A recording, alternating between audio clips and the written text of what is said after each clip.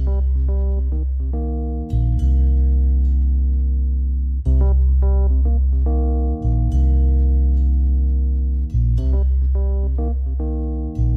and welcome to another episode of Video Game Logic. Today's show was recorded on April the 25th, 2017.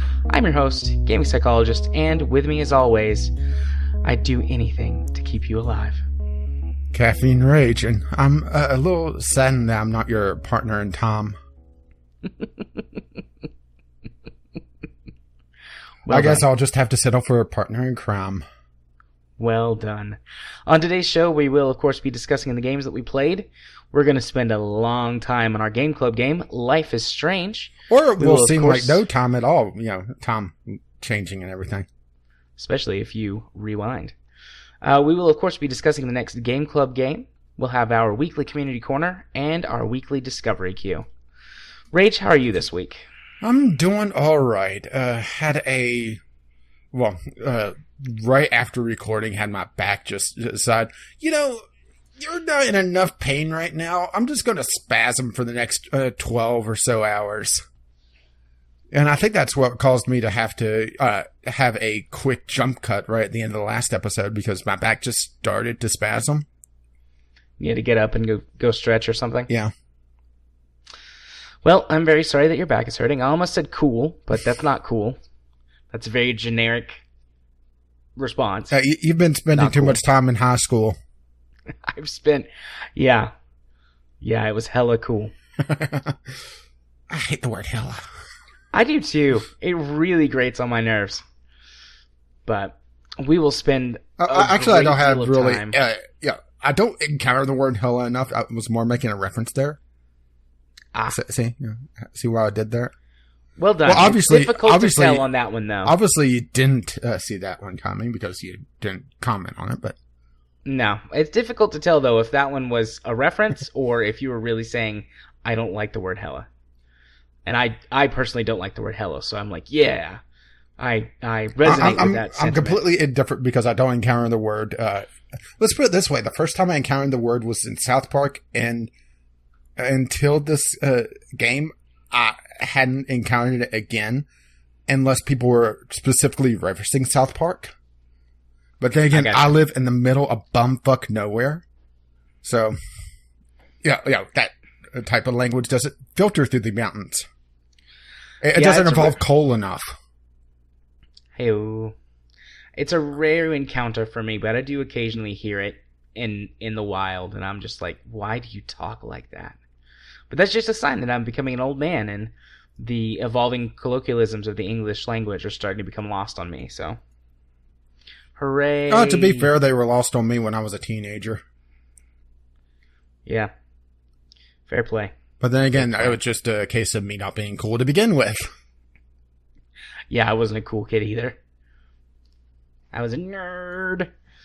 Nerd! Nerds! Well, I had a very boring week. Spent the whole week continuing to pack. We did actually officially close on the house today. We now own the new house. Signed my name, 50 times. It's a lot. Have you ever bought a house before? No. No? Well, you sign your name a lot. Kind of sucks. But there's a benefit of renting. I just signed my name a couple times. True. But in the end, they hand you a stack of paperwork that says you own this house and you owe us this much money to be paid at some point in the future. Otherwise, you no longer own this house. Correct. So, but that was today, and then before that was mostly just packing and doing other things. So, I did not have time to play any games this week except Life is Strange for the Game Club. So, let's just jam that segue down the throats of our listeners. Or down their ear holes. So you're completely skipping me? Because you're trying to segue directly to the game club? No. I was gonna say. So why don't you? Well, you could have just you could have segued nice and cleanly into the games we played. Then had your segue go directly into game club. But then again, that would be far, far too easy with you. Yeah, I don't do things like that. Yeah, professionalism, having coherent segues. At this point, I just try and find the most difficult, ham-fisted segues I can. So, good job, me, for doing that. Yay, you. So, Hooray. Speaking of pieces of shit, let's talk about the game that I tried to play for my Sunday sampler, ZiL Truck RallyCross. Oh, it's rare that I run into a game that would have been a piece of shit 30 years ago, but here we are. Oh, this is a game that it feels like. Well, let's put it this way: big rigs over the truck, over the road racing. I'm sorry, you're no longer the biggest piece of shit out there because you at least have an excuse of being completely broken. That's hardcore criticism. Big rigs is terrible. Okay. I could say I could give you one instance of why this game is worse. Well, first of all, this is a completed game, and they talk about it being hang on, where is it on the store page? A remaster of a previous game, which I couldn't find on Google, which tells you a lot.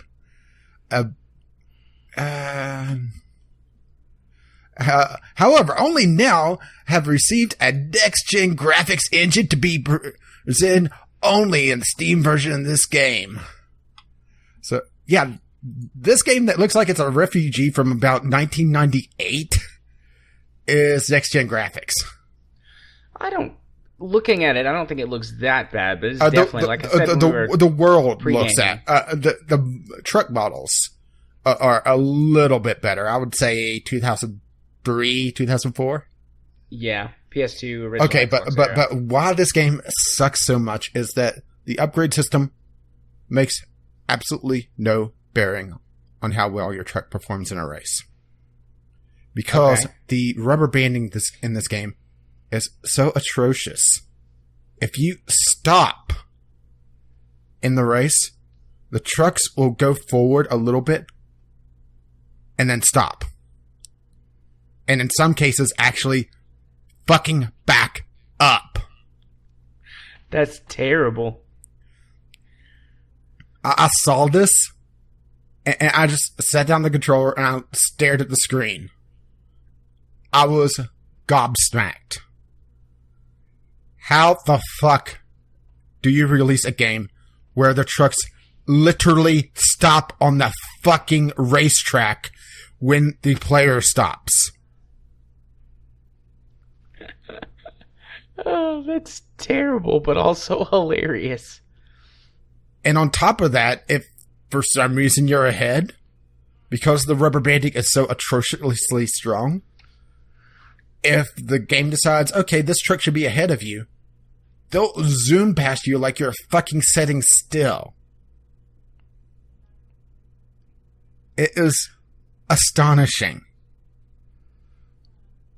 Yeah, that sucks. But it's not just that. That would be one thing. But also, at times, the game decides, the transmission only needs first gear anyway. So you're stuck driving 9-10 kilometers an hour. That's terrible. Going downhill. And it did this the first race I was doing. I was thinking, okay, maybe it's simulating mud or something. Trying to act like we're the trucks are in very deep mud or something. No, it's just the transmissions got stuck for the first half of the first lap, and after that, the trucks behaved perfectly normally, or as normal as they could on this, because the physics model is just absolutely atrocious. There was times that I would have my truck almost flip going around a corner for no apparent reason. And also the AI trucks acted like they were glued to the racetrack and were slot cars. You would hit them and they would not budge and you would slow down.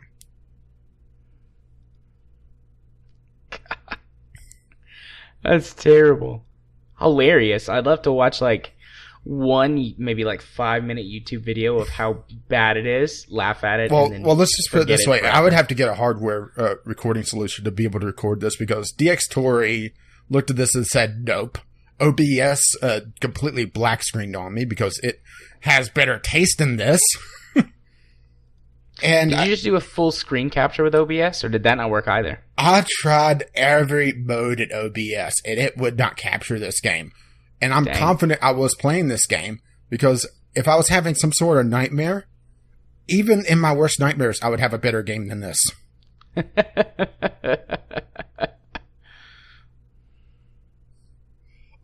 it's also has one of those things that all the controller prompts, if you set up gamepad controls, which are not standard, by the way, you have to set them all up manually, because why the fuck not? It does the whole direct input, even though my controller, yes, I realize my controller is a DualShock 4 controller, but it is emulating a Xbox controller. It does, okay, X-axis plus, X-axis minus for turning left and right, button 1 to accelerate, button 2 to brake. Yeah. I wonder if there's any YouTube video. There's got to be a Yeah, YouTube video somewhere. there is a couple, but they have to be paid shields. Did you watch them? Are they saying nice things? There was a couple that were saying nice things that I found just to see what people were saying, and also there's reviews on the Steam store page. It's 82 minutes into this game. I don't know how they survived 82 minutes, because I think I'd be fucking cutting my wrist by that point. Just turn it on and let it sit in the menu. Or they went and parked on a racetrack. Well, to be honest, if the transmission bugged out, you're practically parking on the racetrack. And this game actually has no character to it as well, because, okay, this is all old military Soviet trucks. Think spin tires. Only, a lot worse on every front. And yes, that's including AI, by the way, because spin tires would have better AI. And yes, I realize spin tire doesn't have AI. It still has fucking better AI than this game. It's just one of those atrocious games I've ran into. This is candidate for my worst game of the year so far. And yes, I have been keeping up to date on what my choice is on that, and it's between this one and another one so far. Yeah, I haven't run into anything truly terrible this year so far. Yeah, but I also play a lot more games than you, and I play a lot more indie games than you. Yeah, especially here lately. I'm sure I'll find something. Yeah, you're off doing adulting stuff, and here I am just being a crippled loser. I'd much rather be playing video games than doing adulting things. Tell you that for a fact. Man, and I have a good segue to go to Game Club now, but you have another game. And you might not even be finished pooping all over this one. I think I'm finished with this one, because it's one of those things that if you want to drive old Soviet military trucks, go get spin tires.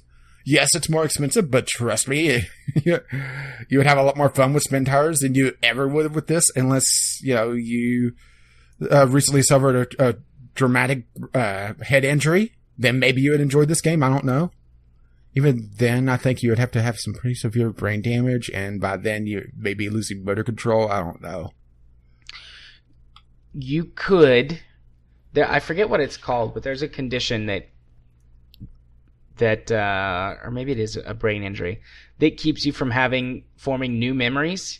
So you could play the game, and as soon as the bare minimum, like if your short-term memory, like 15, 20 seconds goes by, you could completely forget it. And so you could be excited to play it every time you played it, because you would never remember that it was terrible. Yeah, but then you would just take a Polaroid and say, never play this game, and put it on your monitor like Memento. And then you'd be like, why? And you play the game. It's like, oh, that's why. And then you'd forget. Then you put a note on the Polaroid. No, I mean it. Well, why did I mean it? Oh, fuck. There's a special type of hell. Constantly replaying a terrible game. Wondering why it's so terrible. But let's go to something that I used to cleanse the palate. Saints Row 4. And I don't remember Saints Row 4 being so grounded in reality. But, that opening White House Secrets? Fuck. Actually, it feels like real political satire at this point. The white crib. Talking about putting stripper poles in the Lincoln bedroom. It's like, I could see this. Yeah, anything seems possible now. In a world where Donald Trump can become president, literally anything is possible. Chase after your dreams, kids. I mean, going through the opening sequence and signing the fuck cancer bill. It's like, and then I had that moment like, wait a minute, this definitely isn't reality. I just signed a bill. A bill that would help mankind. No, just literally a bill at this point. But Saints Row 4. This is a game that I played ages ago, and I don't know why I have this game actually, because I don't own this game on Steam, and I got this on the GOG Connect. It popped up whenever I was redeeming Saints Row 3 and later Get Out of Hell, because I picked that up. And it's okay. I guess it sees me beating Saints Row 4 and gave me that. Okay. Not going to really complain about that, so I decided to play it. Especially after needing something fun and not wanting to drive anything after ZiL Trucks. Yeah. I will say Saints Row 4 is probably my favorite superhero game. Yeah, that's basically what it is. Yeah, it's making fun of actually a lot of Mass Effect. I would say probably 2, because I think this came out before Mass Effect 3. Otherwise, there would be a lot of random choices that would just alter the color of things, I guess. Yeah. But Saints Row is a lot smarter of a game than I think a lot of people give it credit. It's goofy as hell, but it's a lot smarter as well. All the little references, all the goofy things. There's just all these little chunks that it's like, that's actually kind of neat. You know? Yeah. I mean, I know you haven't played Saints Row 4, but but it's popped up in Saints Row 3 as well, which I think you have played. Yeah, I've beaten Saints Row 3. Grand Saints Row 3, I think is it's a little less goofy, but it's also less grounded in reality, as strange as that sounds. Because Saints Row 4 is essentially a superhero fantasy. And after the first half hour, 45 minutes, you literally don't have to get in a car again, unless you really want to. Because by that point, you have super speed, and then within the next 2 hours, you've unlocked unlimited sprint, which is, you basically become the Flash. Can't you fly? Or is that Get Out of Hell where you can fly? That's later. Okay. Later on, you get the ability to fly, but right now I have super jump, blast power, super speed, the ability to glide, and telekinesis. Okay. But just going through it, I see so many things that's, you would love this. Just seeing all the goofy outfits. I think you would spend hours just trying on goofy outfits. Yeah, I do that in Saints Row 2 and 3 as well. I mean, I usually always just settle on like the kind of classic mobster pinstripe suit, but I still like run around and try all the crazy stuff because it's fun. Well, last time I played Saints Row 3 with a friend, my go-to outfit was a bathrobe and polka dot shorts. Nice. And the shorts were compromised, by the way. Because before it was just the open bathrobe. Yeah. Yeah, I don't know why I've never bought Saints Row 4. I'm a huge fan of the Saints Row series. They're fun and silly and actually pretty clever. Yeah. And they get better at that the farther they go, at least in the games that I've played, because I played 1, 2, and 3. And each, they get a little more over the top, but also they get a little bit smarter with their satire and things. So. Yeah, I haven't played Get Out of Hell yet. That's what I picked up in the sale to get the GOG Connect on it, because by that point I realized it gave me Saints Row 4, so may as well complete the series. And maybe it's a bit of a jerk move on my part for not picking up Saints Row 4 at that point when I realized it was giving me Saints Row 4, but it was a couple bucks. Yeah. I haven't played Get Out of Hell either, but I have seen the Satan musical dance scene. I haven't seen it yet, but I've heard about it. A number of times. I've heard there's a lot of musical numbers on it. Yeah. And next time it goes on sale, I think I'm going to buy it now. I'm going to bump it to the top of my list. Yeah, and that is also something that we could play co-op, because I have 2 through Get Out of Hell now. And I don't think 1 actually has full co-op. I don't think it does either. Although Saints Row 1, honestly, is the worst. I mean, it's not a bad game, but Saints Row 1 was just trying to be over-the-top Grand Theft Auto. Yeah, and for the time, it was great, but at this point, it's very dated. Yeah, which it's kind of funny how the 2 series have kind of just gone so far away from one another, because GTA, 4, I haven't played 5 yet. It's on my list of things to do when it comes cheap enough, which how they're making money on Saints Row on GTA Online. I highly doubt it'll ever be cheap, so I may just have to bite the bullet at some point. But yeah, Saints Row 4 versus GTA 4, 2 very, very different games. Yeah, Grand Theft Auto continues to try and be more and more serious. And honestly, I think they are losing out when they're getting more serious. Granted, GTA did get a little bit more goofy with the Ballad of Gay Tony. It felt like the old GTA 3 trilogy. The GTA 3, San Andreas, and Vice City, that trilogy. It had that deal to it for a couple of missions, but it wasn't throughout. Yeah, Grand Theft Auto 5, I haven't played it either, but I have seen a lot of stuff about GTA 5. I mean, unless you actively avoid it, it's pretty hard not to. Well, I actually just haven't cared, and I hadn't gotten any spoilers on it. Fair enough. There are some things in the game that I've seen that go back to the older feel, but by and large, it still continues to be a very serious game. Or trying to be a very serious game. They're trying to have their hookers and beat them too. And silence. I was just waiting, like, where's the response to that? Did that joke land or did it not? Oh, it landed. Excellent. Flat on its face. I don't care. It's good enough. I was really proud of it. Yeah, but see, then they would just be getting back their own money and not taking everyone else's. Yeah, but free sex, right? Yeah, true.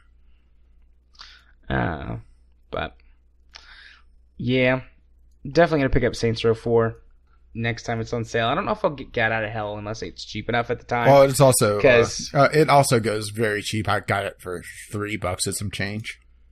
Yeah, looks like Saints Row 4 is just its normal price is $15. Yeah, it looks like $20 for the Game of the Century edition. Yeah, it was just like a 24-hour deal. Does look like Batman's on sale again though. Sorry, I went to the Steam store front page and saw this massive Batman staring at me. Oh, the Arkham franchise, 75% off? Yeah. Cool. Yeah, I didn't even check out the games on sale this week. Maybe I should later. But not right now. Because we have to go to high school. Oh, yeah, we do. Oh. Strap in, folks. This is going to be a long one. Yeah, so Life is Strange is this month's game club, and obviously massive spoilers ahead. What we're going to do is we have a few very general questions, or not questions, but a few very general topics to discuss up front on the non-spoilery aspects of the game. Once we get through those questions, or or those little topics. Then we're going to go through the game episode by episode. We're going to be discussing massive story spoilers. And we're also going through our different decisions as well. Yeah. We're going to be going through the different choices that we made. So ye have been warned. We'll give an additional notice whenever we get through with our general topics. And we did receive one letter about this. We're going to put it at the end. Are you going to read it again like last time? Yeah, we had a text letter. Okay. Mm-hmm. Yep, I'll read it just like last time and then stick it after we get done talking. So we can also comment on it. We're not going to worry about reading it right now. I'll do that later. But we can comment on it at the end if you'd like, Rage. All right. We'll see how much we say versus what Jim said. Probably we're going to cover everything, but who knows? All right, so the first question, or the first topic for Life is Strange, that I'm just going to go in the order that I've got them listed here in the show notes, Rage, okay? All right. The first one is the art style. How do you feel about the art style in Life is Strange? I think overall it's done very well. It's really hard to describe without just having someone look at some of the video on it. It almost feels like it's illustration at times. With the more simplistic textures. Yeah. I think it's gorgeous, and it changes too from situation to situation, and there are changes in certain episodes to reflect the tone of what's going on or the style of what's going on. I mean, and spoilers, they do, but it does change frequently to sort of match what's going on. And I mean, the game is about an artist. I mean, she's a photographer. I don't think that's a spoiler. And so it explores a bunch of different art styles throughout. Yeah, and they also do a really good job of soft lighting in this game that kind of blurs the edges really well. Yeah, it's gorgeous. The backgrounds as well will... tilt shift. The backgrounds a lot of times will tilt shift to give different perspectives whenever you're talking to someone or just staring at an object in general. Or there will be certain times where you could sit down and just observe the scene, and it'll do a shift of focus, a focal shift on different aspects as she's looking around and making comments about the scene or what she's thinking at the time. Yeah. I'm not sure if you did any of those little sequences, but I did every all time, of them. Yeah, every time it came up, unless I missed one. Yeah, I could have missed one, but every time I found one, I would sit there and wait for it to cycle through all the dialogue. Yeah. And some of them go on for a long time. Yeah, really. I didn't care. It was great. So yeah, the game is gorgeous. I can't really think of any time where the game was ugly. There was a couple times I noticed, it may just be the style, but kind of a muddy texture, particularly on a couple of boxes that they would draw attention to. A photo box in episode 1 or 2, for example, whenever I think it was Max bending down into to pick up something out of it, it was a very, very blurred texture. Mm-hmm. But it's one of those that maybe that's just the style, not quite clicking there, and not just it being a bad texture. So it's very hard to tell at that point. But there was a couple other times, and also some of the models were very simplistic, particularly on the squirrels, were probably the worst. Were the worst offender. The squirrels and the rabbit were very, very simplistic models. The rabbit, Kate's rabbit. Yeah. Okay. Yeah. Well, considering it's it's a decision later on, but you have attention drawn to it, and it's also an optional photo, which that's getting into some of the unlocks that you could do later on, which we'll probably have to discuss. But that is, I think that's going to be more in a later general topic. It's drawing attention to these rather lackluster models, and texture work can make up for a lot of very basic model work, but when you're drawing attention to something that has a very hard point, it's hard to really ignore that. So that is something that they could have spent a little bit more time on, but they did a really good job on human models. They did a really good job on most of the environmental work. Like I said, there was a couple odd textures here and there, but nothing really egregious. Yeah. speaking of human models, how did you feel about the human models that they used for the background in the party scene in Chapter 4? I didn't pay that much attention to them, but I didn't notice anything wrong. It was interesting. They were really surrealist, almost cubist style models, and I sat and watched them for a long time thinking to myself, like, I don't know if this is, like you were saying, like, I don't know if this is a deliberate stylistic choice or if they were trying to save, using some poor textures. Well, I do have some comments later on about what feels like cutting corners, but that's later. Okay. What about the art, or not the artbook, her journal? That fit into quite a few general categories, but I'm just going to bring it up here. Yeah, because it is an art style choice as well. I liked her journal. I don't think I read the last couple pages just because it was right at the end of the game. But I read pretty much all of it, and there was a lot of thoughts there that weren't apparent in the game itself that it really punishes people that just were blazing through the game. But this game also deliberately punishes people that are not taking their time, kind of ironically enough. Yeah. And also, I did like that the journal changed. I'm not going to say why it changed at certain points, but it does change at certain points. Yeah, I also really like the journal. I like the way that it looks and the way that it was used as the menu. All the menus for the games except for like just the general pause menu. But I like the journal, the style of it. I didn't read all of it. I read most of it, I think, unless I missed some stuff like when it changed. But did you catch when it really changed? Hang on, let me give you a... let's see. I have to find my screenshots folder, or maybe I could just drag and drop this. Hang on. Did you catch this? It's opening. There we go. Oh no, I missed that. What chapter was that in? 5. Okay, I didn't look at it in Chapter 5. I was just rushing trying to finish last night because I knew I had a big day. Well, I wasn't exactly rushing, but I wasn't paying quite as much attention to all the other things that I normally do. Or had been doing, because I was like, it's 1 a.m. and I have to play this other chapter before bed. Yeah, I played Chapter 5 this morning, and then got some rest before recording this today.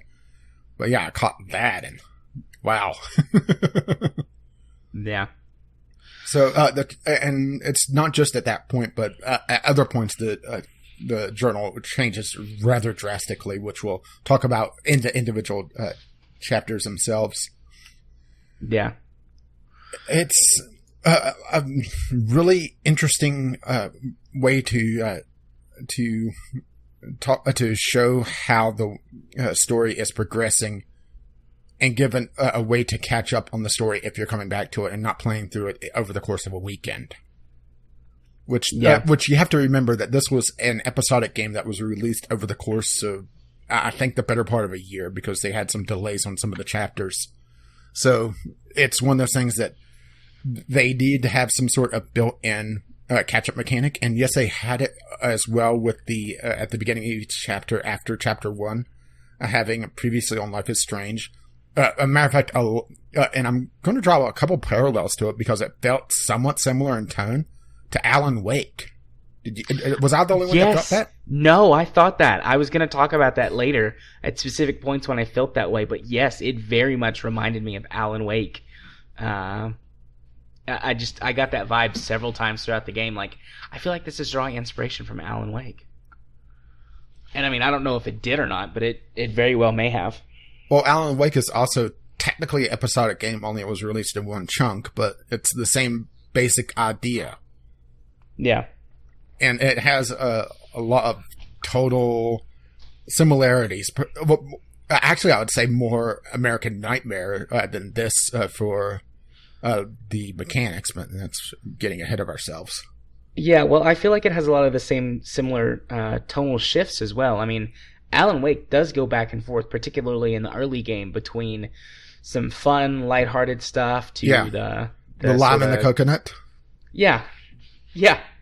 And Life is Strange has that aspect as well. So I was also drawing those parallels and meant to mention it I was going to mention a little bit later on in specific episodes, but when I felt like it was happening. But well, at least no, I'm not. I know totally I'm not agree with crazy, you. or maybe I am, and we're just crazy together.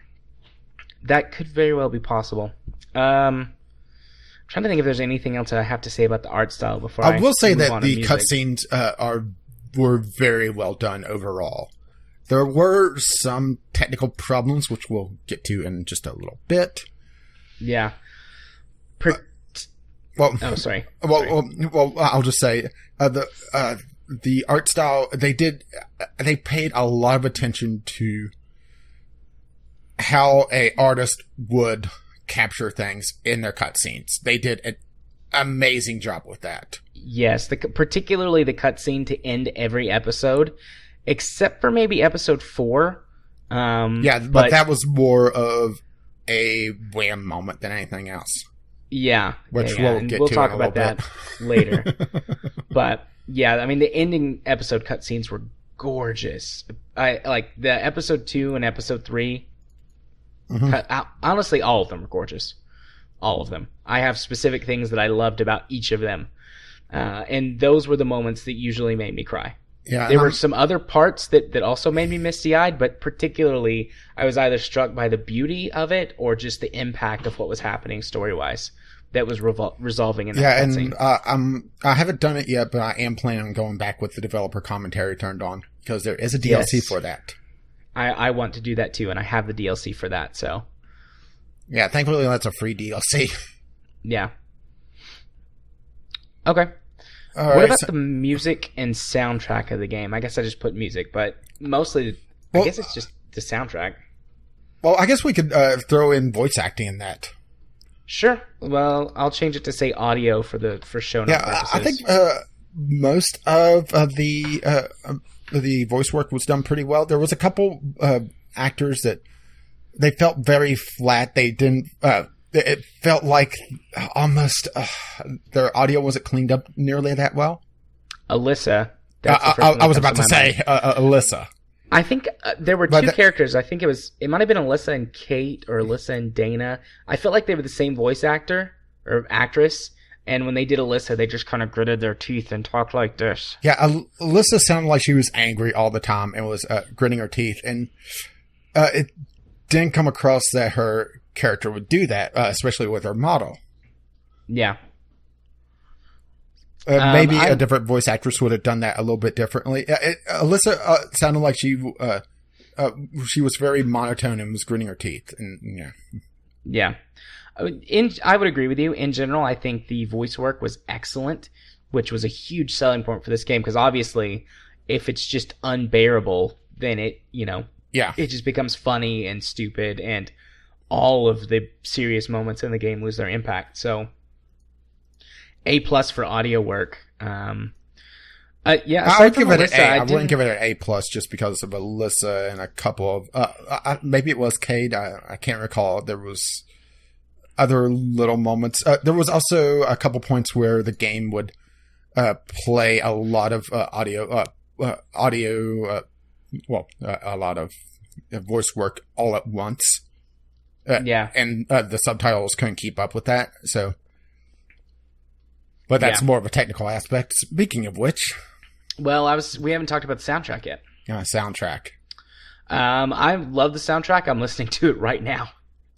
Yeah, the soundtrack was one of those that I don't typically listen to this type of music. Yeah, but it really fits the mood of it, especially listen to Max play along with her guitar. Yeah, it makes a lot of sense that she would listen to this type of music. And it's one of those moments that she puts in her earbuds and walks down the hallway in the opening cutscene. Man, I loved that, and I'll talk about the specific impact of that when we do episode 1. But I loved that scene so much. Yeah, it was a great introduction. Yeah, and for me, that kind of set the tone. Tone, audio. For the music. For the rest of the insert game. groan here. I don't feel, sometimes games, soundtrack is incredibly important. Yeah, and audio it's also really needs to set the it's mood. One of those that a good soundtrack could almost blend in and become invisible. And that's what I felt like this did, honestly, most of the time. I didn't feel like any of the soundtrack was jarring or that didn't fit properly, but occasionally I would go, this soundtrack has been on loop for a little bit because I'm taking a little while to get through this scene. This might be better to have silence. Yeah, I didn't encounter that, but then again, I was more focusing on the voice work than anything else. Yeah.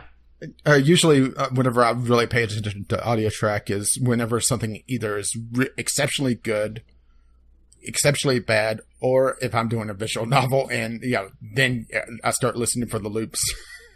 Yeah. But, I mean, overall, I really like the soundtrack. Yeah, I liked it, and it was one of those that it blended in so well that it becomes, the background. Yeah. Okay. I think that covers it for me.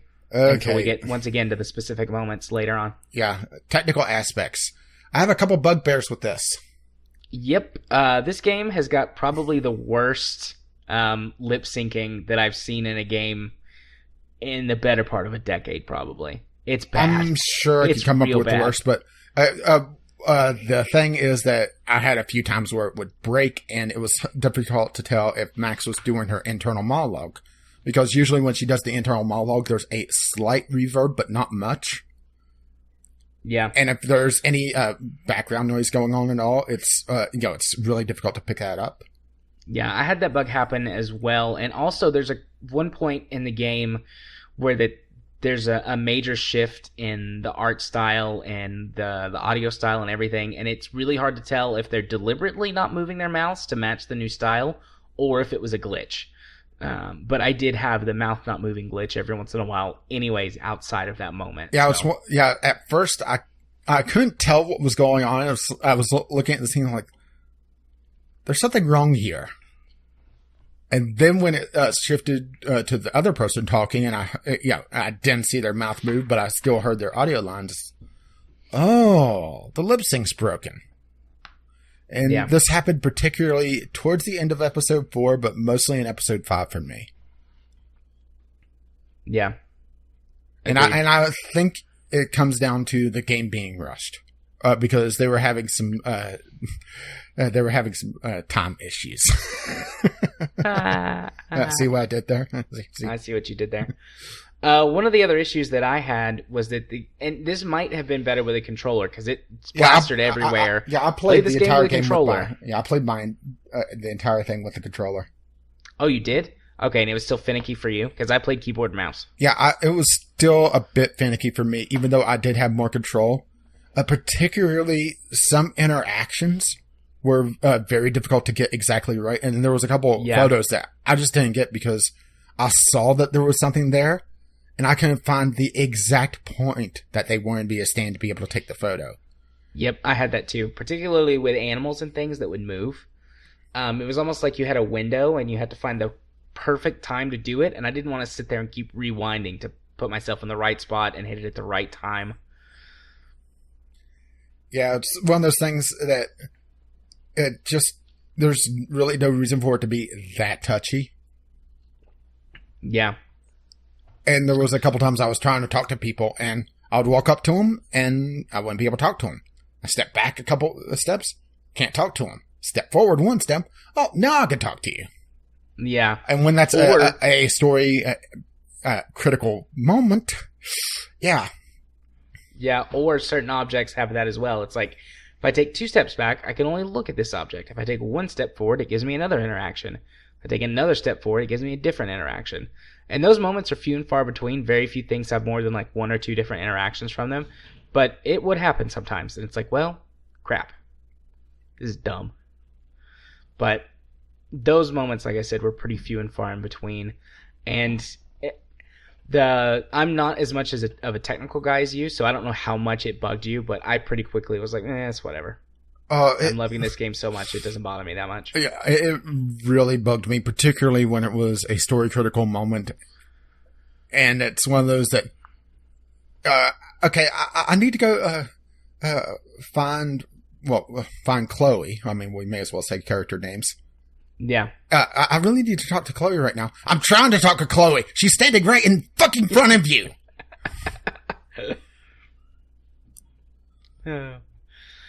So one, it's not really technical aspect. I think it's more of a general dislike. So I'll save this for the next topic.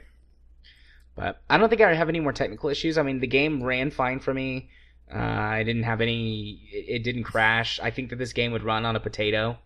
And the art style being much more prevalent than just general graphical horsepower, I feel like that if you needed to turn your settings down, you wouldn't notice too much of a difference overall. But yeah, I think test that to confirm it. Yeah, I think most of what the turning settings down would probably turn down the lighting effects.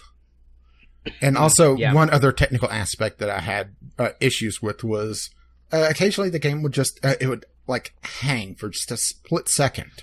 Oh, right, yeah. Going into a cutscene particularly. This, once again, happened more towards Chapter 4 and Chapter 5, which leads me to some of my thoughts about Chapter 5 later on, where the game would just go black screen for half a second going into a cutscene. Yeah, I also experienced that. And there was a couple times that I would hear the same voice line either said twice or kind of stuttered because the game was catching up. Yeah, I experienced that once or twice, but it was very far apart. So, well, that was really mostly towards the very end of Chapter 5. But then again, maybe you could tie that into the storyline. Spoilers. Yeah. Okay. Any general sort of likes or dislikes that don't really fit into the three categories that we mentioned before already? The cast, just in general. It's done definitely very well. There's a lot of... I hate using the term diversity because that is one of those terms that's kind of bandied about and almost bastardized at this point. Yeah. But you had the characters that you're supposed to like, the characters you're supposed to dislike. You had very believable characters. Yep, definitely. And Max, going into this, I was afraid it was going to be, hello, fellow children. Yeah. But it wasn't. No. Yeah, I agree wholeheartedly with what you're saying about the cast. I love the cast. I feel like all the characters are incredibly believable. I feel like they do a really good job developing characters as well. Oftentimes in any medium, you'll get maybe one or two characters that develop, have a full character arc, and then everybody else is just kind of window dressing. But I felt like there were quite a few characters that developed a lot. Yeah, particularly depending on your choices with them, which felt a lot more natural than, let's just throw Telltale under the bus. It felt a lot more natural than any Telltale game I played. Yeah, and we're almost to that point because that's the next topic. But I loved how this game was so serious. Like, I mean, it had funny moments too, and I'm not saying that the entire game was like just like a hardline serious game, but every one of the major decisions that it gives you, and even a lot of the minor ones too, have interesting, believable, serious consequences. Sometimes positive, sometimes negative. And it does a really, really good job making you feel like, hey, what I did just mattered. Yeah, the fact that you could kill your plant by not watering it or overwatering it. Yeah. And really anything else that I have to say here, I think is getting very much into spoiler territory. So I think I'll wrap this one there. Since we mentioned Telltale. Yep. How does this game compare to Telltale games? Blown out of the fucking water.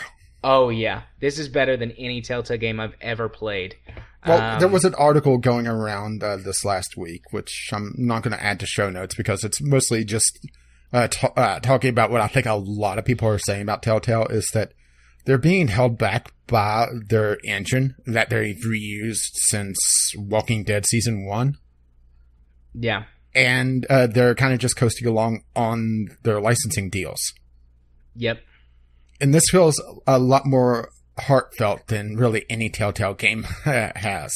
Yeah, Telltale games in general have pretty good writing, at least in my opinion. But when it comes to they suffer from what I was just saying. Like, they'll put the good writing into one or two, or in the case of like the Game of Thrones Telltale game, the main three characters. But beyond that, all the other characters are fairly static, or they get like some token character development. But Life is Strange really put in the time and the effort to develop the story, to really develop these characters and make the story come alive. I love the fact too that Life is Strange has 0 QuickTime events. There's maybe 1 or 2 activities that are 1 or 2 things in the game you have to do just at the right time, but they're not QTEs. It's just the only when do I perform this action? The annoying one. Well, there's one in Chapter 5, which I can't really say anything else about. No, I know which one you're talking about, though. And also, a couple times during the game, there was a stealth section. Yeah. But the stealth sections are very, very short, except for the one in Chapter 5. Yeah. But the couple of times where you have to be stealthy are short. And one of the times you have to be stealthy is part of the story dialogue interaction as opposed to just walking around. But again, that's nearing close to episode talk, and we're not quite there yet. So I think the game looks better than a Telltale game, and that's because the Telltale engine is so old.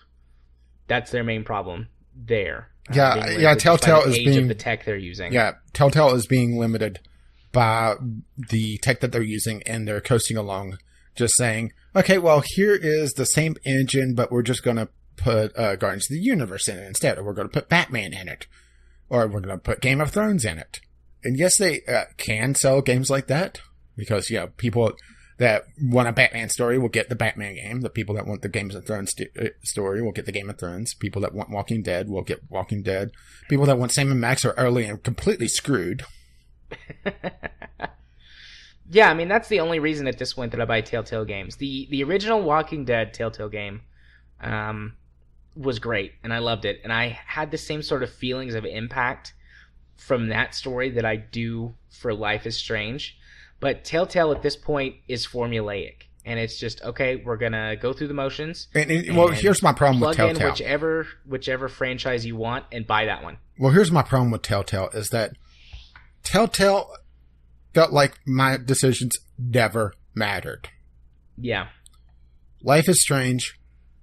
They don't matter to a degree. There's some things that, and this is going to be an episodic talk, mostly, that do matter, that don't matter.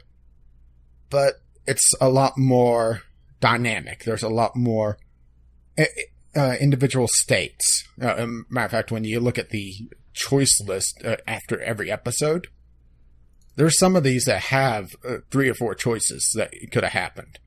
And some of them require a lot more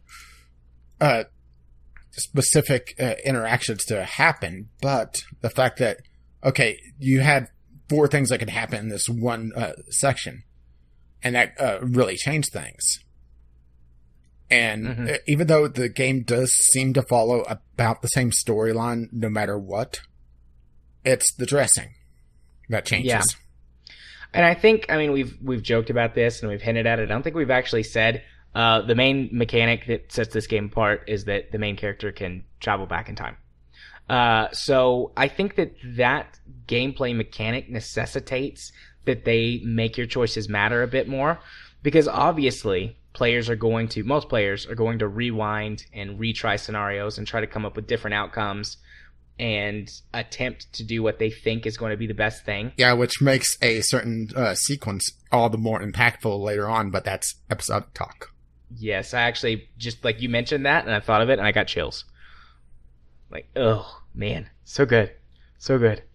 All the feels. But, yeah, this is way better than anything Telltale has ever done by, leaps and bounds. In all aspects, technical aspects, the design, voice acting even. I think the only Telltale game that really matches up with voice acting is Game of Thrones, and that's because they got the actual voice actors from the show. And that's kind of cheating. Yeah. I mean, Peter Dinklage doing anything but Dinklebot from Destiny is cheating. Yeah, but then again, Bungie was stupid to have him do monotone. Yeah, they were. That was their fault. That's just a waste of money. Yeah, it's a waste of perfectly awesome talent. I love Peter Dinklage. He's so Peter cute. Dinklage, Peter Dinklage, Peter Dinklage, Peter Dinklage. What, you never heard the Game of Thrones? No, I have. That's why I was laughing. Okay. So the final question, if you have nothing else to say, at least on this one, is our overall sort of general... I put this wrong. I said overall recommendations, but really I think it should be overall thoughts and do we recommend it? Yeah, I think I would recommend it overall. I do have some problems with some aspects of it, but that's me being me. Mm-hmm. But I think I enjoyed it pretty much. It actually kind of reminded me of an anime I watched not too long ago. As a matter of fact, it had the butterfly motif in it as well. Yeah. I mean, I love this game. I have been tweeting about it all weekend. It's made me feel so many different things, and I've been so excited to do this tonight, to talk about this game in depth. Like I was like shaking, like, oh, I'm so excited earlier. So you could only be so erect. Yes, I wholeheartedly recommend this game. And I think I should say that the anime that I do suggest, if you enjoyed this game, you may want to check out Erased. Oh, I think I've seen an episode of that. I've definitely seen like a trailer or something about it. It has the same idea of going back in time to fix mistakes. Yeah. Granted, it is a lot younger children, though. It's grade school instead of high school. High school, but there's a couple moments in there that you will cry like a baby. I cried like a baby at several moments in this game. I think it'll cause you to cry even harder. I'll have to check that out later. But yes, I wholeheartedly recommend this game to anybody who even remotely likes the Telltale games, and then people who don't. It's way better than Telltale game. It's different than any I will say, game if you don't like Telltale games, pick this up on sale. Yeah. The only thing that I would caution, and this is a tiny spoiler, if you've experienced... How can I say this without being as spoiler as possible? If you're too experienced in time travel stories, you may not enjoy this as much. No, that's not what I was going to say. So just spoiler for like 50, because I can't say this without spoiling it. Okay. Spoiler for like the next 15 seconds. If you personally have ever dealt with suicide or sexual abuse or even physical abuse, this game is tough because it does not turn away from that. Yeah, it could. So if you fall into that category, be very careful. But otherwise... Yeah, which actually that's a little bit of a bugbear with me on this game. Maybe I should have thrown this into the general likes and dislikes now that I really think about it. Is they actually back away from some of the aspects, some of the darker aspects when they were getting dark. Specifically saying that the girls, well, since we're in spoiler territory anyway, that the girls were, after being abducted, except for the couple, were not physically or sexually harmed. They specifically said that in the journal. Yes, the sequences are rapey as hell, but they specifically say that they were not sexually harmed. Which feels very, coming up to the edge, then backing away. I got that feeling. I actually got that from, and I called him Mr. Jefferson earlier, but no, that is his name. You call him Mr. Jeffers. Okay. You're right, Mr. Whatever. I got that feeling from his character that he was so concerned with the purity of his work that he didn't actually do that, but with Nathan, who had less control, that's when it turned into that. That's why I said most, because, we're already in spoiler territory. I'm pretty sure Rachel, she was raped. Oh, yeah, definitely. But that's also Nathan going off on his own. Yeah. So, that's mostly completely spoiler-free thoughts about the game. Are you ready to start talking about the episodes, or do you have any final thoughts? Let's dive into episode 1. Okay, yeah. Episode 1. Chrysalis. Yeah, I didn't write down the episode names. Well, actually, Well, I have them on my list. Yeah, now. they're on the... Yeah. Chrysalis. So this is the intro to the game. Yeah. Or the prologue done in the first really, episode. really well.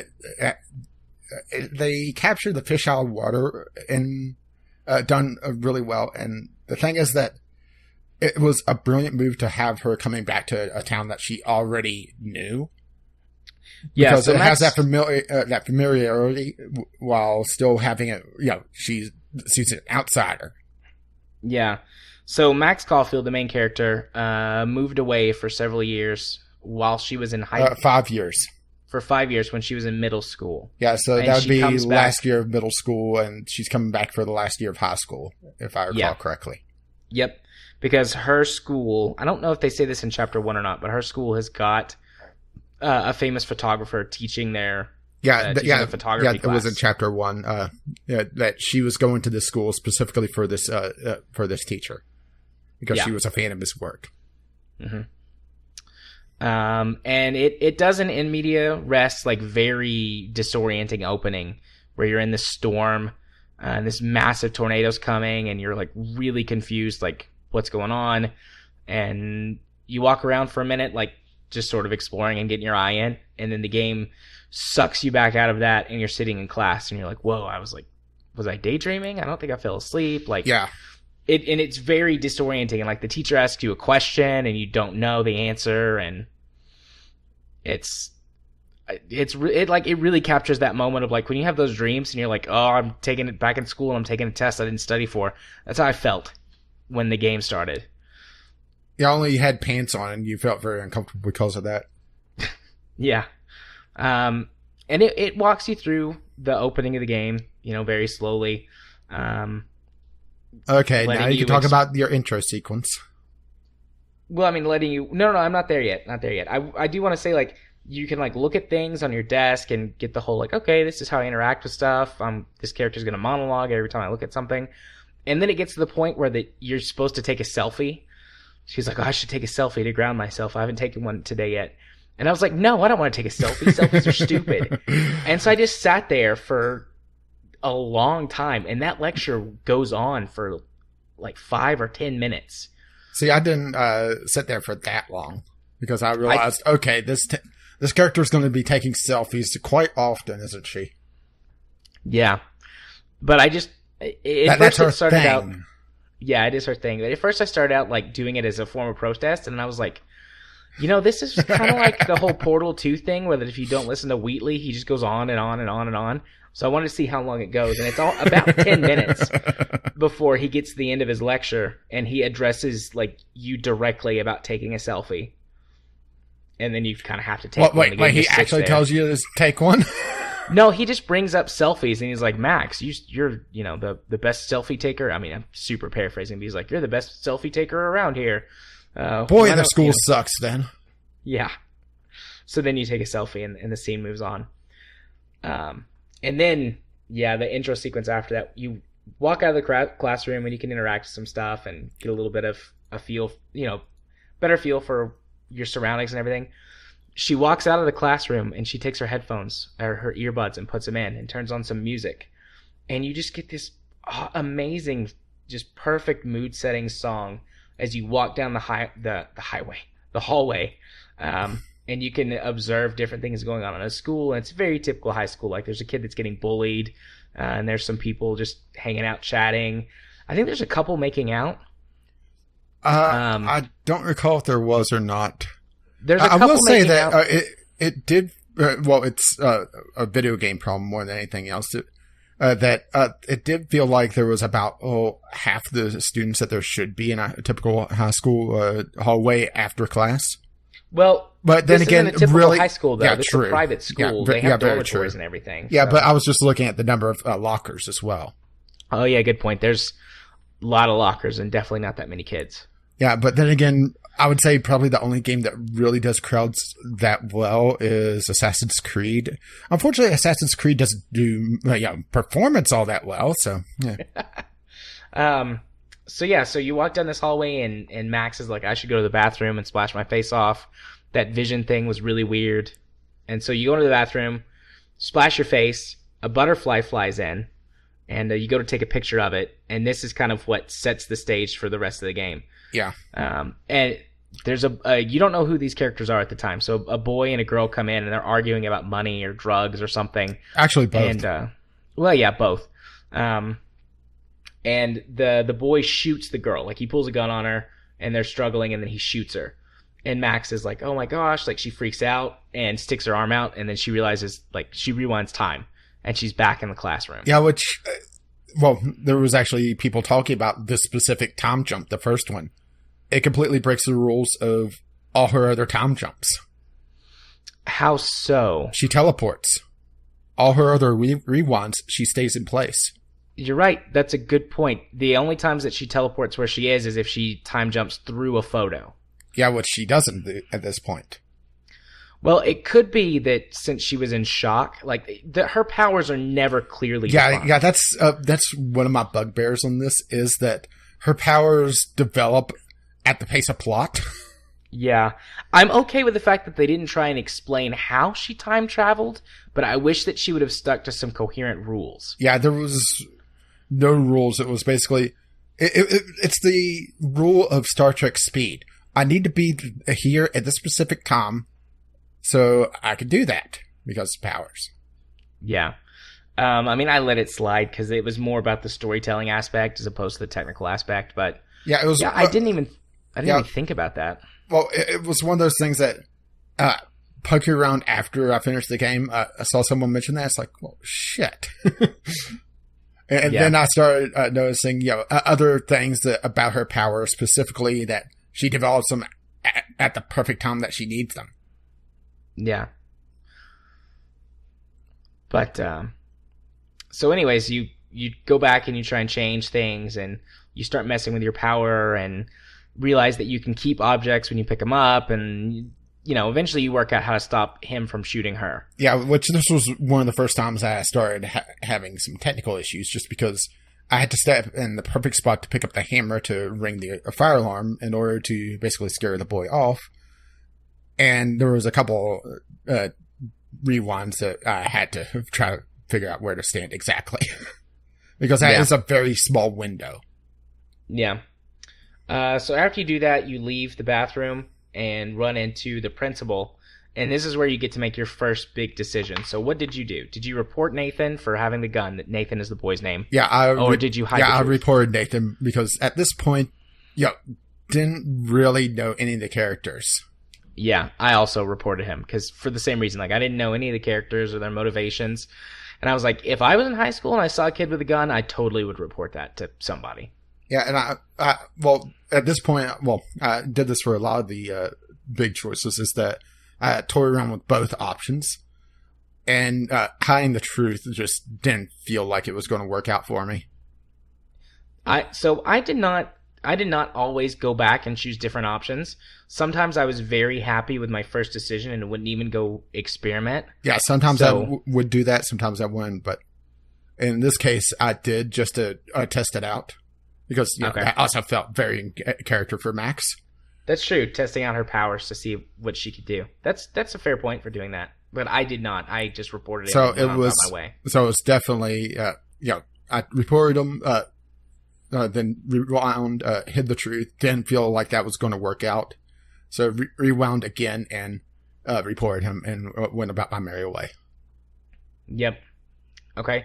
Then you go outside and you're objective or whatever is to go to your dorm, but you can go outside campus and explore around and do a bunch of stuff and interact with people. There's a lot of situations where you can test out your powers. There's some kid who's got his portfolio, a photo portfolio. Daniel, and, was that his name? The artist? No, the kind of Asian looking guy who, overweight?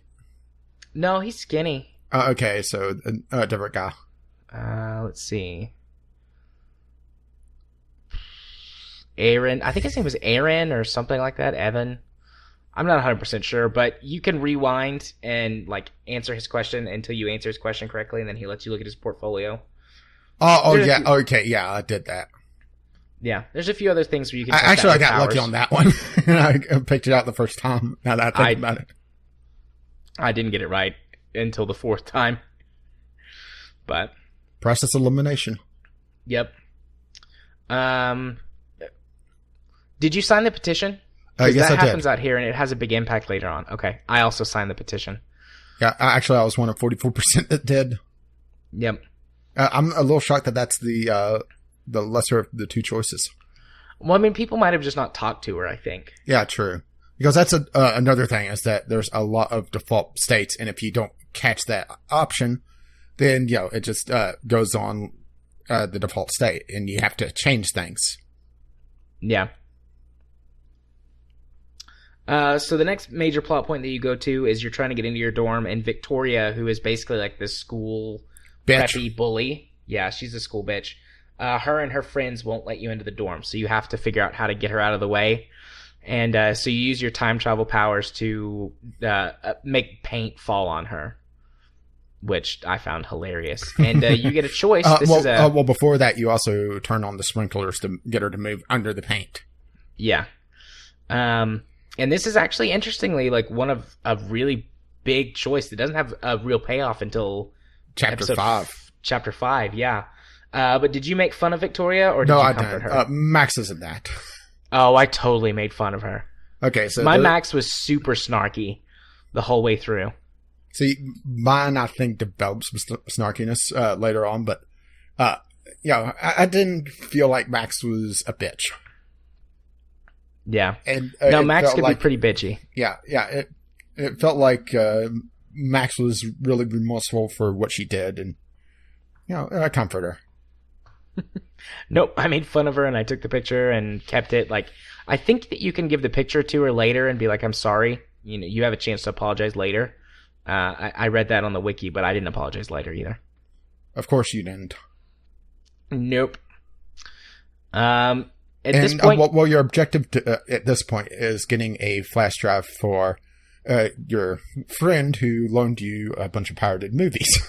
Yeah, that's why you're heading to the. Well, I wasn't sure if we were going to give his name yet, and that's why you're heading to the dorms to eventually be him in the parking lot.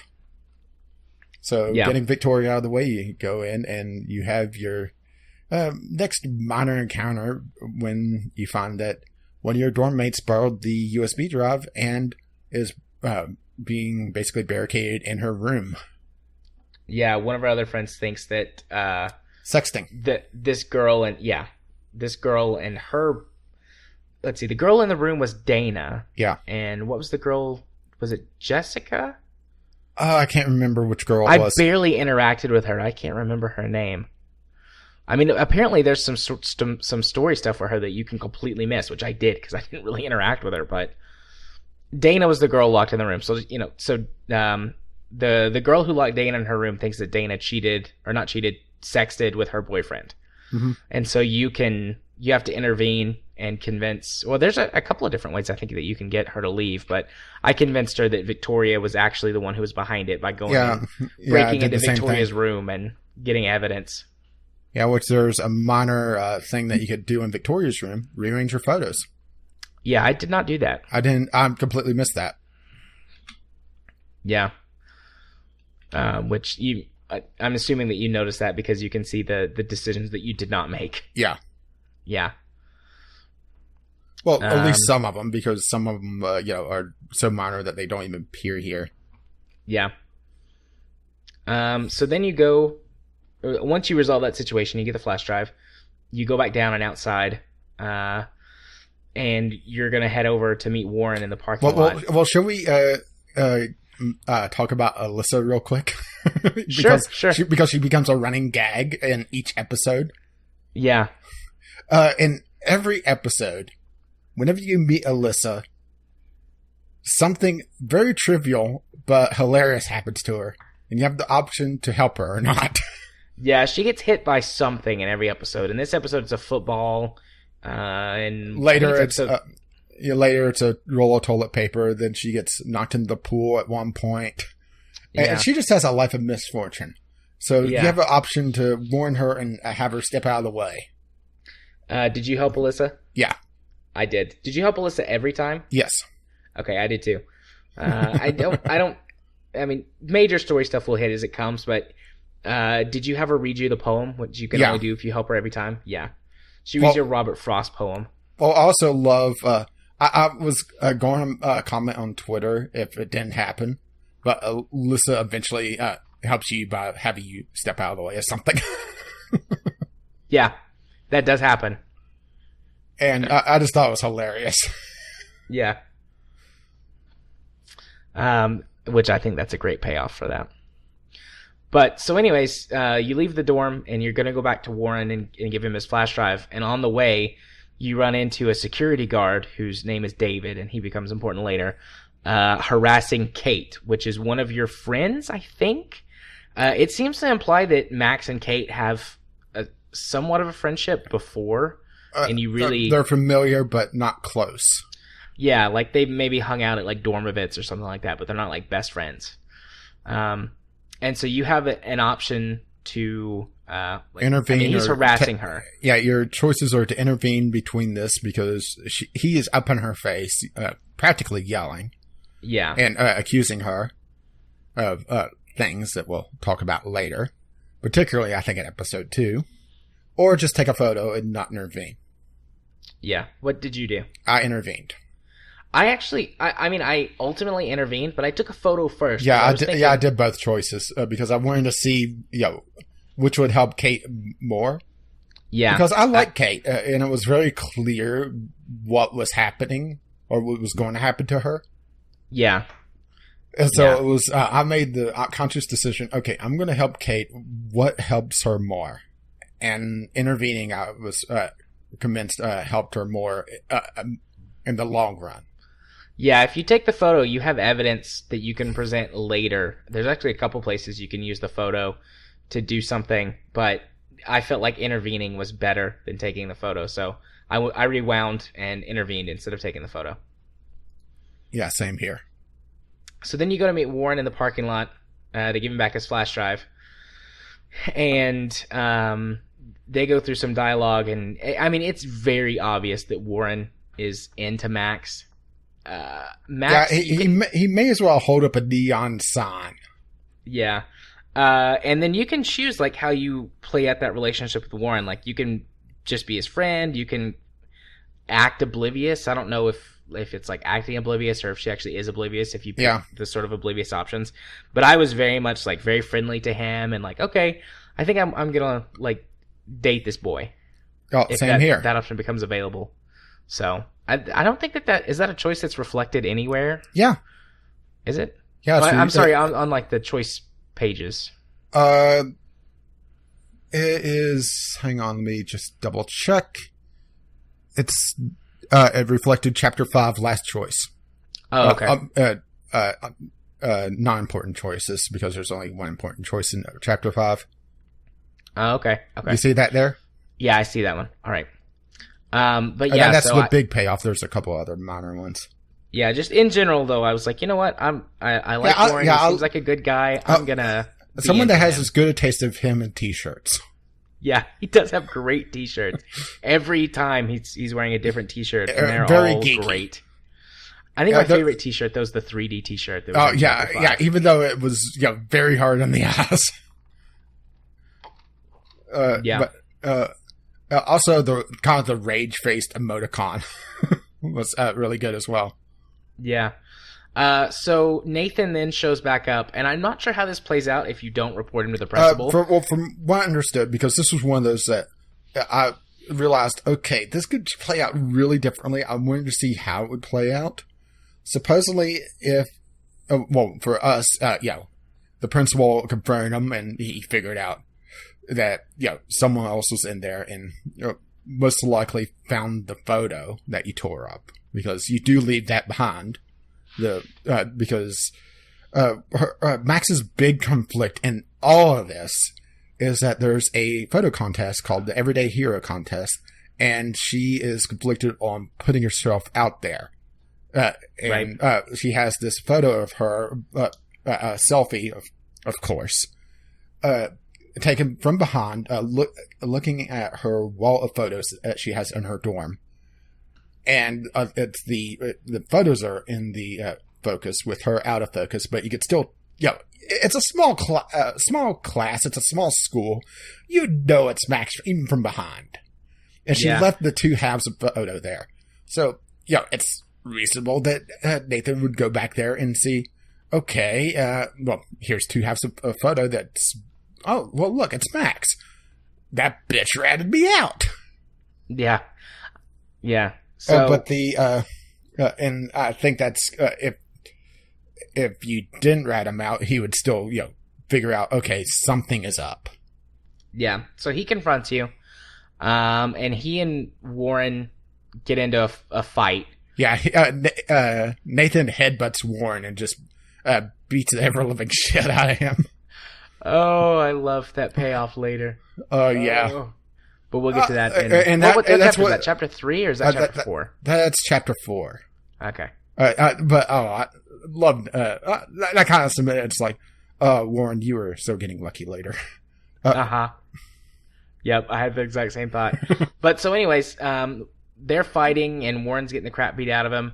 And then Chloe shows up in her truck and nearly runs you over. Yeah, this was the girl from the bathroom. Yeah.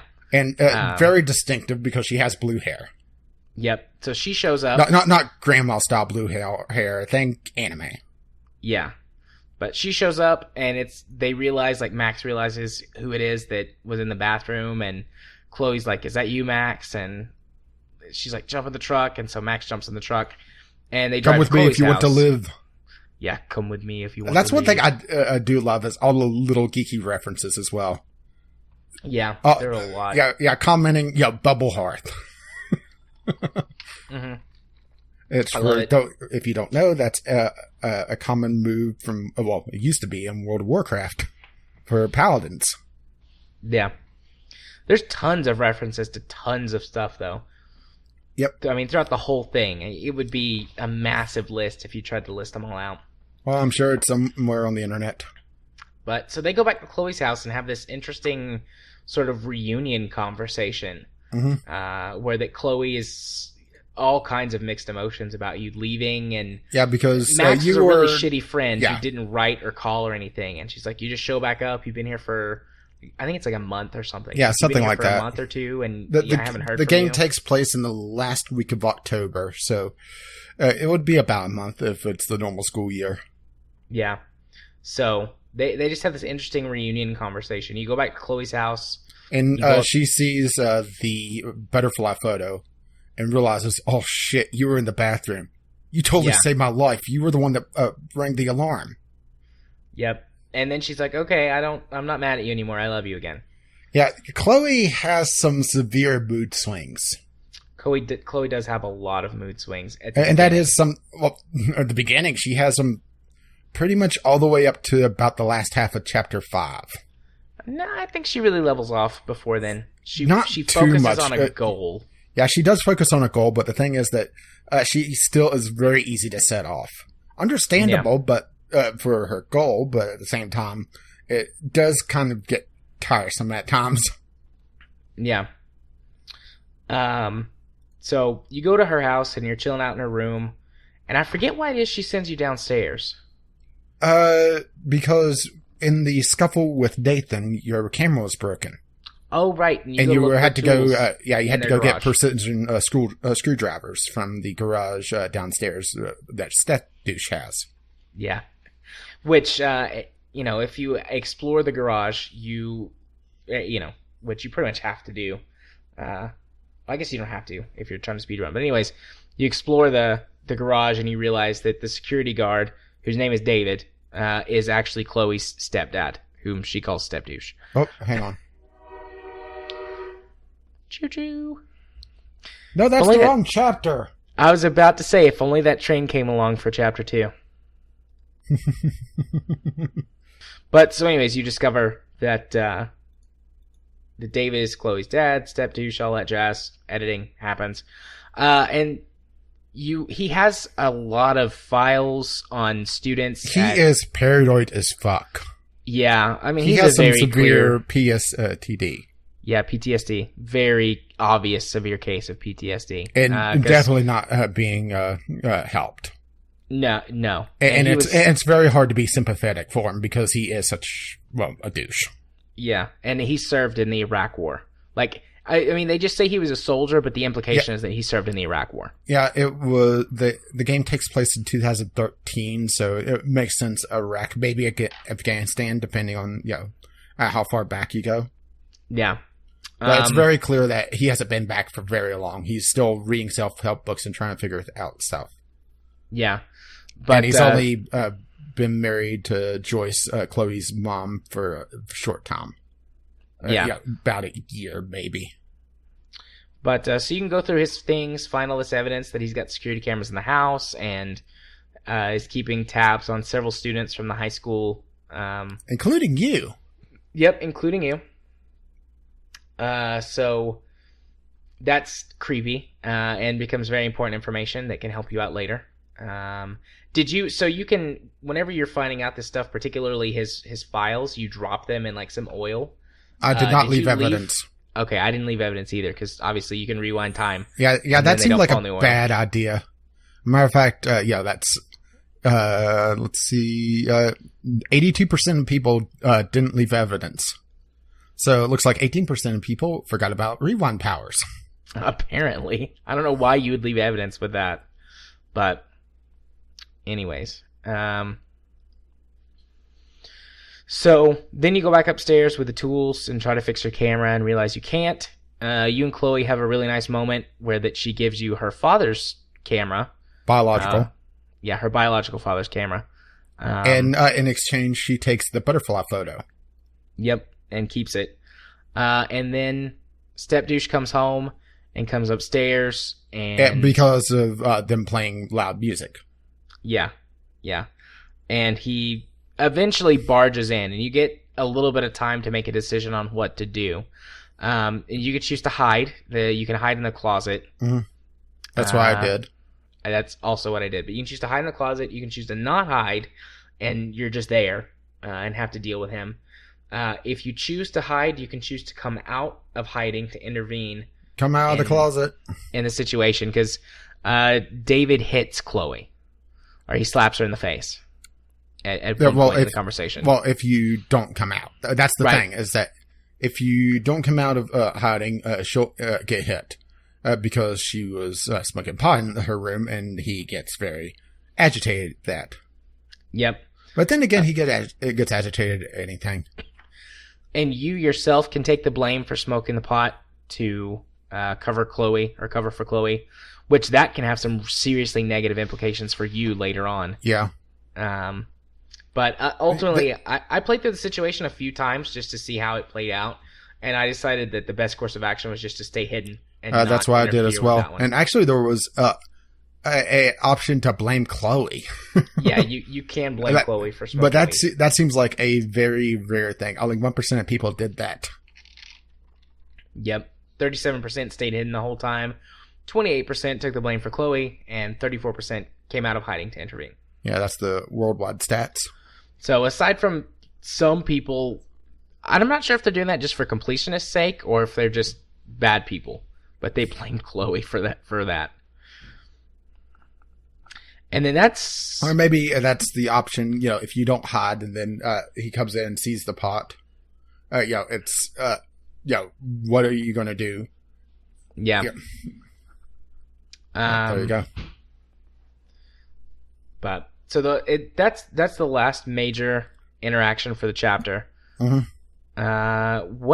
There wasn't anything really else that happened after it. That was kind of the end of things. They go up to the lighthouse, which the lighthouse is a major set piece for all of this. As a matter of fact, it was where the game began, really. The path going up to the lighthouse. Yep. And it starts to snow. And it's a very warm day. Everyone's in short sleeves and light clothes. Yeah, I think they make the comment that it's 80 degrees outside and it's snowing. This is crazy. So that's that. Shall we go through the minor choices because we didn't hit all of them? We can. This is taking us a long time, although we knew it would. So. Yeah, why the hell not at this point? I'm just going to go through my choices. I'll let Daniel draw my portrait. I didn't even meet Daniel. I signed the petition. I did as well. I helped Alyssa. I did too. I erased the insults on Kate's slate. I did not. I didn't read any of this, or I didn't even notice hers was an insult. I read all the slates and actually wrote on mine as well, which was hilarious. It was just kind of a blank face. I watered my plant. I did not water the plant. I didn't touch Dana's pregnancy test because I completely missed that. Yep, I completely missed that. Only 2% of people touched the pregnancy test. Let's see. I didn't touch Victoria's photos. I didn't either. I didn't write on the dirty RV because I didn't realize that was an option. Didn't. Yep, same. Saved the bird. I did save the bird. I did not break Chloe's snow globe. I also did not break Chloe's snow globe. Yeah, I rewound that. Yeah, I did. I mean, I did too. I broke it, but then rewound. Yeah, I didn't leave any evidence when searching through the files. Me neither. But I did read his files. I did as well. Okay, so that's all the choices. Yep. Any general thoughts about the chapter? Chapter 1 was the only chapter I didn't cry in. Yeah, it's a very good setup for everything. Yeah, it's a great set piece. It's a great first chapter, a great introduction to all, not all. Most. There's a couple of the main players. There's a couple major characters that don't show up till about chapter 2 or 3. But in general, you get a really good overview of everything. So, I mean, I really enjoyed the first chapter. I loved the scene with the snow, too. I thought that was beautiful. Yeah. Okay. Chapter 2. Chapter 2 is probably one of the toughest chapters emotionally to deal with. Yeah, that was just taxing. I had to... I was planning on getting 2 chapters done that night. After chapter 2, I was spent. Yeah. Same for me. So, okay, so chapter 2 starts out, and you wake up in your room, and you can go around and do some different stuff. Yeah, she was doing research at this point, wasn't she? Trying to figure out her time powers. Yep, trying to figure out her time powers. Yeah, she had all sorts of time-related movies, time-travel movies, quantum physics books, reading conspiracy theories. It was hilarious. Yeah. So I'm guessing, I don't, unless I missed it, I don't think there's anything that says that, like, she did rewind time to read all that stuff and go through all that stuff in one night. Well, she did. She did an all-nighter, but the thing is that her rewind power is very limited. So, unless she's reading a page, rewinding, reading the next page, rewinding. But, it doesn't pop up in this chapter. It pops up in the next one, I believe, is that using her powers... actually, it pops up in this chapter now I think about it. Using her powers a lot causes her to get migraines and nosebleeds. Yeah. So it's... she may have rewound for a couple times, but then realized that that was a bad idea. Yeah. Although, I don't think she did, actually, because later, whenever she discovers that she gets nosebleeds from using her power too much... Well, she may have stopped at the headaches, because she was suffering from headaches from pretty much the beginning. Yeah, that is true. I didn't think about that. Because, just the way she holds her head whenever she rewinds. Yeah, it looks very discomforting. Yeah. So I think I'm going to speed up the storytelling process a little bit. So you wake up and you want to just go through the main choices, actually? Yeah, pretty much, because a lot, especially once we get further in the chapters, it becomes a lot more of the high points and the secondary choices or the secondary plot points aren't as important. Yeah. So I will. No, I won't. Okay. So I think the last choice the last section of this we're definitely gonna have to spend some time on, especially this chapter. Yeah. Okay. So Kate, the first choice. Did you tell Kate to go to the police or wait for more proof? Yes, I told her to go to the police, mostly because I realized that her going to the principal wasn't going to do jack shit, but going to the police. At this point, didn't realize that the police were in the Prescott's pocket, but yeah, at the same time, it's better than telling her to wait, especially with Kate's emotional state at this point, because she is in her room in the dark crying. And Kate is a very religious girl. She's a very happy, bubbly girl, but she is just devastated at this viral video that's been going around, showing her drugged at a party from this club, the Vortex Club, which feels very strange that this school would allow this club to exist to begin with, but that's beside the point. Yeah, so you can talk to Kate, and you can go through and have her tell you about the night and about the video, and I mean, the implication is that she is abused and raped. Yeah. And drugged, abused, and raped. Yeah, that's what she felt like. She remembers feeling kind of woozy at the party and not feeling good. And then she asked Nathan, of all people, to take her to the hospital. She remembers going to this place, and there was a person talking softly to her, and she was in this bright white area.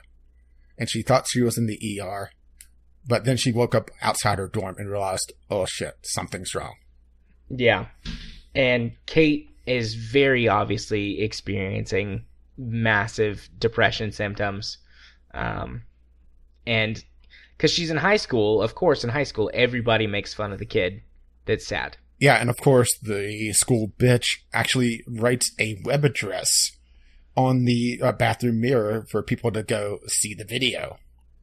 Yeah. Did you go to the site? I did go to the site, and I erased the message. I wanted to see if that was an actual site. Is it really a real site? Yeah. Oh, interesting. Yeah, it's actually it's a real site, but the thing is that it's like a WordPress blog, and it just has a picture that says, this user has removed this video. It makes it look like a YouTube video that's been pulled down. Oh, okay. By the user, making it seem like Victoria had second thoughts, which it comes into play later. Yeah, but... well, I think it's more of a you're not supposed to go to the site right away. Right. Yeah. No, I didn't go to the site because my thought was, even if it was a real site, I really got into character, guys. Super got into character, and I was like, you know what? I would not go to that site in solidarity for Kate. Well, my thought was go to the site to figure out how to help her. So I was on the opposite side of things, trying to help her. That kind of makes sense.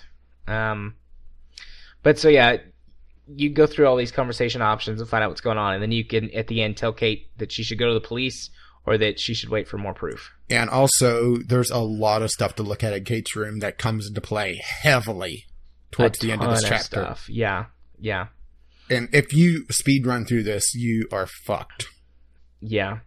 So the next major choice is whether or not you answer her call at the diner or not. Yeah, so later on, you're with Chloe after proving that you have powers to Chloe, which was a rather cool sequence, by the way. I thought that was really neat, yeah. So you're trying to prove to Chloe that you have time rewind powers.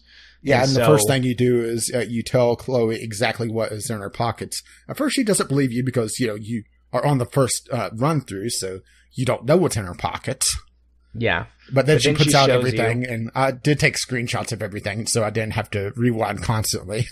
I actually got them all right on the first try afterwards. The cigarettes I noticed right away. And... The cigarettes I noticed, it's a certain number that's definitely going to...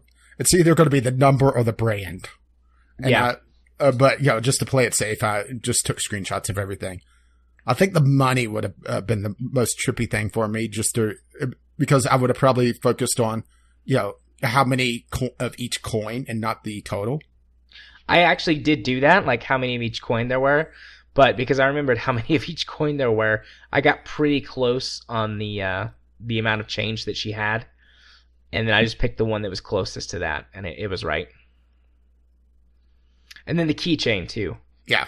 The keychain. That one was pretty easy. And then the second thing you do is you have to predict, all 4 events. 4 events, Groundhog Day style. Which I thought that was great. Yeah.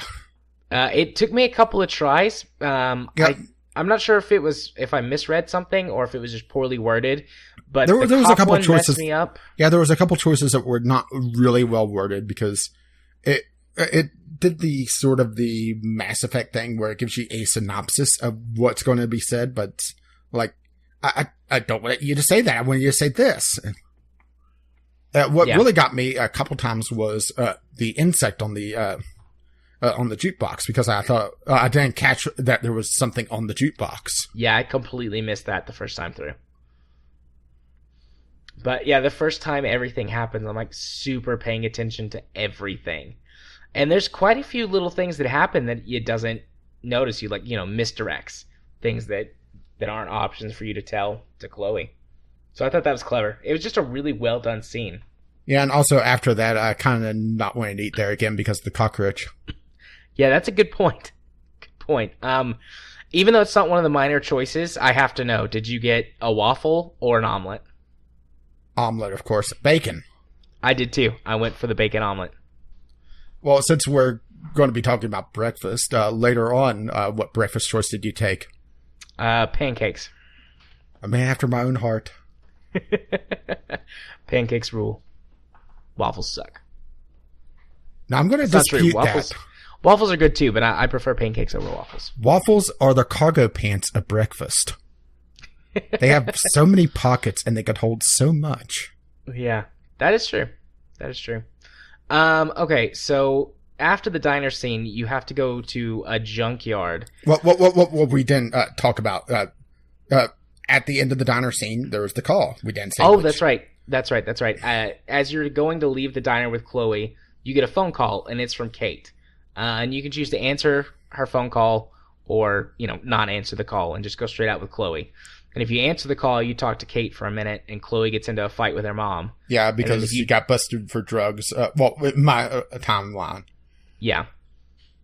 And then if you don't answer the call, you guys just leave. I also answered the call. 81% of people answered the call. I think at this point, people have realized, oh, shit. It's pretty obvious that something is wrong with Kate. Like, you don't have to be a therapist to know that she's not doing so good. And anyone who's trying to be a good friend would take her call. So, thankfully, that one was overwhelmingly, they take Kate's call. Yeah, I would have felt, really shitty of people if, it was the other way around. Yeah. So anyways, then you leave the diner, you go to a junkyard, and I hated the bottle sequence. The bottle sequence. Everyone it wasn't complained. That bad, but it was annoying. I couldn't find the last bottle at the campfire. For me, it was the boat. I found the boat really easy. Well, I just didn't realize that I could go up that hill. Yeah. She kept, for me, Max keeps saying, there's somewhere around here where people have a fire and party. And she kept saying that, and I'm wandering around going, everywhere that looks like would be a good place to have a fire, a bonfire, or a fire pit, there's nothing. Except for the fire pit. I actually had to look it up online, because I didn't realize that you could go back behind that shed. Yeah, there was that one little spot that I found that one, I think, like third, because I found the one right there at Chloe pretty easily. There was one in the shed, and I went through the shed and found the one at the fire pit. The one that took me a bit was the boat, because I just didn't realize I had to go up on the hill for it. She just kept saying, well, I have to go up, I have to get to a higher place to get on the boat. And I was looking at the boat and was thinking, okay, well, the shed looks like I could climb up on it. And there's a couple things there that I could make a bridge across. Because she was also mentioning a bridge. That. Yeah, I see that. That makes sense. After you get the bottles, you set up the shooting range. And I have to say, this is probably one of my favorite sequences. At first, I thought it was kind of annoying. But then, as you rewind and tell her to shoot different things, and in different places, different stuff happens. Mm-hmm. Did you get the little scene where Chloe accidentally shoots herself and she's like, rewind? Yeah. I thought that was great. Oh. I just laughed because it was funny. The universe just hates Chloe. Yeah. The universe wants her to die. That comes into play later. And actually, a problem I have with the first episode that I can't really talk about yet. Okay. So yeah, I just thought that was great and hilarious. And I'm glad she has so much faith in her friend that she knows that she's not going to die. Yeah, about that. I wish you could tell her about that too. Like, I wish that you could tell her about all of her mishaps that you fix in a lot more detail. I mean, you get a chance later on to tell her about a few of the bigger things, but after we were done, like, if I had that power, I totally would have told my friend, like, hey, dude, you just shot yourself, and I saved you with my rewind powers. Yeah, actually, it was kind of funny. Yeah. Yeah, you were freaking out saying rewind. I mean, did you really want that to be your last words? Yeah. But after that, Frank shows up, and Frank is a drug dealer. And this is Frank, not Frank. Yeah, this is. But inside jokes. Welcome, someone who wanted to listen to a podcast. I want to tell you about Life is Strange. That's an inside joke we have. Yeah, just again, Groove's Crane. You'll figure it out eventually. Yeah. But so he shows up, and he's a drug dealer. And he threatens you because Chloe owes him some money. Yeah, a lot of and money. You get to make a decision because at this point Max is holding the gun, or she picks. Yeah, Chloe gives Max the gun. Yeah, Chloe shot all the bottles, or shot 2 or 3 of them, and then did a trick shot to drop a car on the last couple. Yeah, which was pretty all right. I liked actually blowing up the car better. Yeah, but. Yeah, honestly, I think that would have been a lot funnier. Is the car blows up and this hubcap comes down. That would have been great. But so, anyways, Max has got the gun when Frank shows up, and your choice is to shoot Frank or not shoot Frank, or it says try to shoot Frank because you don't realize it at the time, but the gun doesn't have any bullets whenever you go to shoot him. Yeah, it turns out Chloe is not good at counting bullets. No, not at all. I mean, she knew how many bottles were going to be set up, and she saved bullets by doing a trick shot. Yep, but apparently she didn't load the gun with 6 bullets. Because you only shoot, 4? Is it 3 or 4? I think 3. Yeah, because you shoot 2 bottles normally. No, you shoot 3 bottles normally, and the third one you get with a trick shot by shooting off of like a mirror or something. Well, you have the first 2 normally. You have the second one off the... Well, there was the hubcap that or the rim that just gets Chloe shot. Yeah, that's what I'm talking about. Yeah, that's the one that you eventually just drop the car on it. Okay, so they shoot 3 bullets. So she should have 3 bullets left, but she didn't load 6 rounds into her 6-cylinder because she's too fucking drunk. Yeah, Chloe's either drunk or high most of this game. She is drinking 6 bottles of beer in the morning. Girls on it. But anyways, my daily bread. True that. But so yeah, did you pull the trigger on Frank or not? I did not. I did. And this was pretty much a 50-50, 52-48. Yeah. I actually rewound. I rewound this a couple times, and I figured not shooting Frank is probably a good idea, and it did pay off later on. Well, it pays off later on to have the gun, too. Yeah, but we'll get to that. Because if you shoot him, you get to keep, or if you go to shoot him, you keep the gun. He's like, oh, you don't have any bullets anyways. And then if you don't shoot him, he takes the gun away. Yeah, more like Abbott and Costello instead of Bonnie and Clyde. Yes, I love that. Frank doesn't seem like the kind of guy who would know those things, but he does. He's a stoner. He's going to sit around listening to weird shit. Yeah. So then you go back to school. Yeah, and now how much time passes? Like, I mean, I'm not going to go into the whole thing in between, but it's pretty much right after this, right? Yeah. The thing is that you went out for breakfast with Chloe, went shooting at the junkyard, and then came back for class. So this was pretty much just after you got back to school. Right. Because you skipped a class or 2.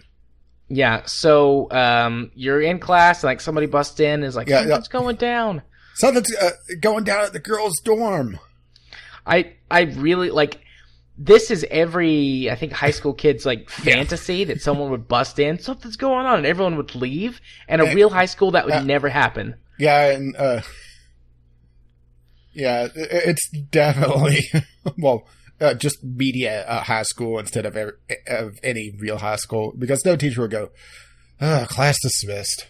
which is fine. Like, I laughed at it. Like, it's like, haha, this is funny. I wonder what's going on.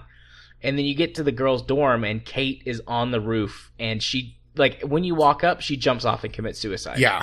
I mean, holy shit. And that's like, what, like, ugh. And Max, of course, is like, oh my god, like, I can save this. Yeah, she tries to rewind, and then her power evolves. This is one of those points where the power becomes Deus Ex Machina, which granted, time power kind of there already, to be perfectly frank. Or not frank. I see what you did there. But she wants time. But yeah, and then it freezes and allows her to get to the roof to talk to Kate. Right. So yeah, she can. While time is frozen, she can move. So you walk through the crowd and you go up to the roof. Yeah, which the effect where the time was frozen and all the raindrops were suspended in air was done really well. That was both gorgeous and at the same time haunting. Yeah. It was. I mean, it perfectly captured the mood of what was going on. And there's the gray rain of depression trope, and that's this. Yeah. So you go, and up it to also the roof. Shows time dilation or time changing and rain have a very rich history together. Yeah, they do. But so you freeze time. You go up to the roof. And you go out, and it seems like your power sort of shorts out when you get up there. I don't think that Max intentionally stopped freezing time. And she tries to rewind a second because Kate's startled when she sees you up there. And Max is like, realizes she's like, I don't have any power. I can't rewind. One of the most intense sequences of the game because there's no takebacks. Yeah, you get one shot, and if you screw up, she's dead for the rest of the game, and you can't do anything about it. Yeah, and this also is the punishment for people that are rushing because a lot of it depends on talking to Kate previously and also how much attention you gave her and how much time you spent in her room to learn various aspects of her life. Yeah, I looked this scenario up online. Yeah, I did too, after the fact. And if you pay attention and if you do all of the right things up until that point, it's next to impossible to actually fail the scene. Like, the tension is still there.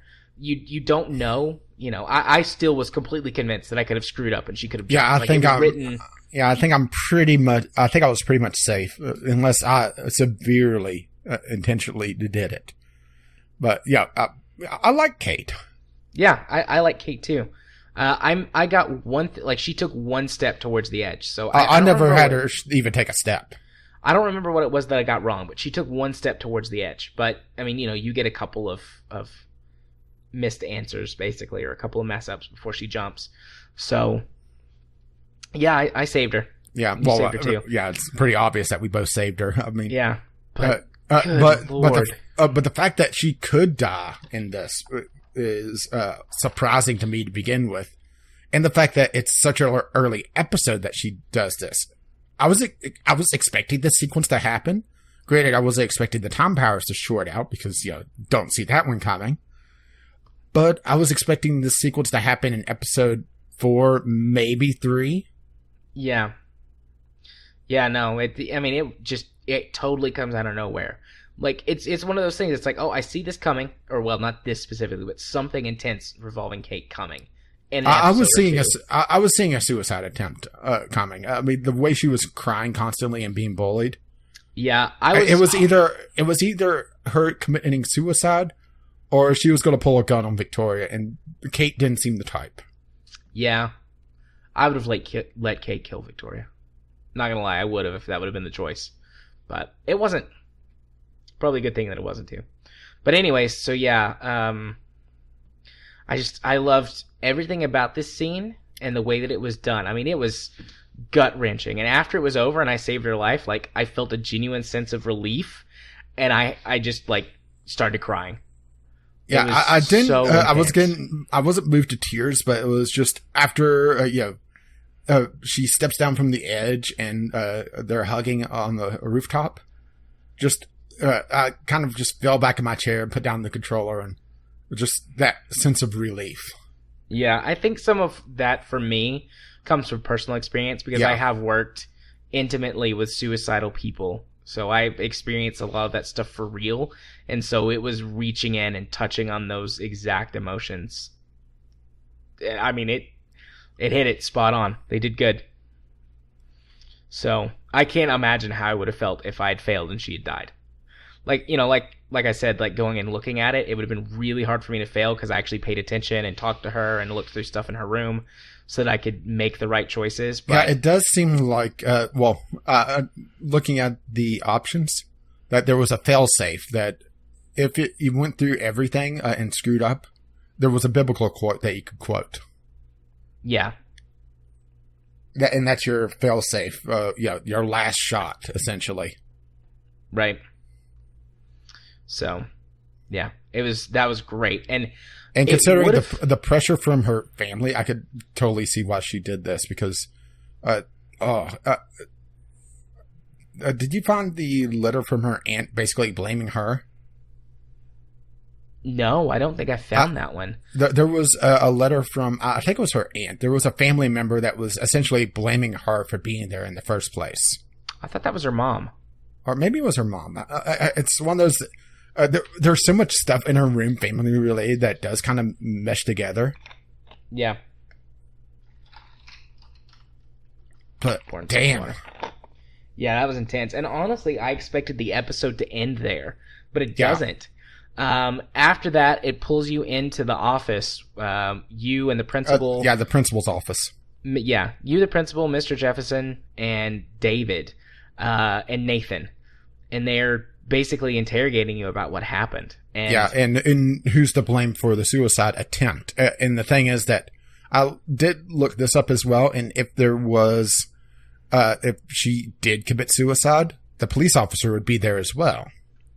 Yeah. One of the police officers, because this would be an official, well, it still is technically, I guess, a criminal investigation because of everything else that's happened to her. Yeah. But it would be, essentially, I guess, murder. Yeah. So this scene can play out a number of different ways. You can blame David for the incident, you can blame Nathan for the incident, and you can blame Mr. Jefferson for the incident. Yeah. And depending on what you've done before can make a charge stick or not. So if you took the photo of David basically like berating her and being mean to her, that can get him fired. If you've got the proof from Nathan, I forget what the proof is for Nathan. I think if you blamed him for the gun before, and then have something else to submit against him, he gets blamed for the incident and suspended. And I'm not sure what you can do for Mr. Jefferson to blame him. I don't remember what the... I think there may have been a photo op whenever him and Kate were talking. I may be mistaken on that one, though. Oh, no, you're right, because she's talking to him, I think. Yeah, I actually rewound class. I rewound to hear that conversation. Yeah, she's talking and he basically is saying, "Are you sure you're not protesting too much?" I mean, damn. Yeah, he's super cold to her. But I don't think anything happens to Mr. Jefferson, even if you successfully blame him. Mm-hmm. Because the principal's like, well, I mean, you should have done better, but you're a teacher and you have a bunch of students, so I can't completely blame you. And if you have things marked against you where you took the blame for the drugs, and if you were hiding the truth of what happened in the bathroom, you could get suspended. Yeah. So what happened to you? I blamed Nathan, and because I had told the truth and had not taken the blame for the drugs, he got suspended. Same. Yeah. It's getting a little boring agreeing this much. Well, I mean, at the time in the story, it makes the most sense. Like, he very clearly had drugged her and raped and abused her and done all these things. It's like, obviously he did it. And you don't learn until later on that there's way more going on. But at the time, it's like, this makes perfect sense. Yeah, Nathan is almost cartoonishly evil at this point. Yeah, he is. But he's a really good case, though, for reactive attachment disorder. I don't think I read that one. His family's crazy. Yeah. Some of the stuff that you learn about Nathan, though. Whew. Yeah, and his family is not helping him at all. They're just making things worse. They're basically blocking any help that he could be getting. Yeah, I love how his family is a major misdirect. We'll talk about that more in chapter 4, I think, but Yeah. that was like, whoa. Like, I completely missed that one. And usually I'm pretty good at figuring this stuff out. So, minor, do you want to do final thoughts? Let's do the minors, then we'll do final thoughts. Okay. Okay, I did not water the plant because I got the text to not do that. I did water the plant because I forgot to water the plant the first day. Okay, so we both had Lisa survive. Yep. I helped Alyssa. I did too. I erased the link to Kate's video. I did that too. I was friendly to Tyler. I was as well. I accepted Warren's invitation. Go Ape. I did too, yeah. Go Ape. Wrote a message. I did too. I did not tamper with the rail tracks, or the rail tracks. I did not either. I assume tamper, so we didn't mention this, but Chloe gets her foot caught on the rail tracks. This was in the teaser, the universe is constantly trying to kill Chloe. And she gets her, she's laying on the rail tracks, waxing lyrical, and she gets her foot caught. And there's this rather intense sequence of trying to figure out how to free Chloe without just cutting her foot off. Yeah, I let Chloe die once on purpose, just to see if the train would splatter her. And it kind of just pauses right there at the edge. Yeah, it's like, you failed. You should rewind now. But yeah, I didn't tamper with the track. I assume tampering with the tracks is if you knock the giant spool of whatever that is down and smash the switch box so that you can free the leg. I didn't do that. I just cut the wire and then used the crowbar, I think it was. Or no, I just cut the wire and I was able to move the switch. Yeah, that's what I did. I originally smashed the tracks, and I was like, there could be consequences to smashing the tracks. I probably shouldn't do that. That's also a decision I looked up because I was having a little trouble figuring out exactly where the pliers were. Yeah. And I was getting a little frustrated with it. And looking it up, I found essentially the only ramification of that is that there'd be a trucker in a later chapter complaining about not being able to get out of town because the tracks were screwed up. Okay. But I still, just didn't. I was already looking up where the pliers were, so I was just using that solution anyway. Gotcha. Okay, I did not help Warren cheat on his test. I helped Warren. Did you gain entrance to the Vortex Club? No, party? I didn't. Okay, I gained entrance. Yeah, see, I wanted nothing to do with the Vortex Club because I saw they were bad news. Yeah. I figured that they were bad news, but I was like, nah, I'll get my name on this party. Who knows what could come of it. And it makes something later easier. Yeah. And I told on David to Mr. Jefferson. Yep, I did too. 73% of people did. Yeah. And that's chapter 2. Thoughts? I really loved chapter 2. The ending video also made me cry. So I had just finished recovering, I think, from saving Kate from jumping off the building. And then it plays the really sad, like... The thing that made me cry was David. Like, the image that it shows of him going home and, like, hugging Joyce and being upset about what happened, that made me lose it. Because up until this point, I had just thought of David as... An ass. An asshole, yeah. And I mean, sure, he's probably suffering from PTSD, but he's not seeking help. He's not helping his family. And he goes home and he just sobs. And then, like, I just lost it, started crying again. Yeah, that was probably one of the first points that I actually felt some warmness to David. Granted, not a lot till much later on. Yeah. Okie dokie. Well, yeah, it was a great ending sequence. So, Next, chapter 3. Yep. Chaos Theory. Chaos Theory. So, at the beginning of chapter 3, you go with Chloe to break into the school. You're looking for evidence. You're searching for Rachel Adams at this point. In chapter 1. Oh. What's her last name? Rachel. Let's just go with Rachel. You're searching for Rachel. Yeah, sorry. Everyone called her Rachel, so the last name just really didn't matter at that point. Yeah. But Rachel, you notice that there's missing posters all over the place. I mean, posters on top of posters. Yeah. And you find out that Chloe's been the one that's been putting these up, that Rachel disappeared 6 months ago. And Rachel was essentially your replacement when you left. Yeah. And Chloe is feeling shitty because Rachel always promised to leave the town with Chloe. That, they were a team. And there was some romantic tension there as well on Chloe's part. Yep. At the very least. So they're on the track trying to figure out this big mystery, as well as to figure out what's happening with what happened to Kate, because that's being mixed into it as well.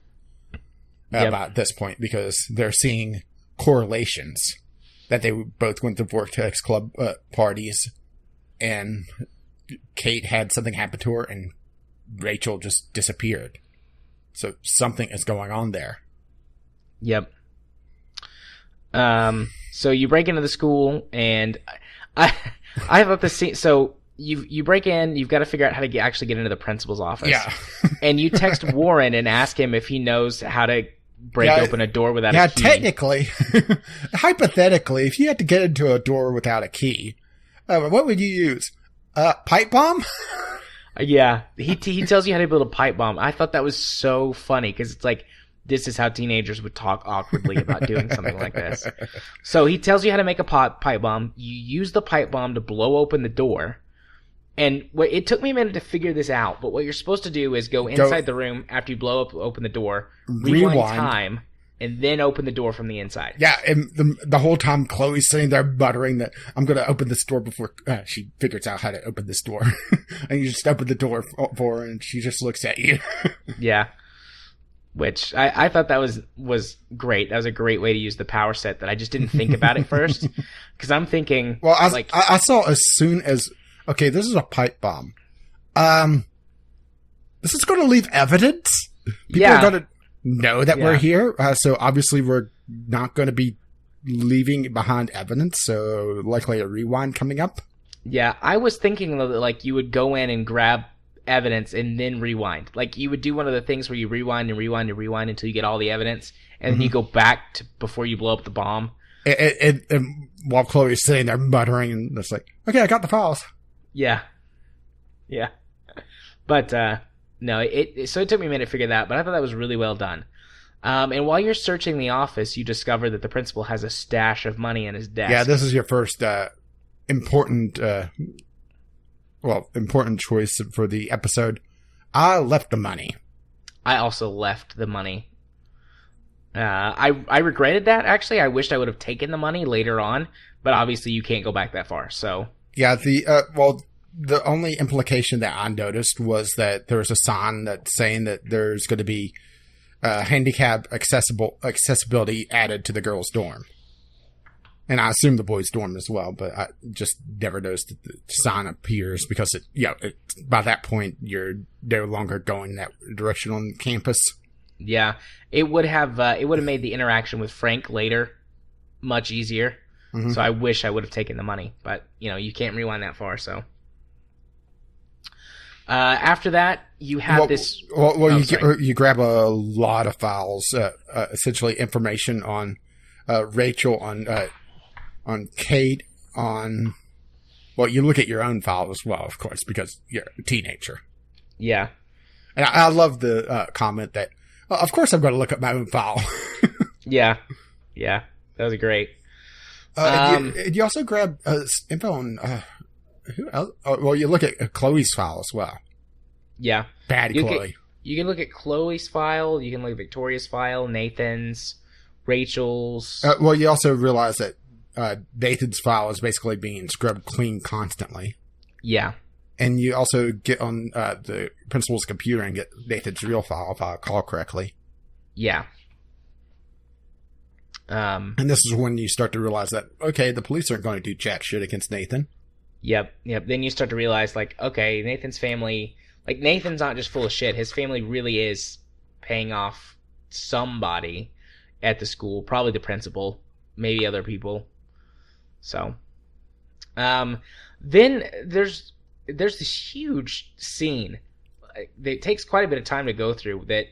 Where you just go hang out with Chloe. You break into the... Yeah, Chloe decides, since we're here, we're going to go break into the school heated pool, because why the hell not? That was a great scene, too. I mean, you can do a little bit of exploring and just, like, finding extra info on other people and things. Mm-hmm. But I just loved the interaction between Chloe and Max. Like, before, I was kind of annoyed with Chloe. I was like, okay, she's okay, but she's kind of annoying. But the pool scene was what really turned it around for me with Chloe, because I really felt like they had this connection, that they were rebuilding, rapidly rebuilding. And you can see the spark when they interact with each other, and there's this moment where they almost kiss anyways. Giving away the next decision. Yeah, there's this moment where they almost kiss in the pool, and it's just... The whole scene is, again, just another example of great storytelling and great character development, and just really sucking me into the characters and making me and Chloe invested. And Max, just bonding, essentially. I mean, granted, they had a bonding moment before, but this is, after the tension with Kate, that relaxing moment, that the calm after the storm. Yeah. So after that, though, the campus security shows up and you have to escape. And this is the first stealth sequence. It's super easy to get past. Yeah, well, with the rewind powers, you could cheese it pretty easily as well. Yeah, I didn't even have to rewind, though. It was so easy. I didn't even rewind. Only time I had to rewind was I hid in a stall and I was too close to the end. So I guess my shadow was showing or something under the stall. Yeah. So I rewound and I hid one stall back, and I was able to get past the guard. Yeah. I just walked around the set of lockers opposite the guard who came in, and then just left once I got to the side where I could run out to the pool and then go out that way. Well, it was the second guard that was coming in from the pool side that I was hiding from. Okay. But yeah, it was easy. And then you hop in Chloe's truck, and you go back to her house and hang out. Which was very stealthy on that leaving, and it's not like that truck is distinctive at all. No, she just peels out, and the guards run out, and it's very obvious that they see the truck. And wasn't that David? Yeah, I think it was David that runs out and sees the truck. It's hard to tell though because it's kind of dark. I'm pretty sure that was David, and even if you didn't see the truck, that truck has a very distinctive sound. Yeah. And a very distinctive smoke cloud. That poor truck. I just kept waiting on it to break down every episode. I'm like, this truck's going to break down soon, guys. It's falling apart on you. But it made it. No, it's the Illuminati.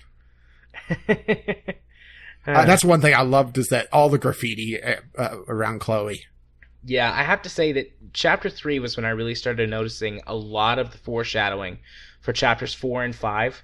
At least I took it as foreshadowing, like the messages in the truck and in her room that are like, you have to let go. Mm-hmm.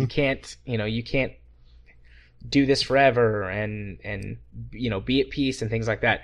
I was noticing all of that going, this is way too concise of a message from all of these things for it to not be foreshadowing. And especially for a punk kid.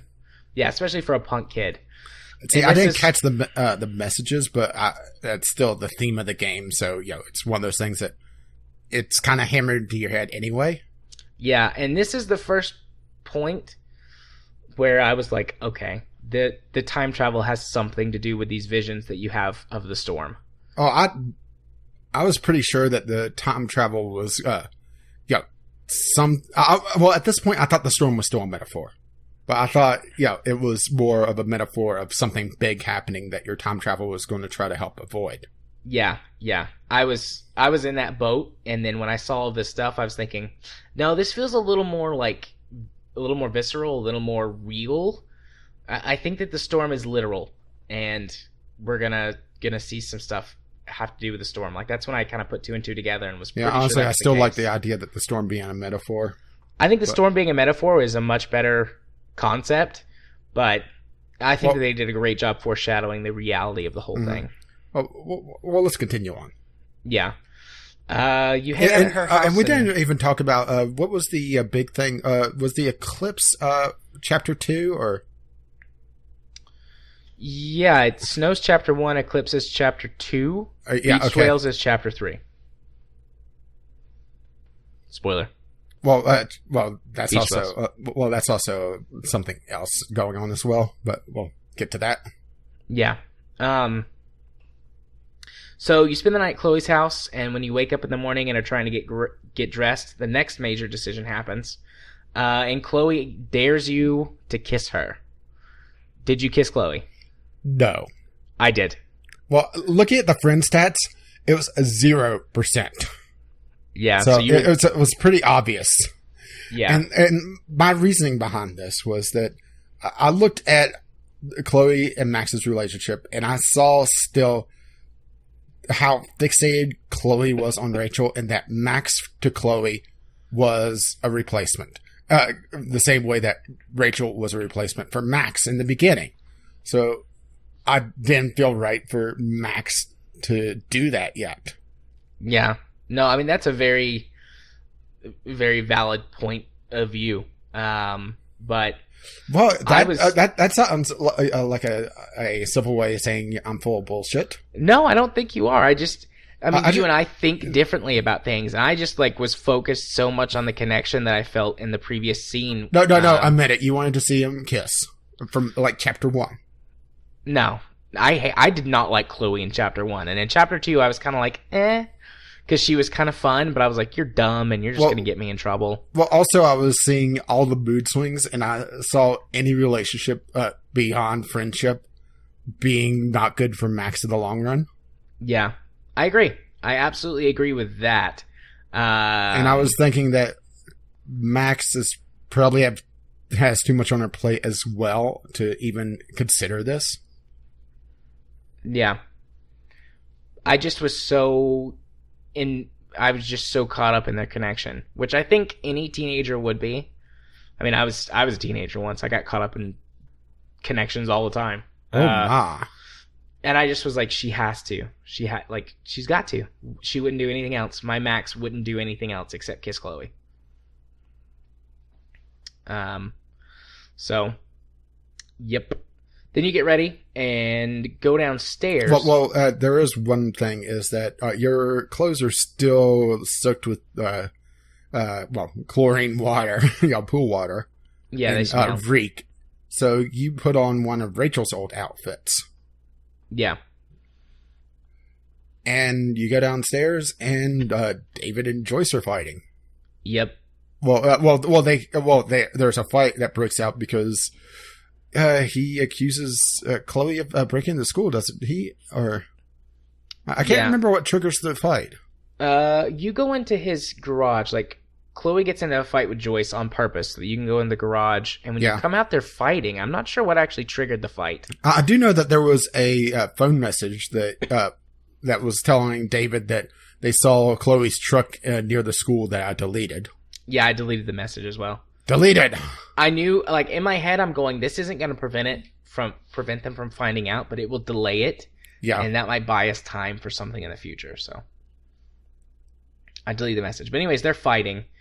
And you can choose whether or not to side with Chloe or side with David. And David makes a case I was wrong for hitting Chloe, and I was wrong for this and that. And you can choose to side with David at that point. And the stats reflect that very few people were won over by his argument. Yeah. And I was not one of them. I was not either. I immediately sided with Chloe. Yeah. And yelled at David. Yeah, I did not see... I agreed with Joyce what she said later on, that if it happened once, it could happen again. Yeah. Well, I mean, me, therapist, cycle of abuse. If he does it once... Within the way that he acts, I didn't think it was the first time he'd ever hit Chloe. And she didn't act like it was either. No, she did not. So I was thinking, okay, this is a cycle of abuse. He's not good for her. What did you say? Paul's here. Oh, choo-choo train. Now it's late. Yeah, really. So I did not look up this fight. I didn't either. I don't know what happens if you side with David. But siding with Chloe and also having the slap happen, Joyce tells David to leave. he's going to have to pack up his things and leave. She tells him to go to a motel at this time, and then later he winds up leaving. Or having an option too. There's an option in the end of chapter 5 if you follow this course. Okay. Which I think I know what you're talking about. Yeah. But so then that ends, and Chloe is super happy. And right before this, Joyce, Chloe's mom, is making pancakes, and she shows you or gives you a photo from when the last photo William, Chloe's biological father, took. Yeah, before he died, when Chloe was happy. It was Max and Chloe. Yeah. I'm getting a little confused on the order of events right now. Yeah, there's a lot in this game. There's a lot of stuff that happens in Chapter 3. I think Chapter 3 has got the most things going, like the most separate, or the most amount of different paths going on at once. I'm going to disagree with Chapter 5 and say Chapter 5. Yeah. Maybe I guess maybe the better way to say it is there's more active story threads. Yeah, okay.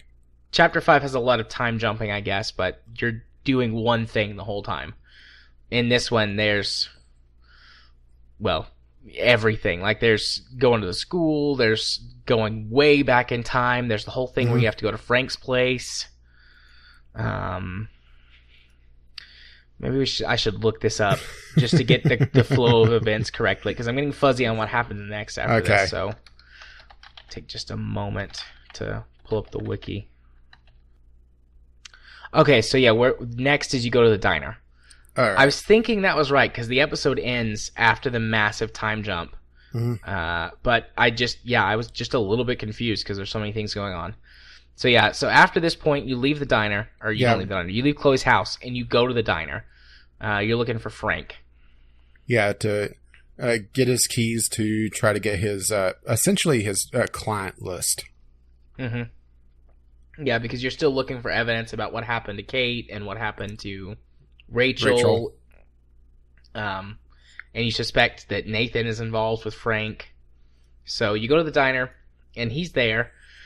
Yeah, this was kind of an annoying sequence for me, just because there was so much going back and forth between about 3 characters. Yeah, I loved, though, like, when you have to get the keys to get into his RV. It doesn't let you break in or anything. Yeah. And so I loved walking into the diner to talk to him, and there's quite a few ways that this scene could go wrong, and I got it right. Like, you have to get it wrong once, and then it prompts you to go talk to other people that are in the diner to try and find something out in order to advance the conversation with Frank. Mm-hmm. And a couple of his options to get it wrong is to grab his plate of beans and just spill them on the floor. I love that, because she's like, I just wanted to see what would happen if I did this. And that's exactly what I was thinking before. I was like, I wonder what happened if I just dump his beans on the floor or on him. Honestly, I was expecting her to just grab his plate of beans and shove them in his face. Yeah, I was expecting that too. But she's all snarky, I just want to see what would happen if I did this. I was like, girl, you know what's up. Or take his, what was it, beer? Yeah, you can pour his beer out. I think you poured it on his head. Yeah. And those are massive failures. And also, you can get him to lay his keys on the table, and if you try and snatch him, that's also a fail. That's how I did it. Is that how you did it? I got him. Yeah, I got him to lay his keys on the table.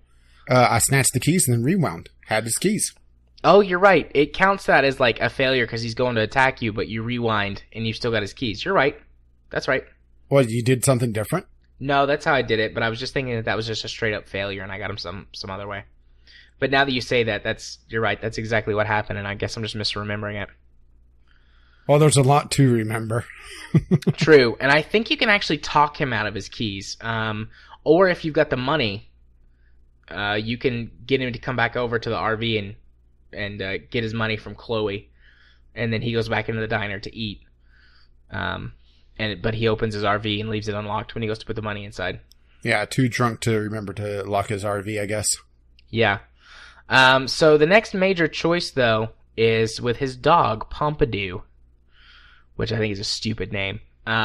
But it really wasn't originally his dog, so I assume that wasn't the dog's. Yeah, that wasn't his choice to give the dog that name, but he kept it anyway.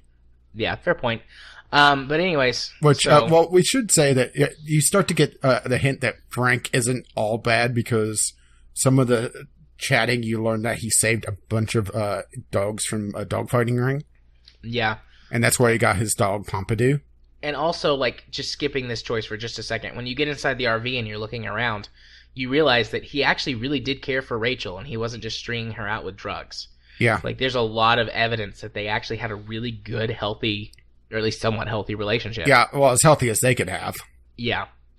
But so anyways, the choice is the dog runs out and you have a bone. Then you can choose to throw the bone in the parking lot or throw the bone into the road. Parking lot. Yeah, I threw it in the parking lot. I never even looked to see what it happened if I threw in the road. I assume it either hurt or killed the dog. But the dog gets run over by a car and dies. Oh, damn. Yeah, I looked that one up. Yeah, 94 versus 6%. Yeah, only 6% of people are either completionists or assholes who hurt the dog. Or they just really hate Frank and want to hurt Frank. That's true. But that also, I mean, that's a super dick move. Like, just throw Frank out in traffic, not his dog. Or just throw the keys to his RV on the roof. Oh, wait. Chloe does that. I figured that would have consequences too, but it doesn't. Frank is just like, later on, he's like, I lost my keys. And they're on the roof. Well, I assume that he had to get spare keys, or he has extra keys. Yeah. And then the other choice, which just happens inside the RV. Actually, I never had this choice. You didn't have this choice. Interesting. I guess I never triggered it because I found I got the stuff with Rachel, the letter, and seeing the photos and everything pretty quickly. And then I found the client list and left. I never had the choice with the gun. Yeah, ever. I looked this up. I mean, you have to, if Frank takes your gun in episode 2, you can find it in the RV and choose to give it back to Chloe. Yeah, since I never found the gun to have the choice, David still had the gun at the end of this episode, which is Frank. Frank had sorry, David's gun. Frank. Yeah, Frank had David's gun, which is the minority choice by far. Yeah, well, I mean, I did not get to make the choice because I kept the gun at the end of chapter 2, so it wouldn't be in the RV for me to find.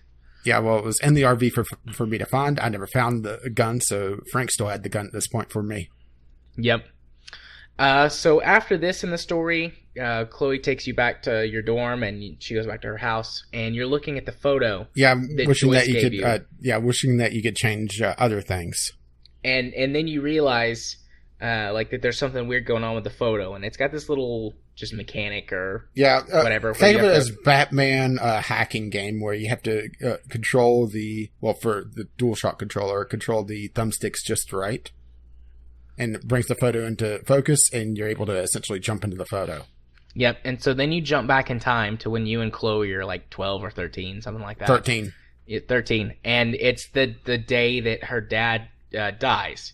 Yeah, and William.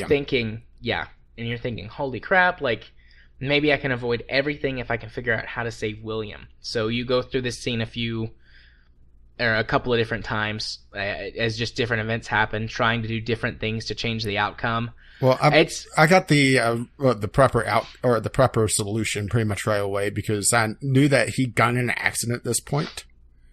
So prevent him from driving. Yeah. So my first idea was, if Joyce can't call David, then he can't leave the house. And then because I tried hiding the keys at first, but he's got the little clapper or the little alarm on him, and he could find the keys. So I got past that right away. I unplugged the phone, but it's still like in the early to mid 2000s. Mm-hmm. So he has a cell phone, so that doesn't work. I tried answering the phone when it rang and hanging up, and he's like, "What are you doing?" And he takes the phone from you, and he's like, "Oh, hey Joyce, I don't know what Max was doing there, but just being silly." I tried hiding the keys in a couple different places. It took me a little bit to figure out that you could open the window and throw the keys out the window. Well, it took me the longest to find the keys, and that was just letting the scene play out. Yeah. I just happened to grab the keys and then was like, okay, what do I do with these? No, the window. And then when he pulled out that little clicker thing to find the keys, it's like, oh, shit.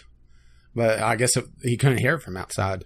Yeah, I tried putting the keys in a couple of different places, thinking like, oh, maybe like if I put them, because you can put them in the plant, you can put them in a pot and close the lid.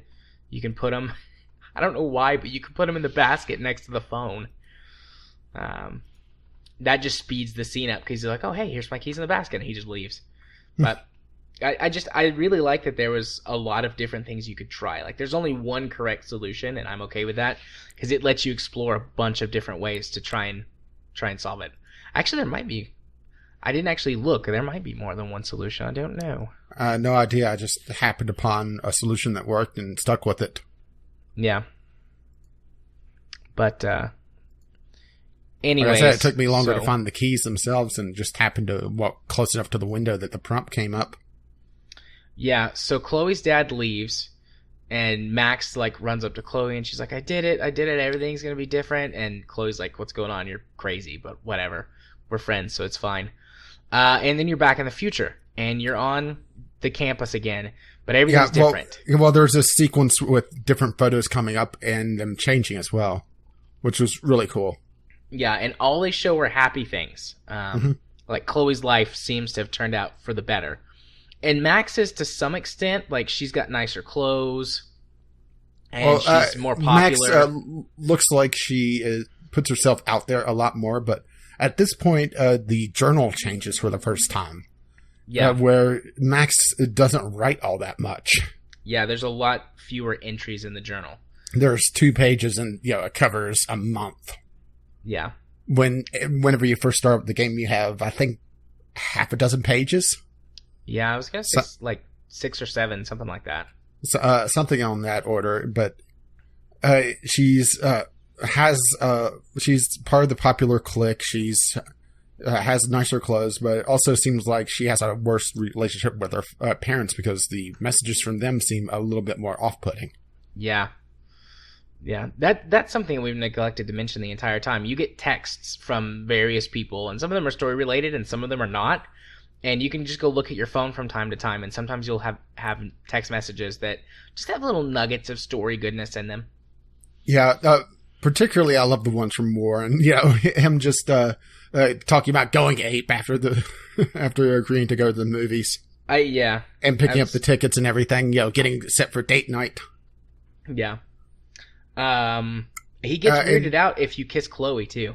He's like, Chloe texted me, and I forget exactly what it says, but it's like, she texted me, and it's like, if you want her to come with us, that's fine. We can just be friends. Like, and unfortunately, you can't choose to respond.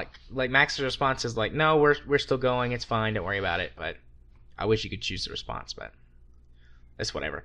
Anyway, see, I never had that pop up. Yeah, and I can't recall what chapter it is in, but we'll say this. It's related to the text, is that there's one point where you get a text during class, and if you hit the prompt to bring up your text messages, you're actually told, put your phone away. I did that. I did that too. What chapter is it? I think it's chapter 2, right before the suicide attempt. Yeah, I think so. I can't recall though, but it was funny. Yeah, because you start to it flashes it up for a moment, then you're being told by Mr. Jefferson, put your phone away. Yeah. But anyway, so everything's different, and you're like, Max is like, I need to go see Chloe. I need to go see what happened with Chloe. So she gets up and she goes to Chloe's house, and you can see, like, everything seems like happy. Like, everything's really nicely framed, beautiful images. She realizes that David, like, he's driving the bus instead of the security guy. And he doesn't recognize her or anything, so she's this is the point where the beached whales show up as well. Yeah, and then the beached whales show up, and you're like, oh, that's weird. But at this point, like, in my head, I'm going, okay, so Max is changing stuff. Like, whenever she changes stuff, there's these weird reactions. So beached whales make sense to me, like, because I don't think this logic makes sense, but I'm going, beached whales are huge, and Max just made huge changes, so it makes sense that there would be a whole bunch of beached whales. I don't think that logic actually checks out, and now that I think about it. No, but it makes more sense on what happened to Chloe because they are stuck. Yeah. So you get to Chloe's house and you see William there, and you're like, yes, I did it. I saved him. And he's like, oh, good. You should come see Chloe.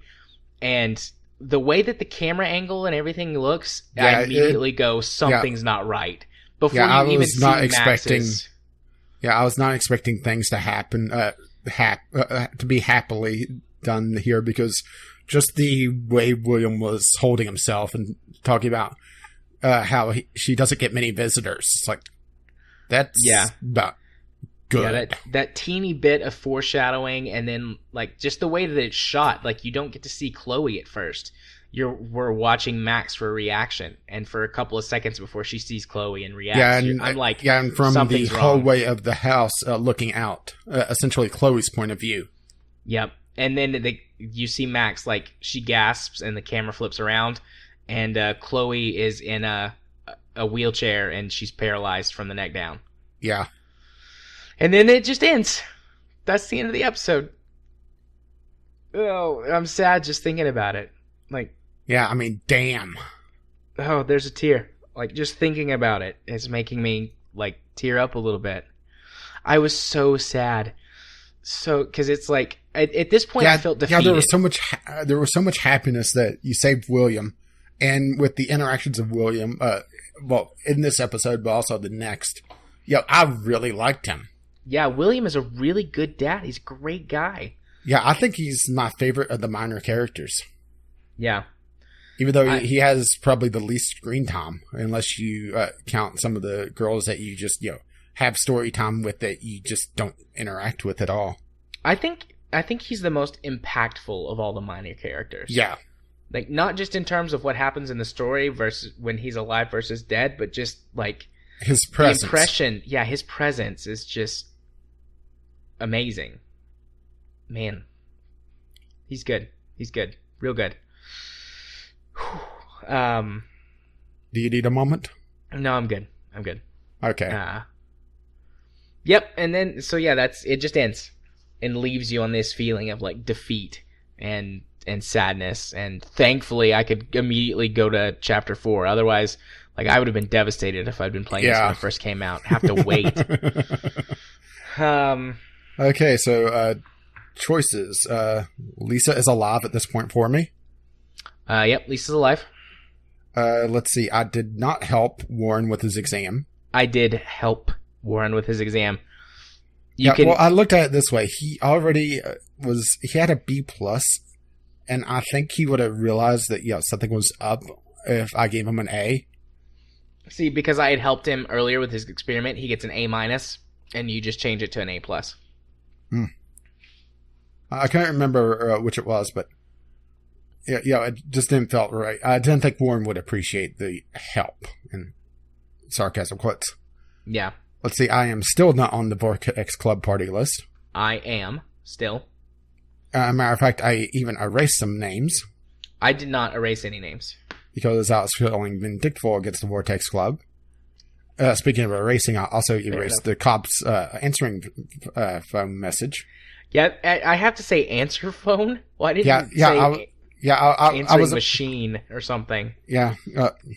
And it does say answer phone. That's not Rage stumbling over a word like he does sometimes. It really says I was stumbling. Well, I was stumbling over a word because I was expecting answering machine, and I didn't really pay attention to this beforehand. Yeah. Maybe it's a Northwestern thing. I don't know. Maybe. That might be it. Regionalism. Let's see. I helped Elisa again. Yep, I did too. I also warned the homeless woman. I did not. I didn't see her.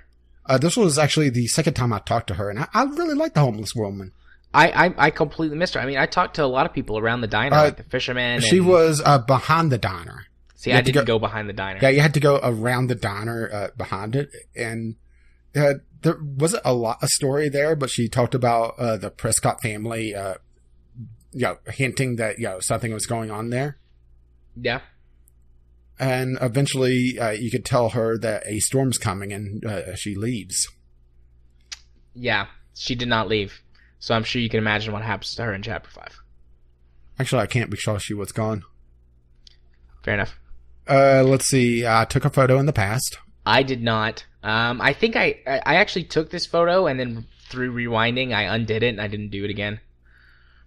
Let's see. And I left a mark on the fireplace. I did originally, but again, because I rewound a bunch of times, I forgot to do it on the time I actually succeeded. Yeah, that was one of the first things I found.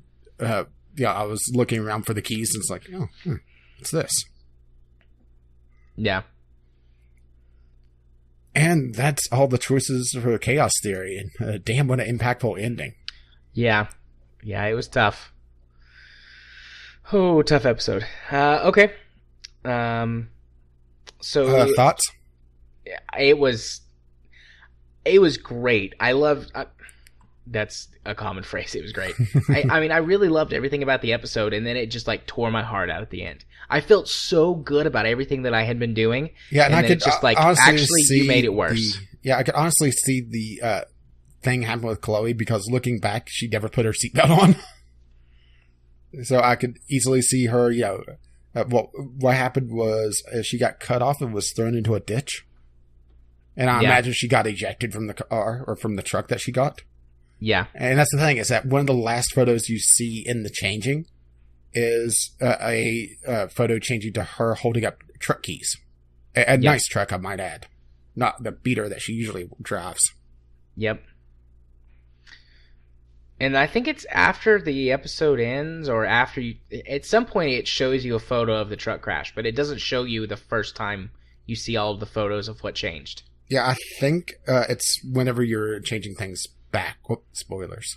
Well, yeah, I mean, it's not exactly spoilers. I mean, you're not going to leave Chloe paralyzed from the neck down. No.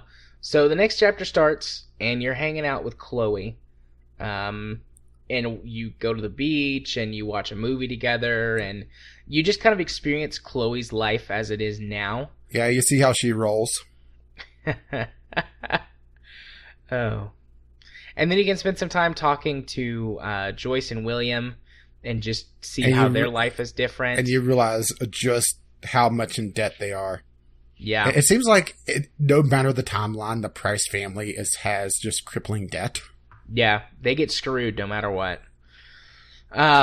So you can explore the house and just really check in and see how everything's going. Yeah, the short version of the story, it's not going well. Chloe is actually dying. Her respiratory system is failing. Yeah, which is common. Well, supposedly, I didn't look up to make sure that the writers got this right. That are common in paraplegics or quadriplegics, I should say, that the respiratory system could just get weaker and weaker until they essentially suffocate. Yeah. And speaking of suffocating, the Price family is just drowning in debt because they can't pay to have Chloe on all this medicine and with all this care. And they got kicked off of their insurance. But if they pay the weekly payment of $1,200, then they could get back on their insurance. Yeah, they can go back to rehab. Yeah. It was just sad seeing how things were. Yeah. And seeing Chloe ask for morphine. And I was expecting this first choice to happen because of that and not a conscious question. Yeah, I was expecting this to happen too. All of this culminates in Chloe asking you to kill her by overdosing her with morphine. Yeah, I was honestly expecting her to have a negative reaction to the morphine, especially after finding out the respiratory problems. Yeah. And it being a choice of, giving her relief and accidentally killing her. Yeah. But not a conscious choice. Yeah, I was actually thinking that it might be an accident too. Or maybe like Chloe would trick you and tell you to do it, but she tells you to do it wrong on purpose so that you kill her, but you don't get a choice in it. Yeah, especially how she commented how they keep the morphine upstairs so she can't get to it. Yeah. I mean, granted, even if they kept it next to her bed, it's kind of hard for her to get to it. Yeah, because she can't move her arms. But as a matter of fact, she even comments about the last thing she remembers feeling about her body was her back snapping. Yeah. So what did you do? Did you kill her or did you refuse to kill her? I accepted the request. I killed her. I did too.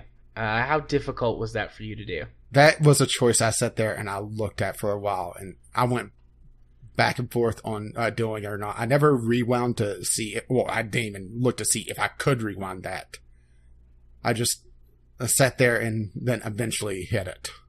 Yeah, you can rewind because you have to focus on the picture to go back again. Well, I wasn't even sure if I could or not.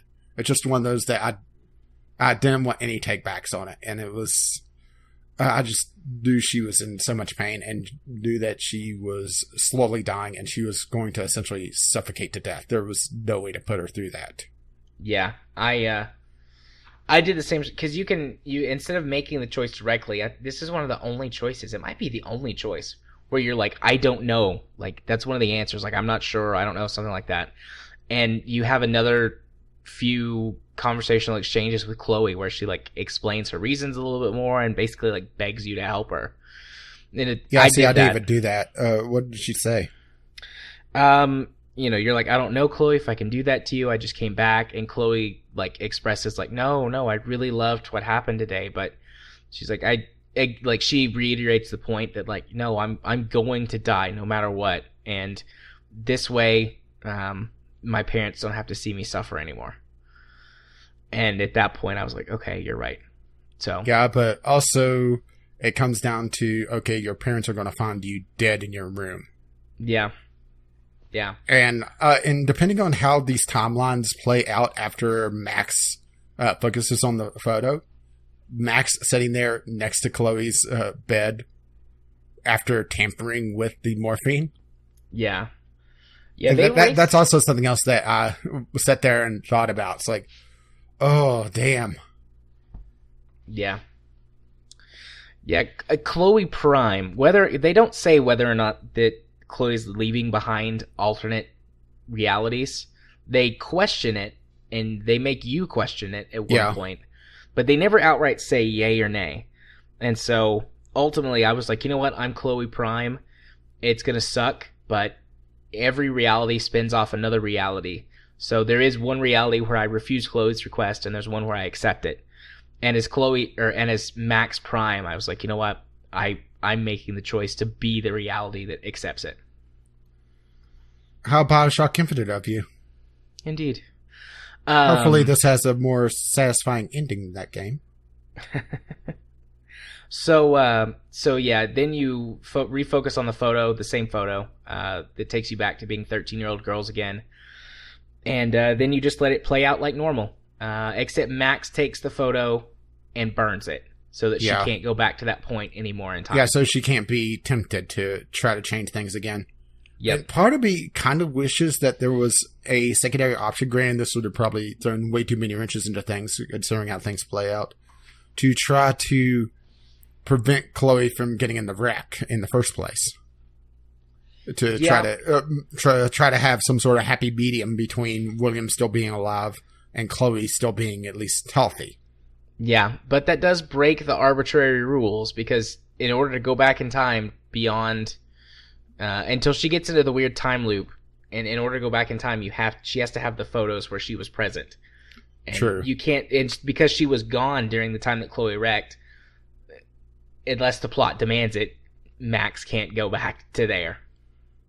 Yeah, that's the thing, is that because they break their own rules at times, it's hard to not see these alternate options as well. Or even if Max could have been a better friend. Yeah. That's the other option. Yeah. So, after you change time, you wake up in Chloe's house, and everything is back to the way it was before. Yeah, and they're getting their Sherlock on. Yep. Wait, do they do that at this point? Yeah. Oh, you're right. Max, like, snaps out of it, and Chloe's like, didn't we already talk about this? Yeah, they're in the process of trying to put together all the clues to figure out what the hell is going on. You're right. And one of the things that they have to do is go get Nathan's phone in order to get his messages to try to piece together where Nathan was, because they have all the coordinates from David's stuff, and he was tracking different cars, so they need time. Also, David's stuff is encrypted, or not David, Frank's stuff is laid out there, and it's encrypted. Like, he's got a code. Yeah. And so they need his... they need him to break the code, essentially. Yeah. So, like, Max and Chloe talk about that and get ready, and then Max goes down, or they both go downstairs, and David is leaving. At least the way that I had done it. David's leaving. On this timeline, David's leaving, and he guilt trips the hell out of you. I did not feel guilty, actually. I felt a little guilty because it was the first time that he really seemed to show remorse and realized that he fucked up. Yeah. I did feel that, and I felt like he was trying to make me feel guilty, but I was like, dude, you don't make me feel guilty. You deserve this. You made your bed, now it's time to go lie in it. Well, at the same time, it's one of those things that he needs help, and he hasn't been seeking it. Right. And that comes into play later on when you talk to him in Chapter 5. Yeah. So he leaves, and then, if you save Kate, which we both did, you go to the hospital to see Kate. Yeah. If you did not save Kate, you don't go to the hospital. So this is just a little extra scene. It doesn't have much story implications. You do get a little help from Kate, but it's not major. Yeah, Kate makes one of your tasks, or your next task, easier. Because you're going to break into Nathan's room in his dorm. And she's like, oh, I can tell you where his dorm, which room is his, and so you don't have to, like, search and figure out which one is his. Because I think all of the room maps are covered up or something in the boys' dorm, so you don't know which room is his. Yeah, the boys are just pigs. Yeah. But to be fair, looking at the slates, not hard to figure out. No. So, I mean, it's a nice scene that you have with Kate. Honestly, I felt like it was kind of pointless. I don't know if it felt like a reward for paying attention to Kate. That's what it was. It felt like a reward instead of some sort of genuine character development. So, I was not super impressed by this Kate scene. But, it was still okay. Chloe apologizes to you if you accepted the phone call from Kate. She's like, I'm so sorry. I'm glad you accepted that call. I was an ass. Is that I did look this one up because I wanted to see what would happen. If you didn't accept the call, Chloe says, well, don't worry, you'll see her in class. It's not going to kill her.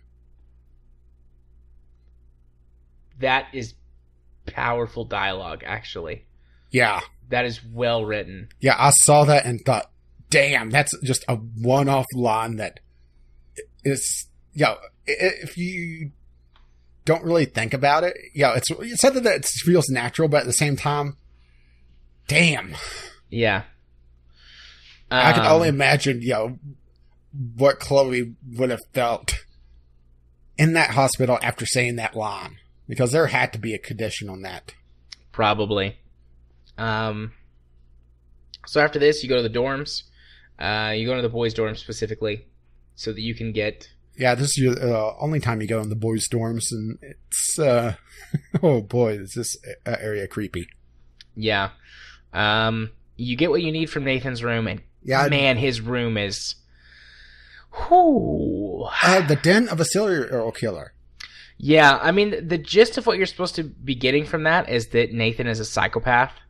Yeah, but we already knew that. Which is technically true, but actually Nathan suffers from reactive attachment disorder, which basically is severe neglect or manipulation from a child's parents when they're young, which basically turns into a specific form of psychopathy. And, I mean, all of the symptoms are present. I don't know if they actually knew that, or if they did their homework, or if they just went for the kind of standard psychopath stuff. With the reveal on this, at the end of this episode, maybe it's him being directed as well. Yeah. I mean, he's got this interesting relationship with Mr. Jefferson, which, I almost said spoilers, but we're way beyond that point. Yeah. Beyond that at this point. And he's got this sort of odd father-son relationship, which plays into reactive attachment disorder. Like family figures either react one of two ways. It's like either you go crazy or you basically revert to being a child again. And he's just doing everything that Mr. Jefferson is telling him to do, basically. He's being manipulated easily. So. Yeah, and then there's also the letter that makes that. At the time, I thought it was to his father. Basically saying that, don't say my name out in public, use burner phones. And I thought, oh, that's weird. But, finding out after the fact, it's like, oh, yeah. Fuck. I had that revelation, too, that his father's like a really weird guy. But, I mean, they continue to reinforce that his family almost feels like a cult. But... yeah, the only normal seeming one was the one that was in the Peace Corps in Brazil. Yeah, his sister, I think, is who that was.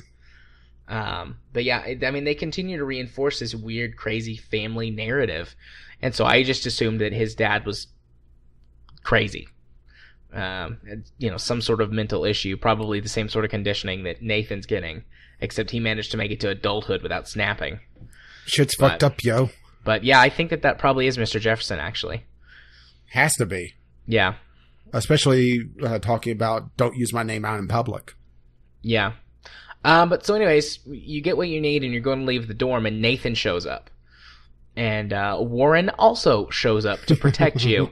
And they get into a fight. And there's a certain bit of the fight that happens no matter what. And then partway through you get the choice to let Warren just beat Nathan to a pulp.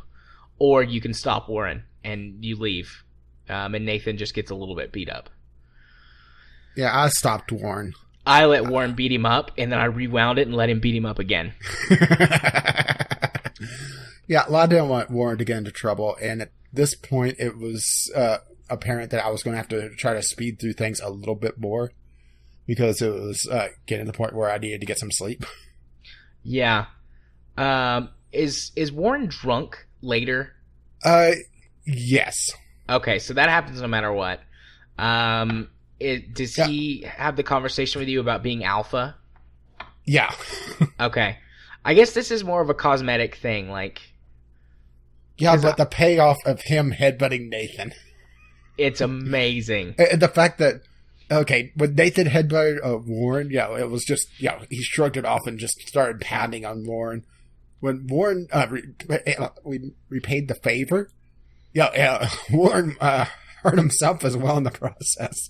You saw him grab his head for a moment. Yeah, it's. I mean, I've never headbutted anyone for real, but I think I saw on like something on the Discovery Channel about different fighting styles. It's actually really difficult to headbutt somebody without hurting yourself, and if you do it properly, because the skull is the hardest bone in the body, it can do a lot of damage. But if you screw up, you'll hurt yourself when you do it. So I think the implication is Warren doesn't know what he's doing, but he's just so pissed off.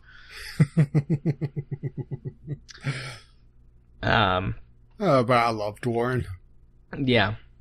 So after that scene, you leave, and next you go to interrogate Frank, right? Yeah. Yeah, that's okay. There's nothing in between. So yeah, then you go find Frank, and you need to get his key for his code or cipher that he has. Yeah. So you show up and have one of the most interesting sort of time travel things so far, because there's several different outcomes that you can get, and different ways to get through them. From what I gathered from going and look at the flowchart from this interaction.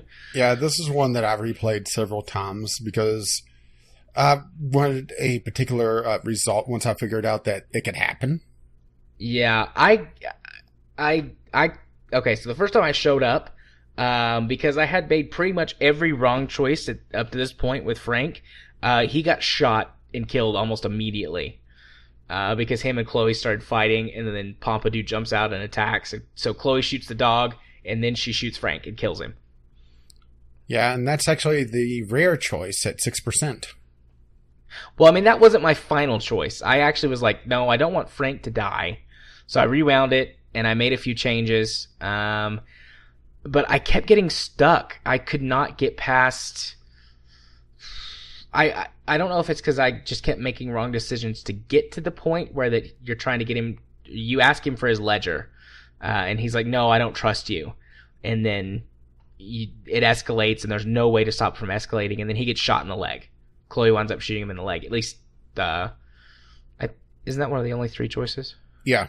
Yeah, so she shoots him in the leg.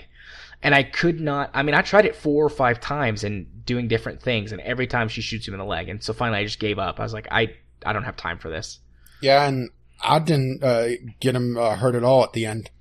My default position was pretty much him getting hurt, and I wanted to see if I could get him on my side, and I did. Yeah. And I got pretty quickly that he was trusting me, and I kept making the wrong final choice because it revealed that I was in his RV at some point, and that pissed him off. Yeah. No, I got past all of that because the first time I was like, yeah, you already, like, he was like I'd let you have my keys or something like that. And you're like, yeah, you already did. And he's like, you stole my keys, what? I mean, I was just being snarky at that point. But I got past that too by like appealing to the fact that I knew that he had rescued those dogs. Yeah. But then I got to the part where, you know, you basically are just trying to figure out how to ask him for his ledger, and every choice came up. No, I don't think I actually trust you, basically.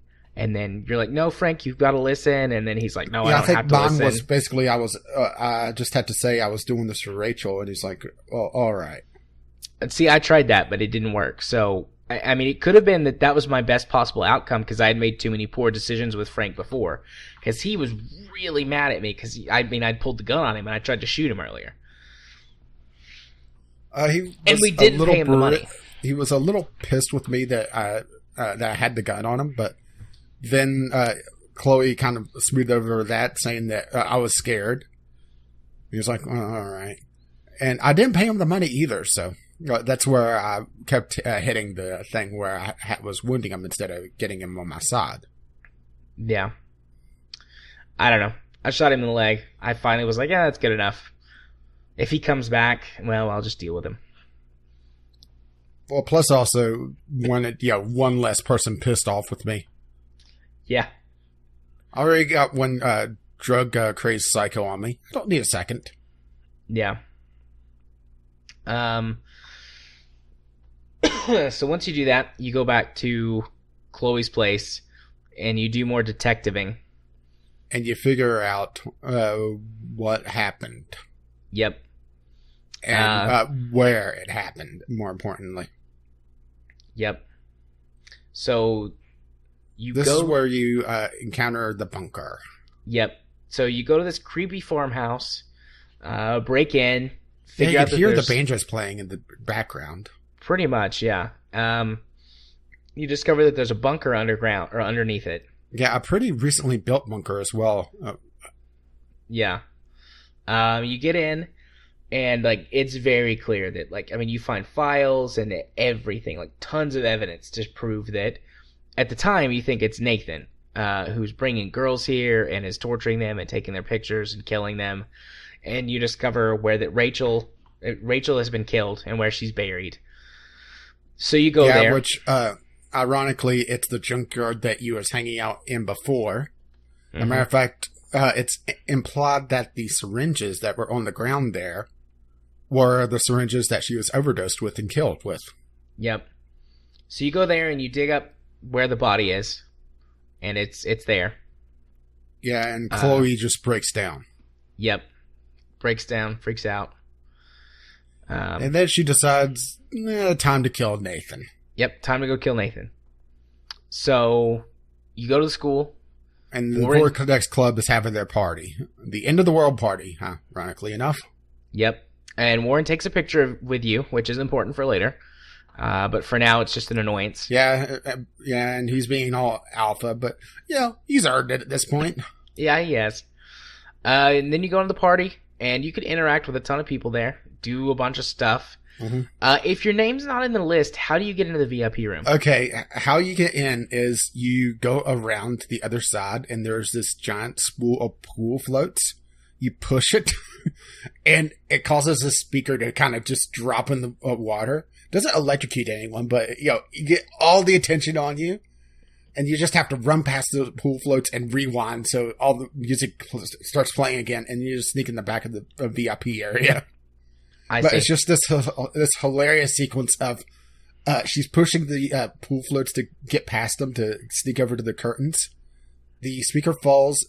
You hear the stereotypical high-pitched whine as the music stops. Everyone just stares at you. And everyone looks, and she's looking over the spool like, oh, fuck. If you're on the list, you go talk to Courtney, who's like one of the VP, like she's the VP or something of the club. Well, in my timeline, Courtney wasn't the bouncer for this anyway. No. Courtney's like sitting at the bar. But you go to walk in, and this person is like being a douche, and they're like, no, there's no way you're on the list. So then you go talk to Courtney, and she's like, yeah, I put her on the list, bitch, get out of here. And then she lets you in. And then this brings to the next I'm still decision. glad that I didn't put my name on the list because, that was a hilarious sequence. That was hilarious. I'm kind of sad I missed that firsthand. I'll have to go just watch a YouTube video or something. Yeah, just look up how to break into the VIP area. I'm sure that it's on there. Yeah. But then that brings us to the next choice. I mean, you're in the VIP area and you can talk to people, but the main thing that you do is you talk to Victoria and try to warn her because you discover evidence that Victoria is probably the next victim in the bunker.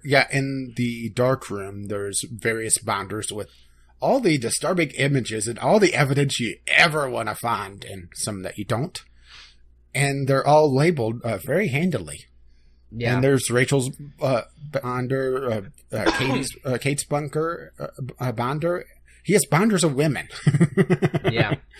If you remember a couple elections ago, that would be a lot more funny. Oh. And Victoria has her own empty binder, implying that she's next. Yep. So you talk to Victoria, and you have basically two choices to warn her or not. And then based on what you've done before, either she will believe you or not believe you. And basically... oh, sorry, go ahead. I was going to say, I warned her and she believed me. I warned her and she did not believe me. Okay, so this is going to be interesting to see how things play out. Well, I mean, she almost believes you for a second. And then she's like, no, you're a bitch and you're wrong about Nathan. Basically, if you're mean to her before and then don't apologize, she won't believe you. Yeah, and I was mean to her and did not apologize. Yeah, I wasn't mean to her, and she still said, well, Nathan's my best friend, but you've been all right to me. I don't think you're going to pull a fast one on me. Yeah. Well, she's like, she tells me basically, like, Nathan's my best friend, and, you've become a star here this past week, but you're also a huge bitch, so how do I know that you're telling me the truth? And then she tells you to get out of the party, that she's going to kick you out herself. Yeah, she didn't even threaten to kick me out after I warned her. She just went to seek help. Yep. Which turned out excellent. When she seeks help? Yeah, we'll get to that. Okay. Yeah, I don't know what... Yeah, I don't know what's going to happen with that. Okay, so last portion of that was that you get a text message from Nathan saying that he's going to destroy all of the evidence. Yep. So you and Chloe rush back to the junkyard, and it seems like you're just going to be exploring the junkyard, like, I don't know, just doing some of the things that you usually do. Yeah. And then it goes to a cutscene so that you can't do anything, and you see this figure sneak up behind you and stick a needle in your neck, and you can't use your power. It's implied that it's some kind of, like... Yeah, it's just, it's knocked you out. Yeah, it's knocked you out. Yeah, you're just kind of that lingering moment of consciousness as you're falling. Yep, and like you yell to Chloe, who turns around and like gets ready with her gun. I don't actually. Did you have a gun in yours? Since Chloe didn't have. Yeah, okay. The universe has it set up so that no matter what, Chloe has a gun. After the encounter with, trying to remember where she got it actually. She had it going to the party. It must be after Frank, I guess. Yeah, maybe after it back from him. After no one got hurt, I think she got it back from him because she had the original gun from David. Okay. Well, I mean, in mine, obviously, she had the gun from the beginning. She never lost it, so it made sense to me that she had the gun. But yeah, she got the gun back somehow. I don't recall exactly how because it Yeah, there's a lot to remember in this game. There's a lot of choices, but I'm pretty sure it was a peace offering from Frank. Okay. To give the gun back. So if you didn't hurt him, he gives you the gun back. If you wounded him, you get the gun back. And if you killed Frank, well, obviously you already have the gun. Yeah. But it doesn't matter. It does her no good. She gets shot in the head and dies. And so you're thinking like, oh shit, Nathan showed up. He's done all this. And then you see that it's not Nathan, but instead it's Mr. Jefferson. And then the screen fades. Yeah, and then the screen fades to black. And that's the end of chapter 4. Yeah. Damn. Yeah, that was a really heavy ending as well. I did not cry at this ending, at least. But I was shocked. I was stunned. I didn't see Mr. Jefferson being involved at all. Yeah, which, going back, after what he comments on in chapter 5, and going back, it's like, you son of a bitch. Yeah, you can totally see it. Like, you absolutely know what's going on. No, not see it. He confesses. What? When you go back in chapter 5? No, in chapter 1 he confesses. Oh, yeah. No. Yeah, that's what I'm saying. Like, you don't know what he's talking about the first time, but when you go back and listen to it a second time, you absolutely... You son of a bitch. He's openly talking about it. But, I mean, he can, because nobody knows. So, yeah. But it's the same thing that we mentioned with Chloe. It's a powerful line that, looking at it a different way, a otherwise throwaway line is just incredibly powerful and a lot more meaningful than you may expect. Indeed. So, minor choices? Okay. I saved the Blue Jay. I did not. I didn't even know there was a Blue Jay. How could you miss the Blue Jay flying around? You talking about the one in Chloe's house? Yeah. How did you save it? Because, like, I shoot it, and I thought it went down the stairs. I opened the window. I scared it out of the bathroom. Then it flew down the hallway. It landed on the bookcase. I scared it again, and it flew out the window. It landed on the banister for me, and then when I walked up to it, it just flew away. I didn't open any window, though. It originally... well, there you go. I opened the window first. Okay, yeah, I didn't open the window first. Because I found the window first, and then I saw the Blue Jays. Oh. Yeah, so okay. Okay, my next is I didn't disturb the Blue Jays' nest. I did take the photo of it, though. I did not disturb the Blue Jays' nest, and I missed taking the photo. Yeah, I took the photo of the rewound. I found David's code. I got David's files another way. I used the crowbar to break open the lock. Oh, I found the lock in the previous episode. It was set to the code. See, I couldn't remember. I had found the lock before. I couldn't remember. Yeah, I was playing this one and I think the previous one back to back, or close enough together that I remembered the code. Yeah. Let's see, Kate helped me. Yep, Kate helped me. I motivated Daniel to attend the Vortex Club party. I didn't motivate Daniel to attend the Vortex Club. Poor Daniel. At the Vortex Club, he's there with, I'm blanking on the name, but he's there's hints that he's getting into a relationship. Oh, okay. Let's see, I left a message for Warren. I did not. You missed a good message then. I didn't think about it. She basically calls him cute. No. I wish I'd found it now. Let's see, you must have titanium, copper and titanium in you, because she puts the periodic symbols for copper and titanium. Cute. Nice. And you get a message from him later. I'm never erasing this.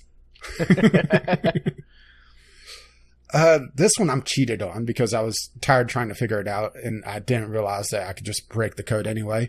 I figured out Nathan's pen. I did not figure out Nathan's pen, but I realized that once it locked me out, it tells you to put in the other code, so that's what I used. I just didn't care. I went back and forth a couple times, like, fuck it. I know it's here, and it's one of those things that Your birthday? Really? You're not supposed to use that type of code. Yeah. Dumbass. And I helped Alyssa. I also helped Alyssa. Although it is funny when she falls in the pool. Yeah, that was the funniest one. And she gets pissed at you for it. I thought you were supposed to help me. Yeah. Okay. Final thoughts on the episode? Oh, what a cliffhanger on this one. I could not imagine having to wait for the next episode. I know. This was the episode that felt the most tonally mismatched to me. Like, yeah. All of the heavy, intense stuff happens at the beginning. And then the rest of the episode until the very end, except for maybe, like, when you first get, or when you dig up Rachel's body for the first time, none of the rest of that felt quite as dark until the end. And you're like, oh, well, that's not good. So it was weird to have all of the emotion front-loaded. Yeah, true. Okay. Mind if I go get some water? Yeah, no, we're already over 3 hours. Yeah.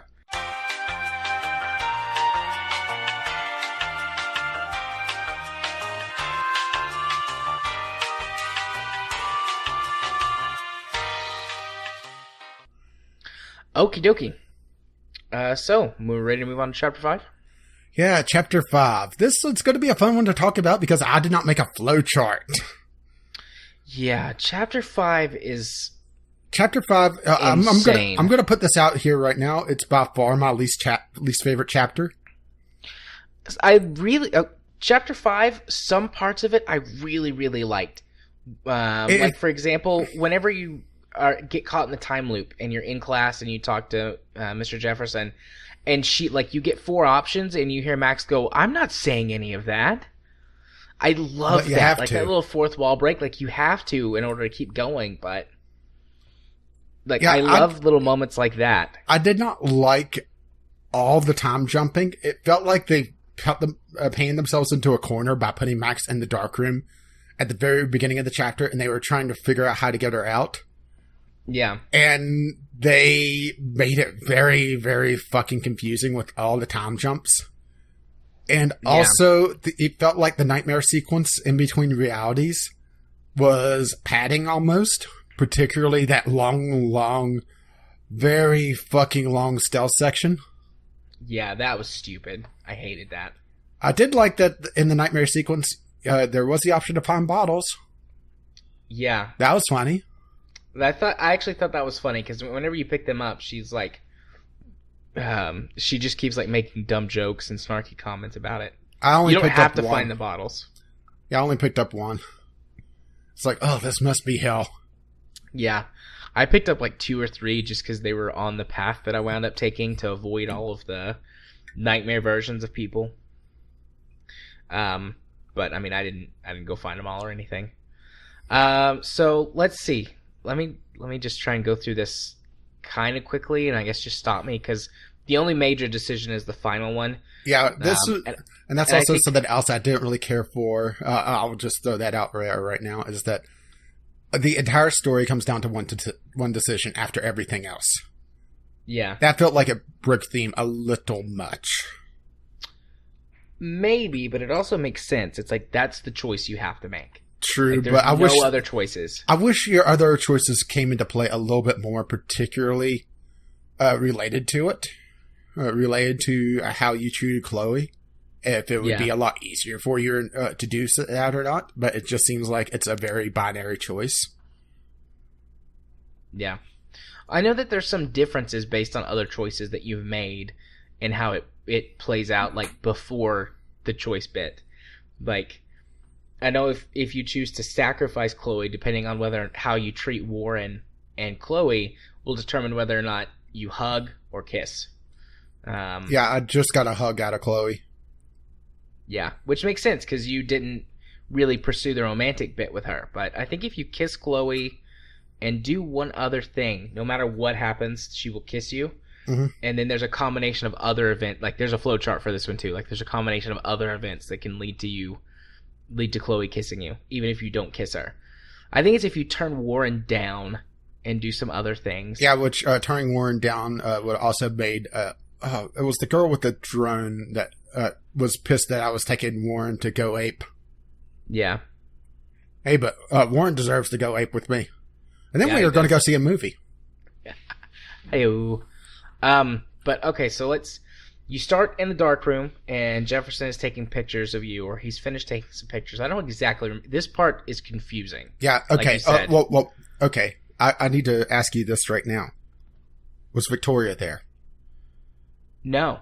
She was She was there with me. Really? Yes. She was Like there she with was me. there tied up? She was there tied up. Zonked Oh. out. Victoria was not there at all with me. Which is interesting because she didn't believe me when I warned her. No. What happened was that I warned her about Nathan.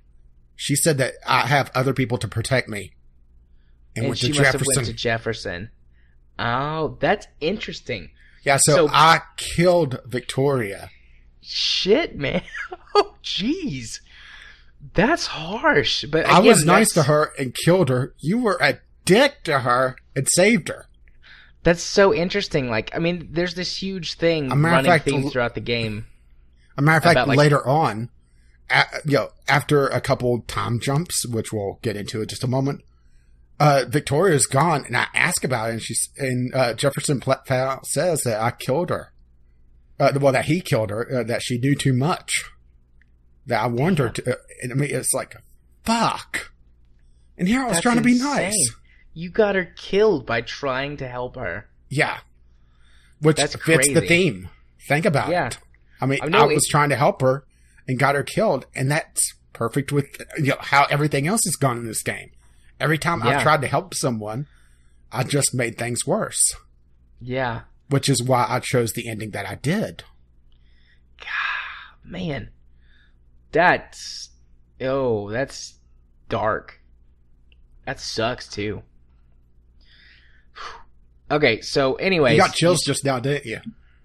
Do what? You just got chills, didn't you? Yeah, a little bit. A little bit. So, that's why I was excited to talk about that, because, the moment you said that you didn't warn Victoria, and you were confused about why I was asking about her. Yeah, I didn't know why you were asking. I was like, I mean, she didn't believe me, and then I didn't see her again for the rest of the game, except for in the flashback sequences, or not the flashback, but when you start jumping through time. So I just didn't think anything about it. Man, that's intense. But anyways, so you've got to try and figure out how to go escape. And so you start going through time, going through the photos that Jefferson has taken of you, and you experience, like, he basically spills out the whole plot to you while you're drugged up and he's taking pictures of you. Yeah, and I got him monologuing. Yep. I mean, that is something that it's almost cartoonishly evil about him, is that, okay, why? Because the big thing he was talking about at the very beginning of the game is that an artist has to put their work out there. You're not showing these photos to anyone, are you? Why are you doing this? I had that exact same thought, like, why is he doing this? Like, he can't gain anything from it.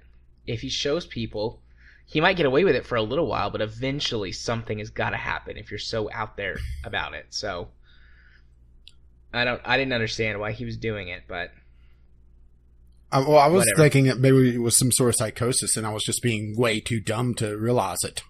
I did not see it.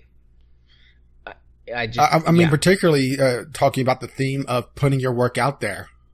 The only thing that I could come up with is that maybe he's a sociopath, because sociopaths are social chameleons, basically, and they can hide and really have all of these anythings, really, and his just happens to be this odd satisfaction he gets from abusing these girls to capture that moment, like when innocence goes away.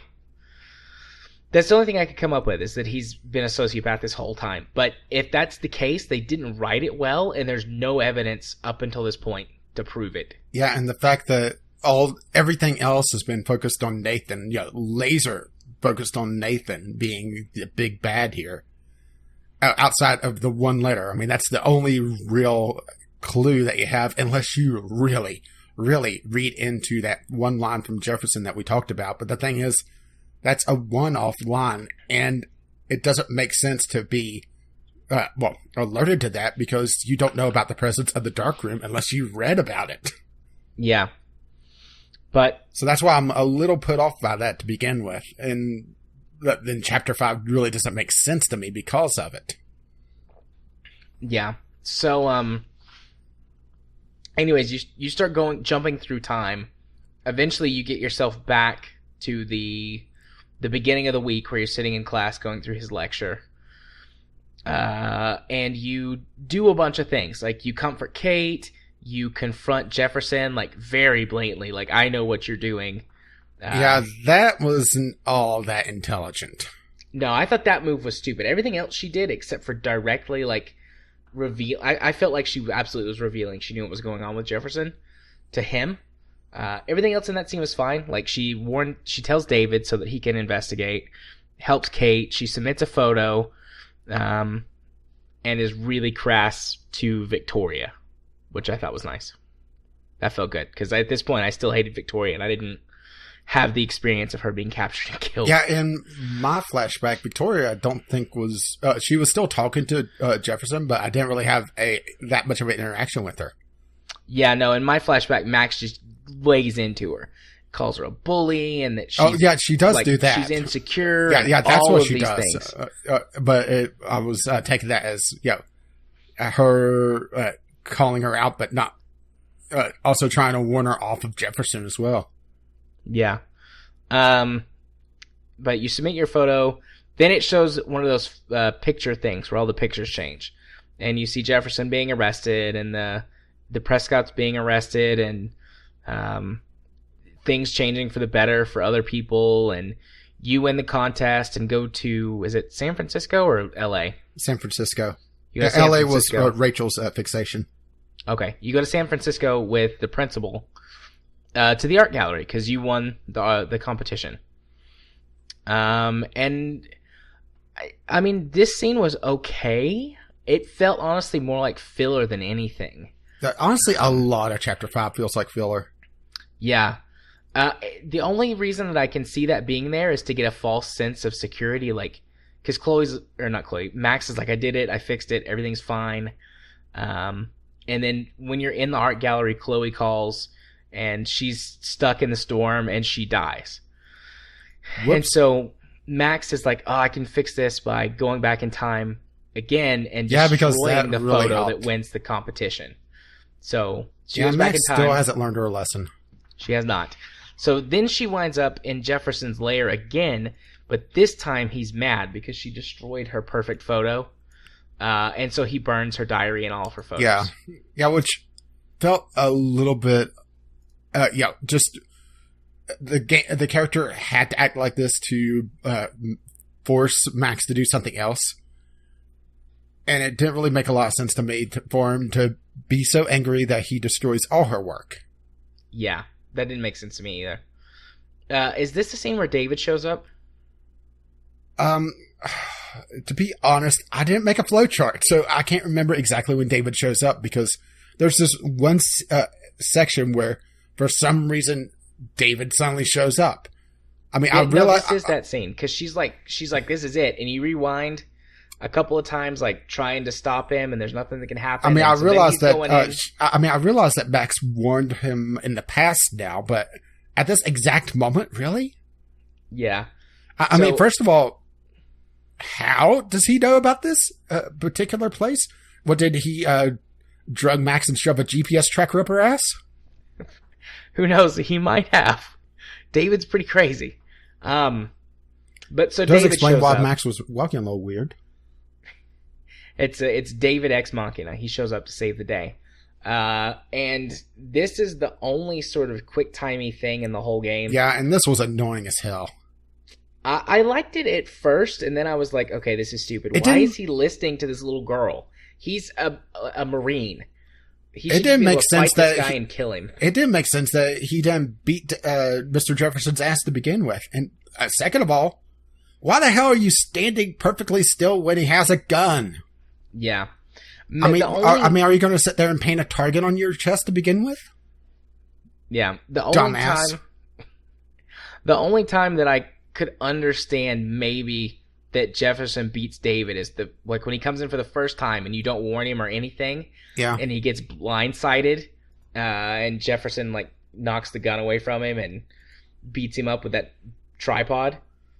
Well, every other time I feel like that David should be able to get the upper hand on Jefferson without. Well, any more I'm help sure from we'll him. have people comment on this, but once again, this was one thing that I saw people talking about. And supposedly, whenever you're breaching into an unknown situation, a military trained person will check their weak side first, which for David would be his left, which just happened to be where Mr. Jefferson was. Yeah, because so there was a lot of people. right-handed. Yeah, so there was a lot of people saying that this sequence doesn't make sense to begin with. When I was looking around, just seeing what people were saying after the fact, because I was wanting to see, well, what's the general consensus of this? Because I didn't really care for this chapter that much. Yeah. So. And I'm sure we'll have at least one person say that if this is true or not. Maybe Ghost Shark can tell us. Since that's why I was hinting. Army. I do like though how that you can change things before David comes in and could get different outcomes. Because I mean, it really doesn't help if you turn the lights off. It makes it worse. I didn't do that, but I just tried different things, and eventually, water allowed the cart to get close, and for some reason, Jefferson didn't notice my foot was loose. Yeah. And also, notice that. Why did I knee him in the balls? Also, I like how that David comes in at the exact same moment every time, even though having Jefferson do something different makes him take longer, so he's not in position when David should be coming in. Yeah, true. I mean, that would make a lot more sense that, ask Jefferson to do something that takes longer would make it so that he's on the other side of the door and changes the fight. Yeah. But then again, like I said, this chapter feels like it's a lot of filler and that this story could have been wrapped up in 4.5 episodes. Yeah. So maybe that's just where it is that maybe this is something that they could have took more time on and fleshed out some more, but they just didn't have the time. Yeah. Maybe. Ironically enough. Yeah. Did you tell David the truth about Chloe? I told him the first time and changed that. Yeah, I told him the truth the first time. And then again, rewinded several times so that David could kill Jefferson several times. Well, after the first time and seeing just how devastated he was, and finally seeing him realize that I've been a colossal douche and I need help. Yeah. I just couldn't put him through that again. I had to be honest with him, because if the alternate realities continue, he's going to discover it. Yeah, but he's a murderer at that point, and he's going to end up in jail. I mean, that's not self-defense. That's going to be cold-blooded murder. That is a good point. It would have been an execution, but I don't know. I just felt like that. I felt like he deserved to know the truth, and there was no other way that was going to turn out because of how he is. So even though he doesn't realize it, I gave him the satisfaction of killing Jefferson a few times before I left. I don't know. It felt like almost like Shakespearean justice, I think. But so then you leave and you start jumping through time like crazy, trying to fix the problem. You go down. The entire point is that you're trying to get to the Two Wheels Diner to get that photo from Warren that he took at the party. Oh, right. You're right. I forgot about that part. So you go to the town where the tornado is about to, it's getting really close to shore. There's a bunch of little things you can do, save people, and there's a few different outcomes based on what you've done before. Yeah. That you saved the homeless lady. I did not, and she the gets homeless crushed lady by a was building. Gone. She was gone, and Max actually comments wondering if she's in a shelter somewhere, because once you get to the diner and you see the spot that she usually occupies, because you're coming from the opposite side of the diner than usual. So you're able to look over and see exactly where she would be at the end of that alley. Yeah. And she's gone. So I could only assume that she skedaddled. I sure hope so. Yeah. Because I didn't know she was there. I saw her there and she's crushed by a building. She's half buried in rubble. And Max makes a comment like, "Oh no, I wish that I didn't even know her name. I wish I would have talked to her." Yeah, well, Max I didn't even know she existed. Max still commented, "I didn't even know her name, but I hope she's okay." Yeah. So it was nice to do that. I did save Alyssa again, and the big payoff is that then she saves me. Yeah. Which I was wanting that to happen the entire time. That Alyssa just nudges at you over one step, and like a toilet falls out of the sky or something. Yeah. Something ridiculous. But it wasn't that ridiculous. It was a sign falling over, but still, that big payoff. And there was there was a lot of payoffs on this. Did you ever read about the tablet? No. Okay. Someone stole a tablet at some point before the story started. Oh, I remember seeing the sign for that. Yeah, there was all the flyer. wanted signs, and there was another one later on, I think in the boys' dorm, saying that someone stole their new tablet with the cat pictures on it. Well, at the on the road, one of the backpacks actually has a note with the tablet in it saying, "I'm sorry, I'm just a real jerk. I have a lot of trouble here at school, and things like this are probably why nobody likes me to begin with." You never find out who stole the tablet, but the fact that payoff is there as well was just delicious. Nice. And it's just one of those things that I sat there and laughed for a moment after I saw Max make the comment. Well, I guess we finally solved the mystery of this missing tablet. Yeah, I didn't see the backpack, but I did read the flyers about the missing tablet with the cat pics. Yeah, there's a few other little things you can do. Random townspeople you can save. I guess there's some other stuff that, maybe depending on other small decisions you've made, someone may be there, may not be there. Not 100% sure on that, but yeah, I had several people that I could save or that I saw there. So then you get to the diner, you get the photo from Warren, you have the option to kiss Warren. Did you kiss Warren? Of course. We're going to go ape later. I did too. I kissed Warren. And explain. It seems like if you do certain things, that you still get the option. But I've been good to Warren the entire time. Yeah.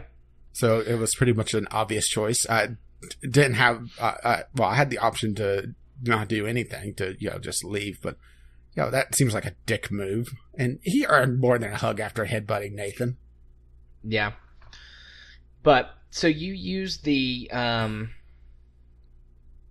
photo to go back, and then you have to warn Chloe to not go into the school.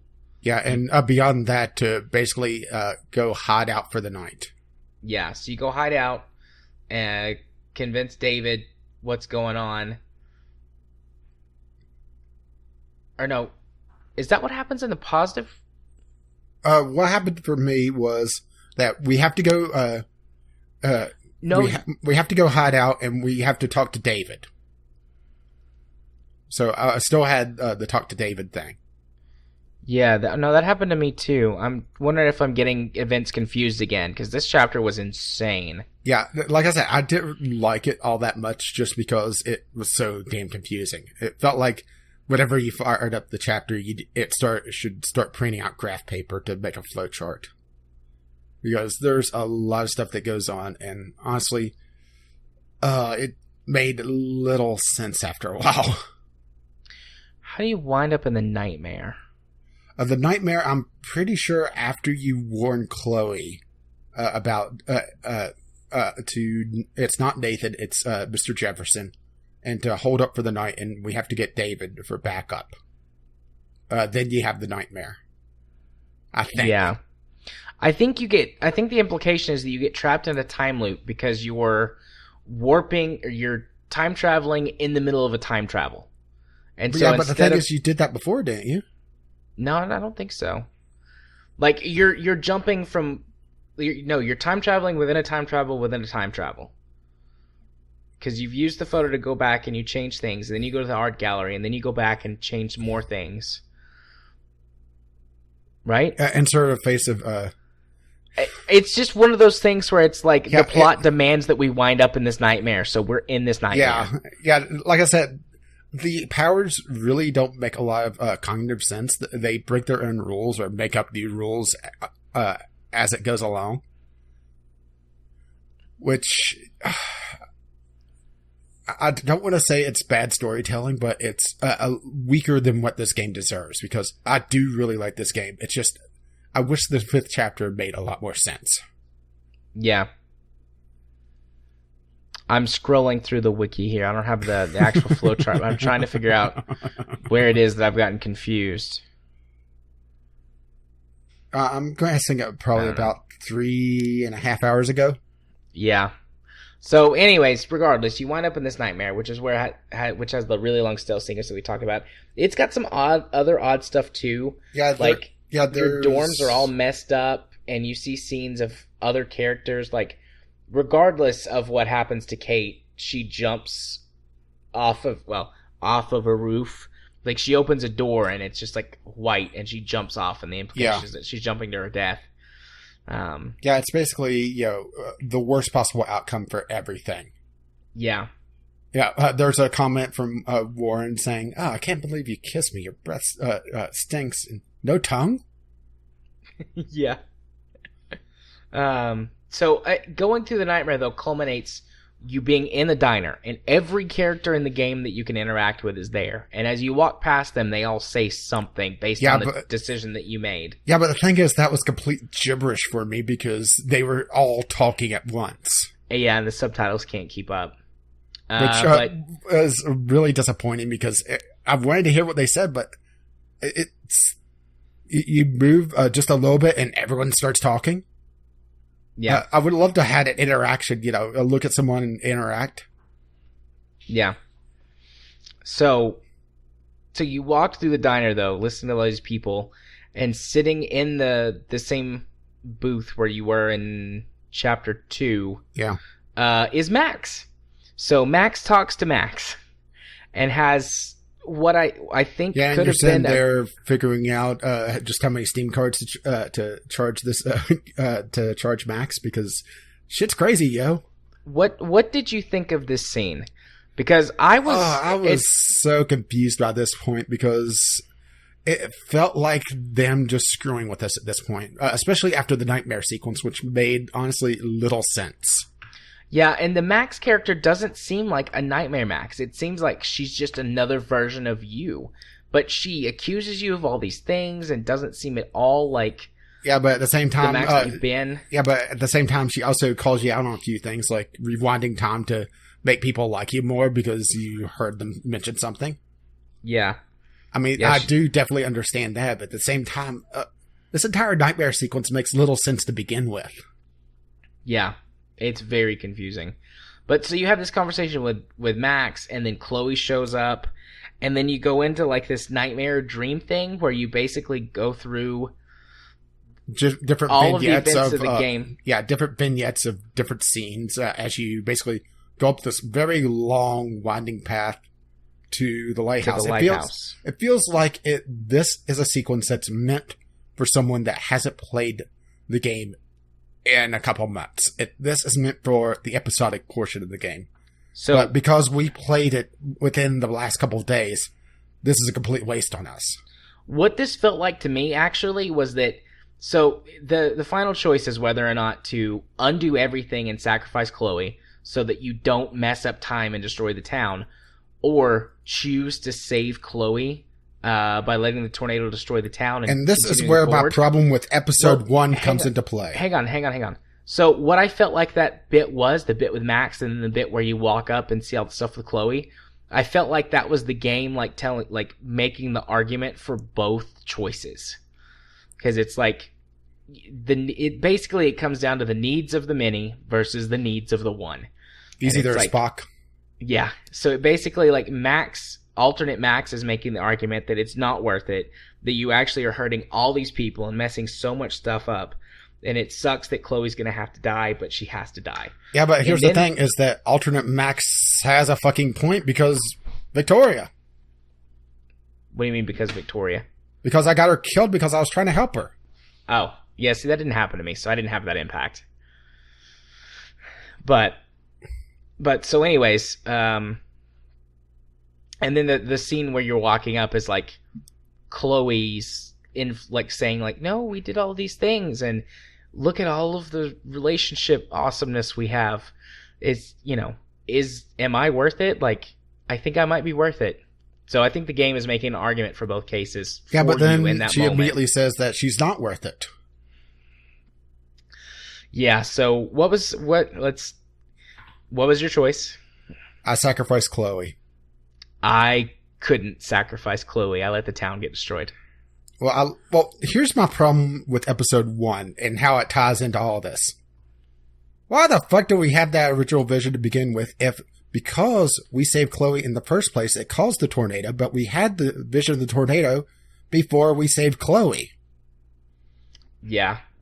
I guess because they didn't try and explain the time travel, because if they had tried to explain the time travel, I think that this would be a loop.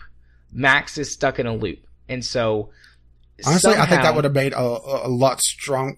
I think that would have made a lot stronger argument to save Chloe if you're stuck in a loop because you kept sacrificing Chloe, or if my original feeling that the storm was a metaphor for something big happening, what came out to be true. Because yes, it does make a powerful impact for a gameplay mechanic, but how does this interact, especially with the eclipse, with the double moon, which we didn't really mention that happened at the party, with the snow, with the whales, with the dead birds that kept happening, and pretty much everything. Oh, and also the ghost deer. I'm pretty sure the ghost deer was supposed to be Rachel, especially with all the deer motif. There was deer motif around Max, and there was also the snow globe with Chloe.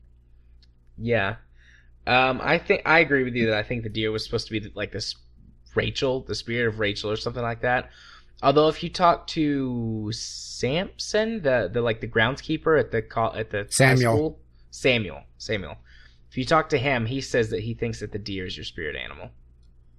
But I think that you're right. I think it's Rachel. Or it's supposed to be Rachel.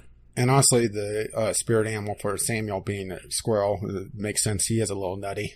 He is. And also, why did he have a box of women's clothes? Other than, trying to direct attention to him being possibly a little bit creepier than what he already is. I'm not sure. That's something that they never really brought up. No, I think that's one of those things that's just left up to your interpretation. I didn't think that he was creepy. I just thought that he had identity, he was having identity issues. Okay. Is there anyone in this town that isn't fucked up? Nope. This is what happens when you live in a small town. Yeah. Oh shit, I live in a small town. So do I.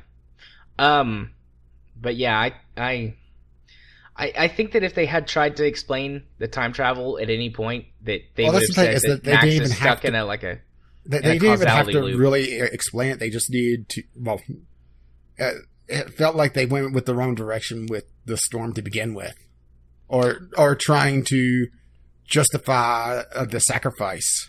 It felt off, and I can't quite explain why. That's the annoying part. I think, but because I had the sequence with Victoria getting killed with my help, it makes the argument to sacrifice Chloe because everything I've done to try to help people. I tried to help William, and I ended up paralyzing Chloe.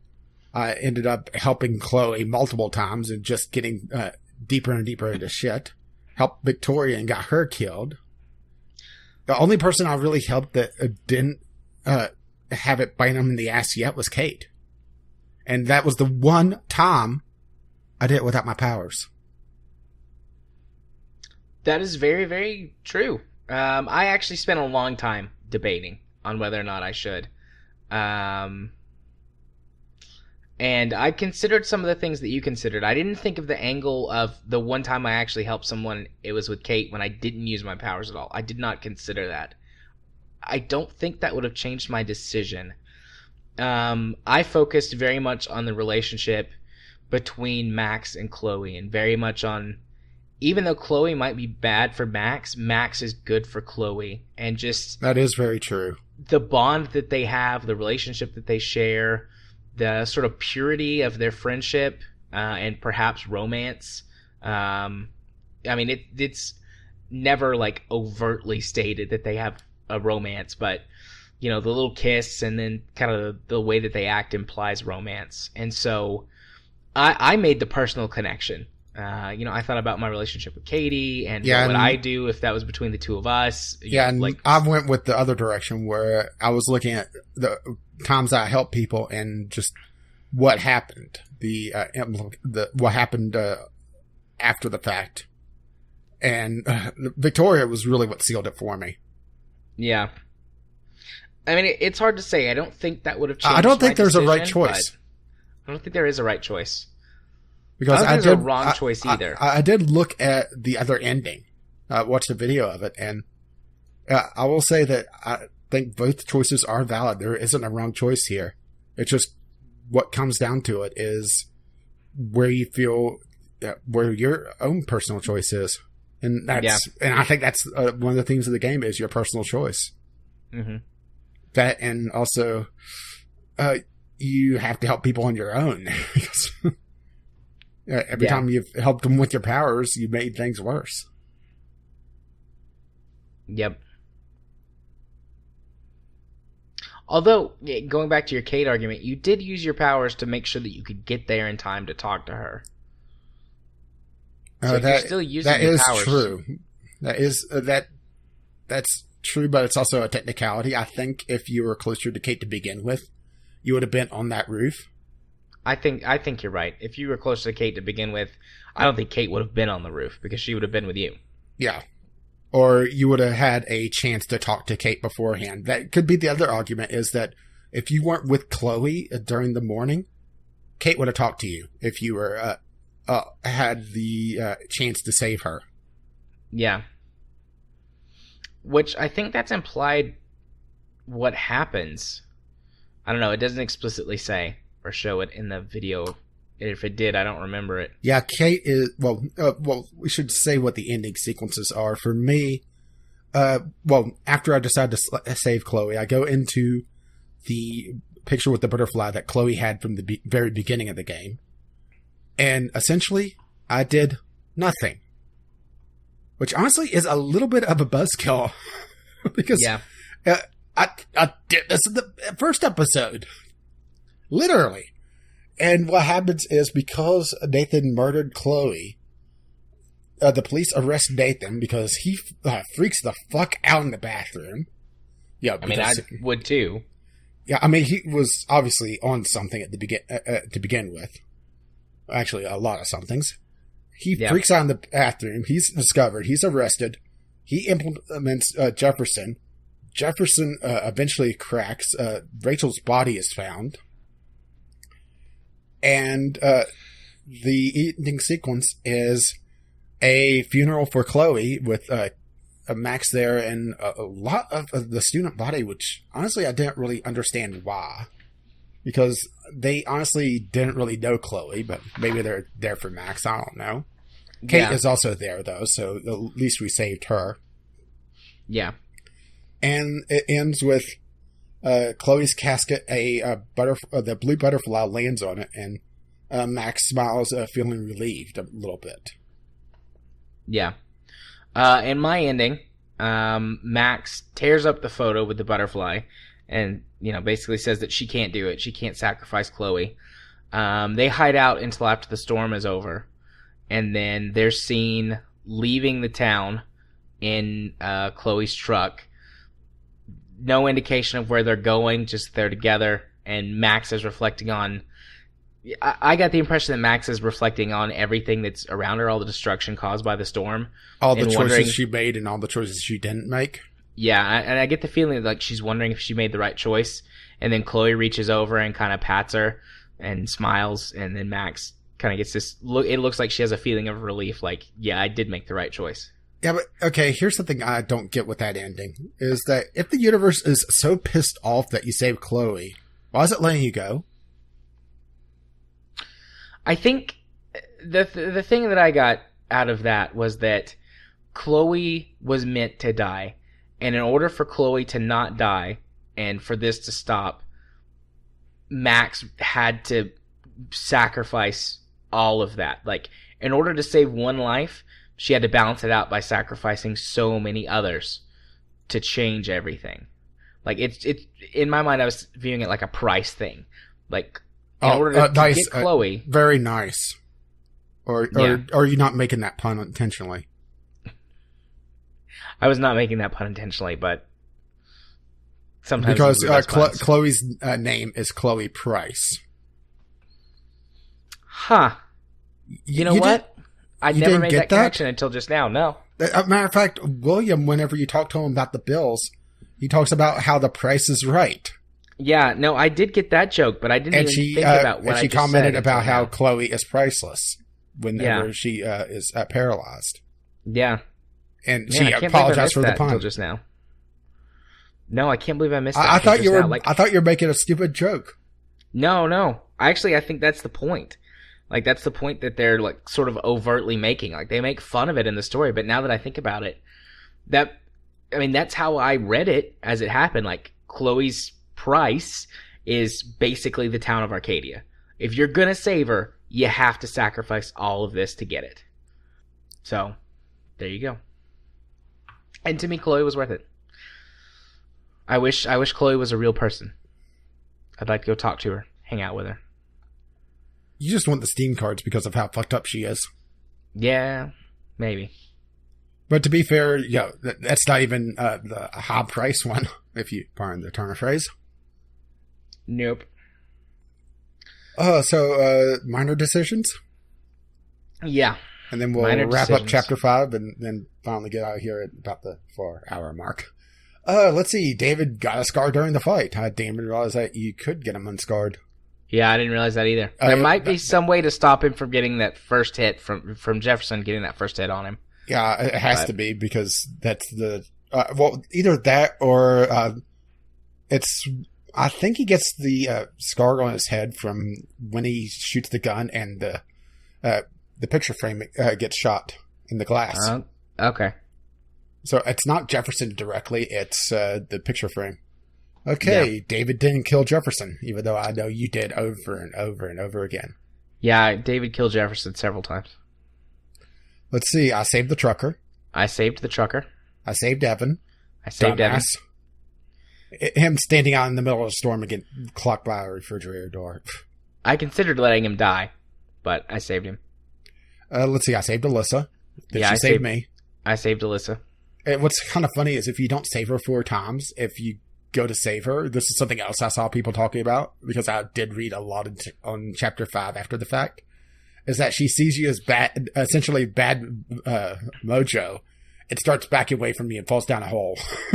That's funny. But you can still save her at that point. But it's one of those things that something bad happens to me whenever you're around, and she starts connecting the dots, and I found that funny. Yeah. See, I saved the fisherman. I did too. I didn't try to change Joyce's mind about David. This was something I went back and forth on. But I eventually just said that it should be Joyce's choice. I actually helped Joyce believe in David again. I was very moved by David's change of heart at the end. Well, I look at it this way, is that with David's change of heart, assuming that, well, here's the thing, is that for me, actually for both of us, it doesn't really fucking matter, does it? No. But for Joyce, I think David still has a shot. It's just, it's going to be a tougher road for him. Yeah. But he'll have to prove that he's changed, and that's the thing, is that, after him hitting Chloe, I want him to prove that. Yeah. Okay, here's the one that I felt like a bit of a dick for, but I think it has to be done. I told the truth about Rachel to Frank. I also told the truth to Frank. I'm hoping that shook him out of his dealership. Him realizing that he sold the drugs that killed Rachel. Yeah, I was worried that he was going to kill himself.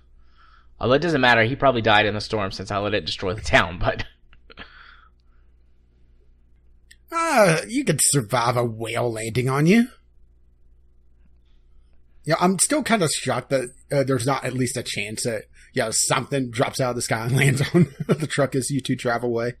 Just Yeah. the universe, one last talk, gotcha. And I kissed Warren. Yep, I did too. And that is all it. the choices right at the 4-hour mark of my timer. Granted, there's going to be some editing, but yeah. Oh, that is the longest game club we've had. Yeah, but I mean, it was so good. I mean, Yeah, I love this game so much. I still feel a little disappointed with Chapter 5, mostly because of the nightmare sequence, to be perfectly frank. It just is one of those things that it felt like it really didn't need to be there. Yeah. If they wanted to have the nightmare sequence, they could have easily cut out the stealth sequence for one and have the dormitory sequence and the classroom sequence, with the dormitory leading directly into the diner. Especially one of the sections of the dormitory sequence is that you jump after Kate. So there you go. That could have led right into the diner sequence. I didn't do that. I didn't jump after Kate. I think that's how I got out of that sequence.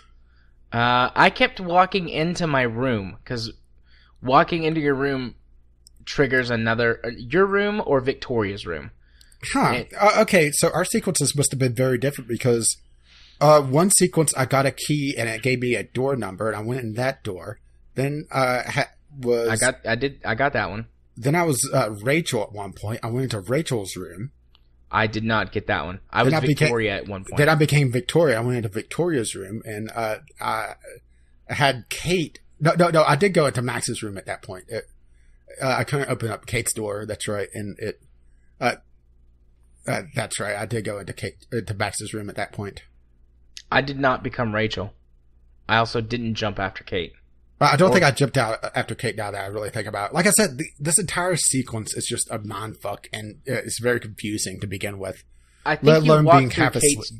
I think you walked through Kate's door, but you don't jump after her. I think I walked through Kate's door, and I confused that with jumping after her. But it's interesting. You became Rachel. I did not become Rachel. I wonder if that's just something like choices you make, and if you make the right sequence of choices... As a matter of fact, at one point, whenever I became Rachel... Rachel's name comes up on the map, and I go through that door. Nope, I just went through Max's door when... Yeah, my dormitory sequence must have been a lot longer than yours. Yeah, no, Maybe that's why I felt so much like padding, was that it was such a much longer sequence. Yeah, there was the key thing. Go through the door with the key. I went through the door that Kate jumped through. I was Victoria, and I went into her room. And then I was Max, and I went into her room, and that's how I exited the sequence. I didn't become Rachel. That's interesting. Interesting. I'm not sure what triggered that then. Me neither. You need a flowchart to find out. I need a flowchart to figure out all the time jumps in this chapter to begin with. Mostly the thing that I disliked the most about Chapter 5 was the stealth in the nightmare sequence. The stealth in the nightmare sequence, and also how confusing it was to keep up with things in all the time jumps. It was confusing. I think that some of that was supposed to be on purpose, because you get the sense that jumping through time is disorienting for Max when she does the big jumps. But I don't know. That could just be me coming up with a reason after the fact to support the fact that I was okay with it. So it's really, I mean, this sequence was insane. It was really insane and definitely confusing. So... I don't know what else to say about this game. I loved it. It was amazing. When we get to the end of the year, when we're doing Game of the Year awards, this is a serious contender for the best game I played in 2017. I mean, right now it is, but there's still plenty of year left ahead for something to beat it, but it's going to have to be a masterpiece to beat this. So good. I can't wait to go back through and play it with the director's commentary, maybe next week or in a couple of weeks. So shall we move on to Community Corner and just blaze through this? Real quickly, our next Game Club game. Oh, right. Sorry, it's been 4 hours. It has Our been. next Game Club game, fire up your emulation station, because we're going to be playing Shadow of the Colossus. Yep. Looking forward to this. I played some of it way back when I actually owned a PS2, but I never beat it. So I'm looking forward to actually playing through it again. Yeah, I only played bits and pieces of it. I never played a long session of it, so it's going to be interesting. And I don't think it's going to be a 4-hour episode. No. Not. No. This was fun. We should not make a habit of this. And it had to be this week when I need to pack up my computer quickly.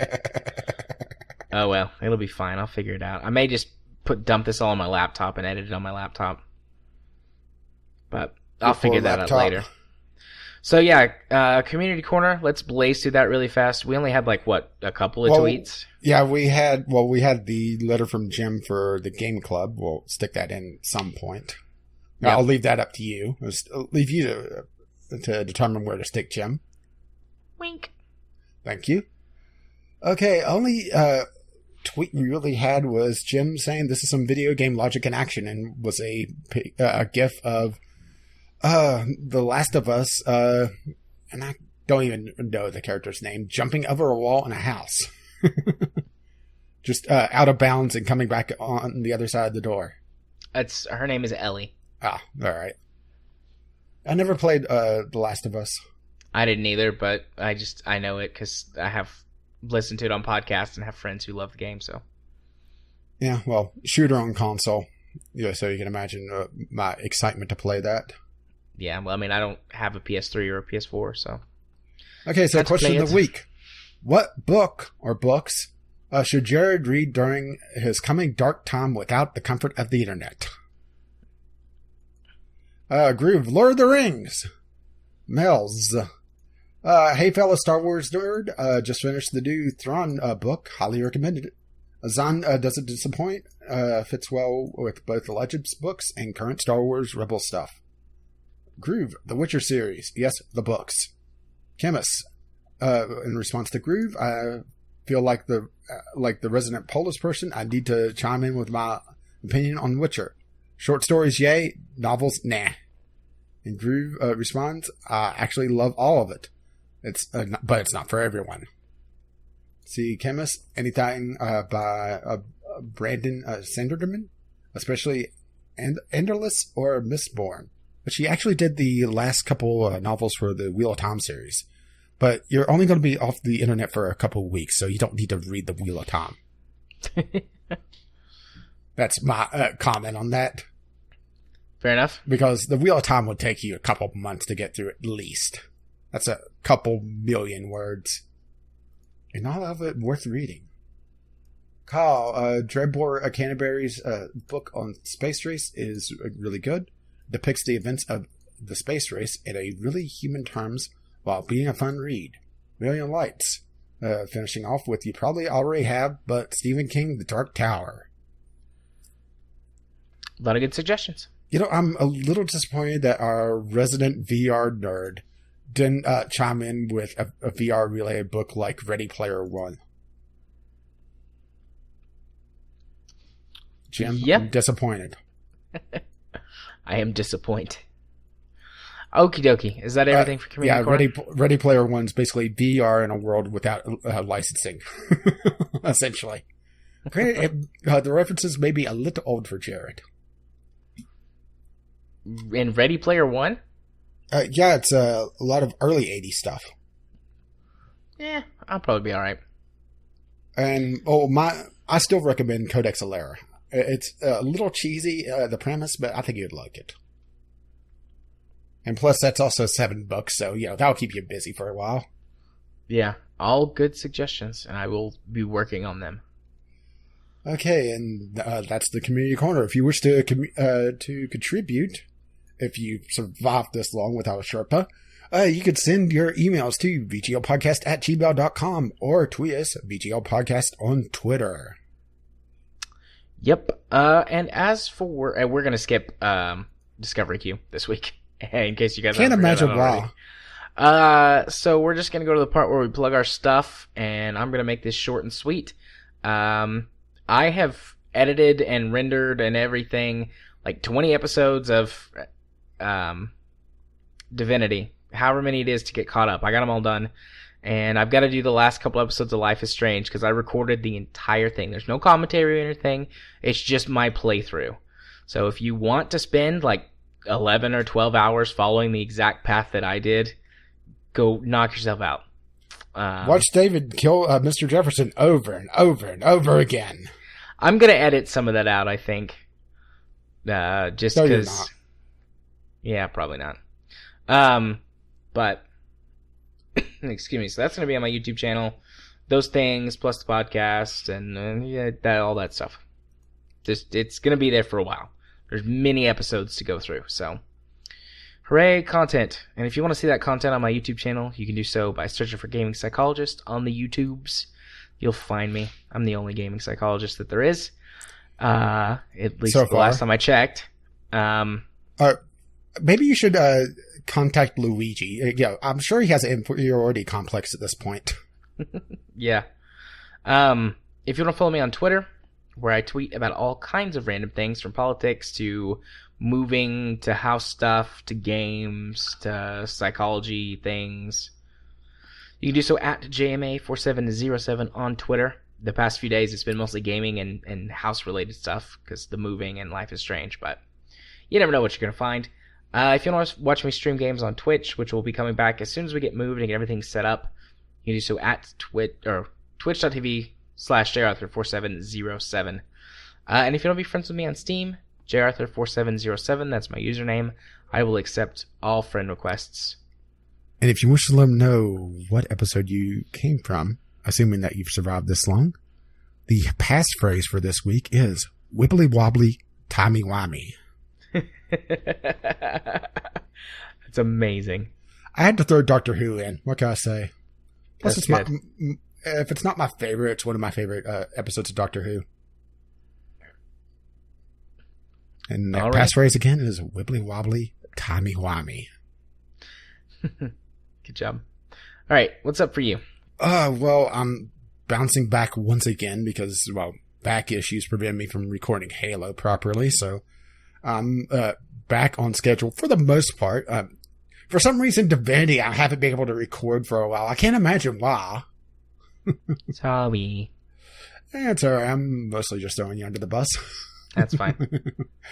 But RimWorld somehow is still ongoing. I believe the last episode that just went up a couple hours ago has been a resurgence of malaria on like half the population. RimWorld, you drink my medicine, so. And of course, I'm still playing Halo Combat Evolved. Divinity is still on hiatus, probably for, I'd say probably, 2-3 weeks, at least? Yeah, at least 2 weeks. Let's call it 3 just to be safe. Okay. If it shows up Call it early, 3. great. And, well, the Sunday Sampler also didn't show this week because ZiL Trucks is a steaming pile of shit, and I couldn't even get it to record. And I didn't feel like just sitting here with my cell phone recording my computer screen.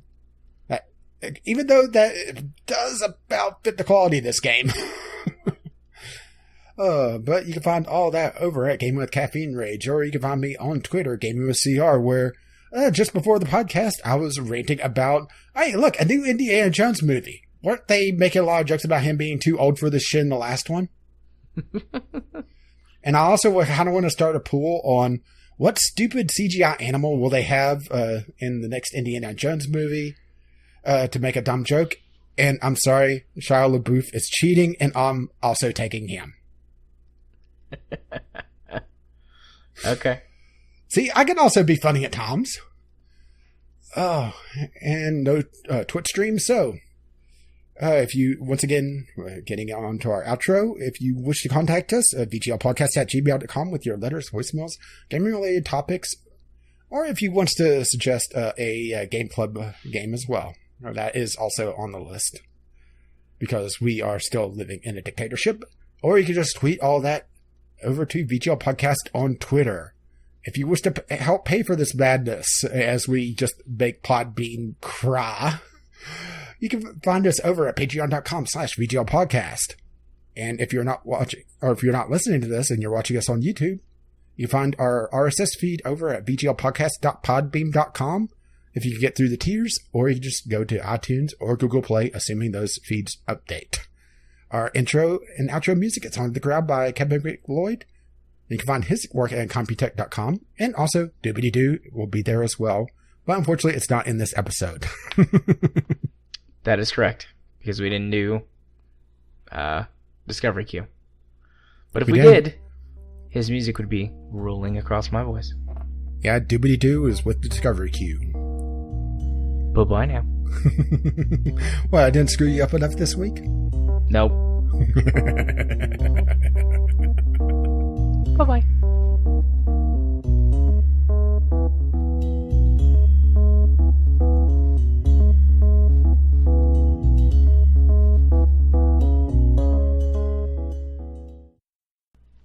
Hello everyone. Now we are going to have a reading from Jim 3535 about Life is Strange. This is a game that really surprised me and also snuck up on me. I originally picked it up based on ratings and recommendations, but it didn't seem like the type of game that I would like. I played through it when it was in the running for Game Club last time, but didn't have much in a way of expectations. The initial hooks for me were the time travel and photography theme.